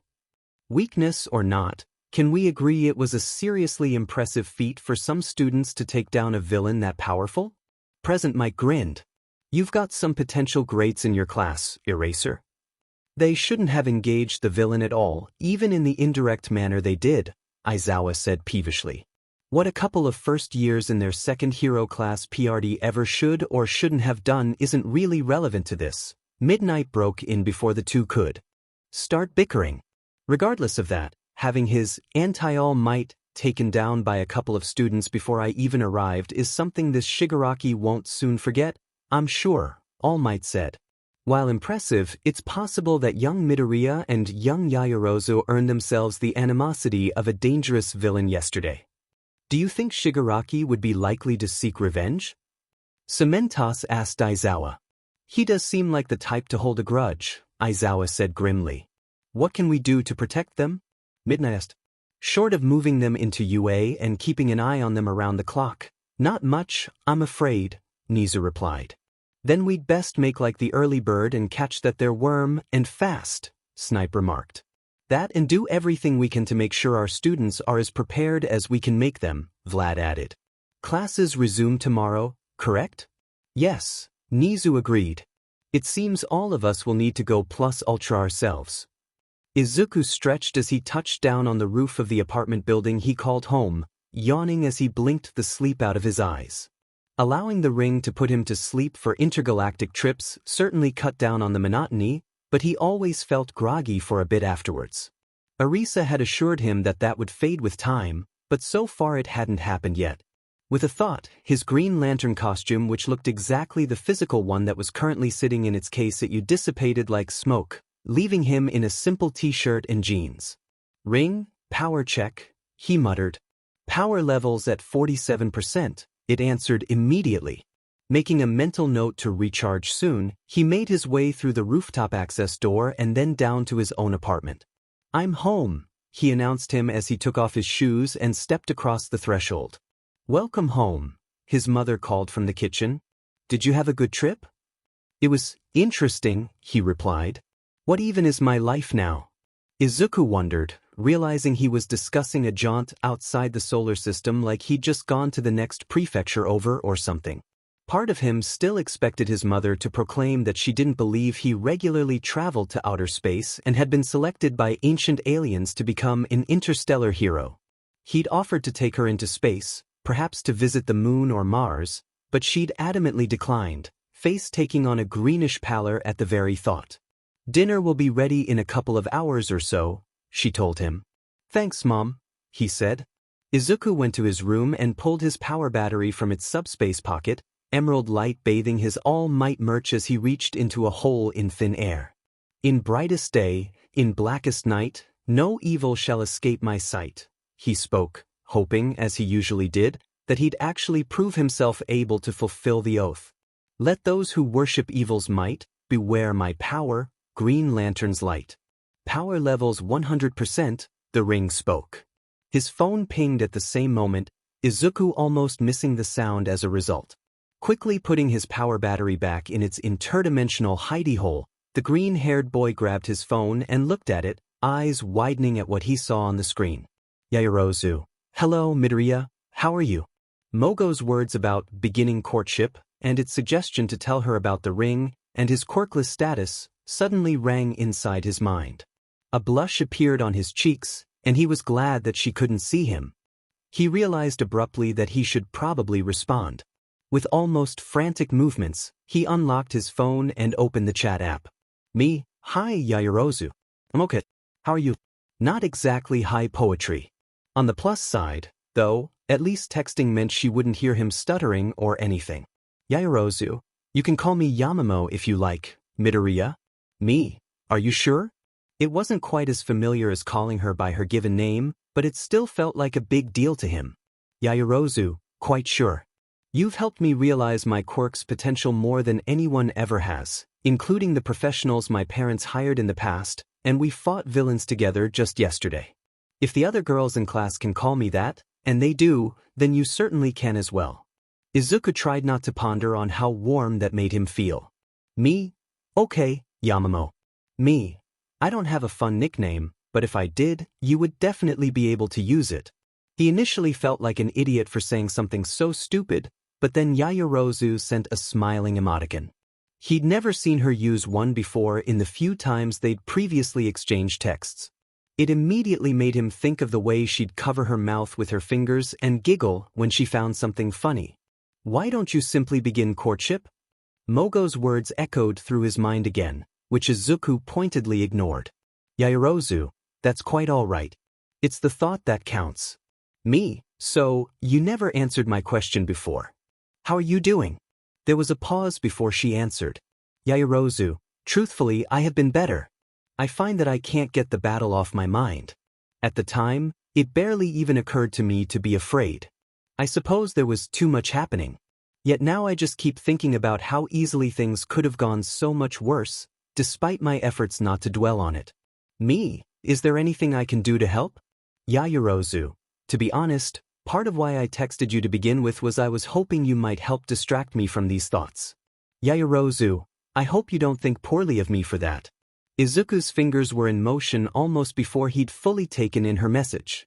"Me? Of course not. Is there anything in particular you wanted to talk about?" "Yaoyorozu, as a matter of fact, yes. I was hoping we could talk a bit about quirks." Izuku's eyebrows shot up. "Me, quirks?" "Yaoyorozu, yes.